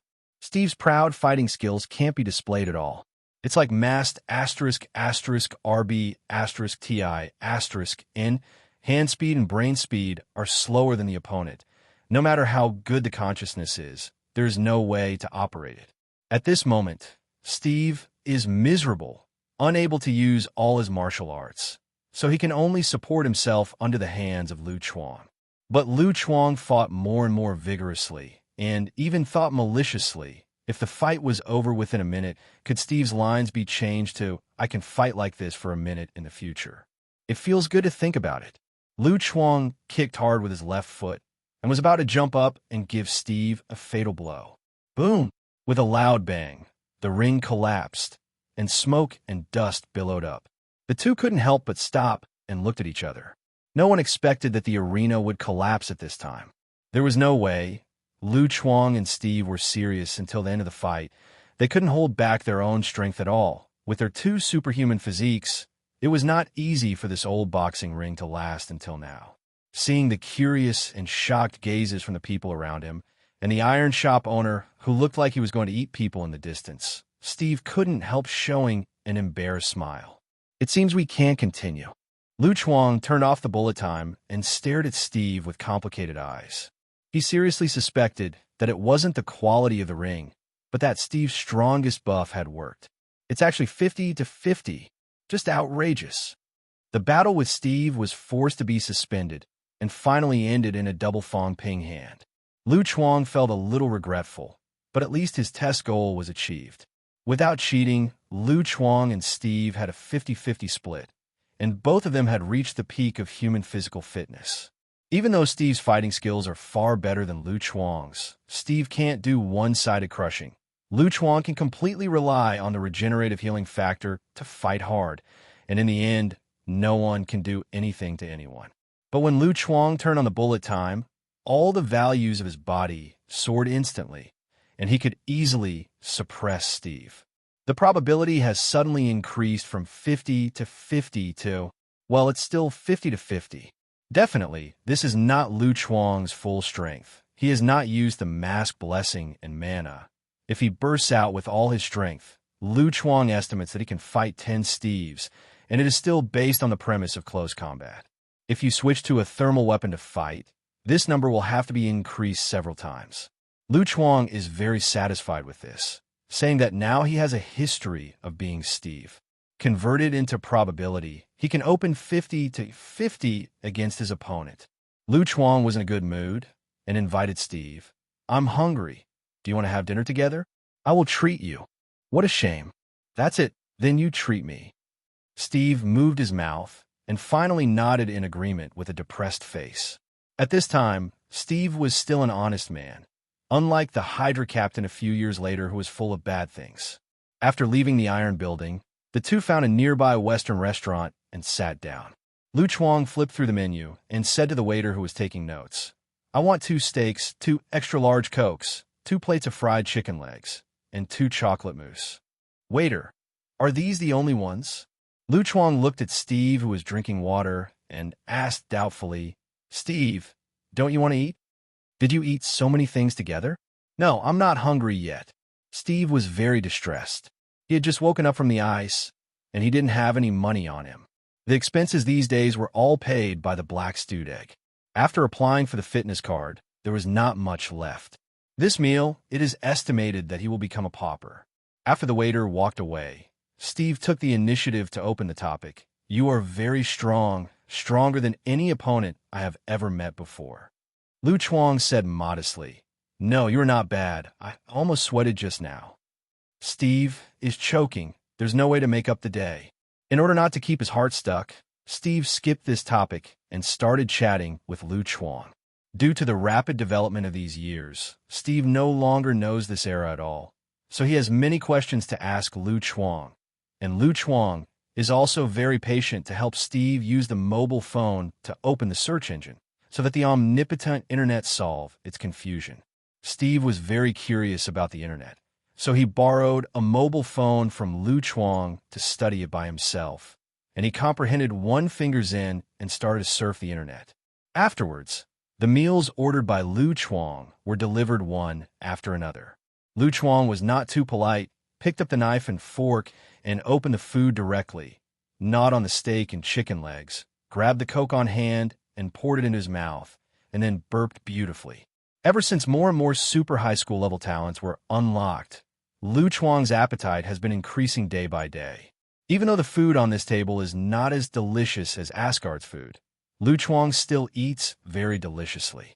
Just like the eating and broadcasting on the live broadcast, the eating scenes made Steve hungry. "Steve, do you want to try it?" Lu Chuang picked and forked the smallest chicken leg on the plate. "No, thanks." With strong willpower, Steve looked away and said politely, "If you are not full, you can order some more. Don't be polite to me." "I'm relieved to hear you say that." "Ah, waiter, order." After picking up the menu and ordering frantically again, Lu Chuang scratched his head in shame. The high-intensity exercise just now consumed too much, and I wasn't very full, so I ordered 2 more. "You won't blame me, Steve." Steve took a deep breath. "Definitely won't." Soon the table was full of plates again. Lu Chuang continued to eat and drink, and Steve continued to drink plain water with a sad face. 10 minutes later, Lu Chuang wiped his mouth with unsatisfied feeling. "Barely 70% full. I think I can have another serving." Steve almost spit out a mouthful of water. "Are you a pig? Eat like this?" Seeing that Steve's expression was not quite right, Lu Chuang asked in a low voice, "Steve, are you out of money?" "You finally see it." Steve nodded helplessly. "To be honest, my money is almost gone." Lu Chuang frowned. "It shouldn't be. You used to be a national idol. You performed several singing and dancing performances every month. How could you be so poor that you have no money to eat?" This is the black history that Steve is least willing to mention. After being injected with the super soldier serum, Steve became a trooper. He wears a shield and tights every day and performs with a group of girls in cool clothes to sell national debt. So far those videos, it's still circulating online. Those are public performances, and there is no performance fee. Steve smiled wryly. Originally, I did have some savings at home, but that was 70 years ago, and the money is probably gone long ago, and the house I used to live in was destroyed by that or something. The Captain America Memorial Museum bought it for an exhibition, and now I have to buy tickets when I go home. Talking about it makes Steve uncomfortable. To commemorate his heroic deeds, the Captain America Memorial Hall keeps everything in the house intact, even the magazines with sexy girls on the cover that he threw on the bed in a hurry before he left, and mark it with thick text. The magazine that the U.S. team likes to read, it is suspected to have been used. Use a fart. Obviously, he was too excited to watch that night, and accidentally spilled milk on it. So that's how it is. Lu Chuang expressed sympathy, and then said, "If you are short of money, I can introduce you to a job." "What job?" "Being my sparring partner, $500 a day, daily settlement." "No problem." Hearing such a generous reward, Steve agreed decisively. It's not difficult to be a training partner. At least it's much better than when he participated in the song and dance troupe and sold his ass on stage. At that time, many rich ladies and ladies, even rich men, came for Steve's ass. The costume designer specially made Steve's uniform tighter for this purpose, so that the tickets for the singing and dancing troupe were once fired up. The sky-high price set a sales record for the year. Looking back on the past, Steve vowed not to use his ass to make money again. Changed to make money with the whole body. Cough. Steve coughed suddenly and said a little embarrassedly, "Can I pay 1 day's salary in advance? I have to pay later." "Definitely can." "Thanks. It's okay. I'm the one." Hello, everyone. As we wrap up this video, I want to share a quick note. I have a Patreon account. If you'd like to support me and enjoy on-demand audiobooks, you can become a Patreon member. Alternatively, you can check out my Google Drive link, which has 500+ novel audiobooks available through my Ko-fi or Patreon shop. I appreciate your support.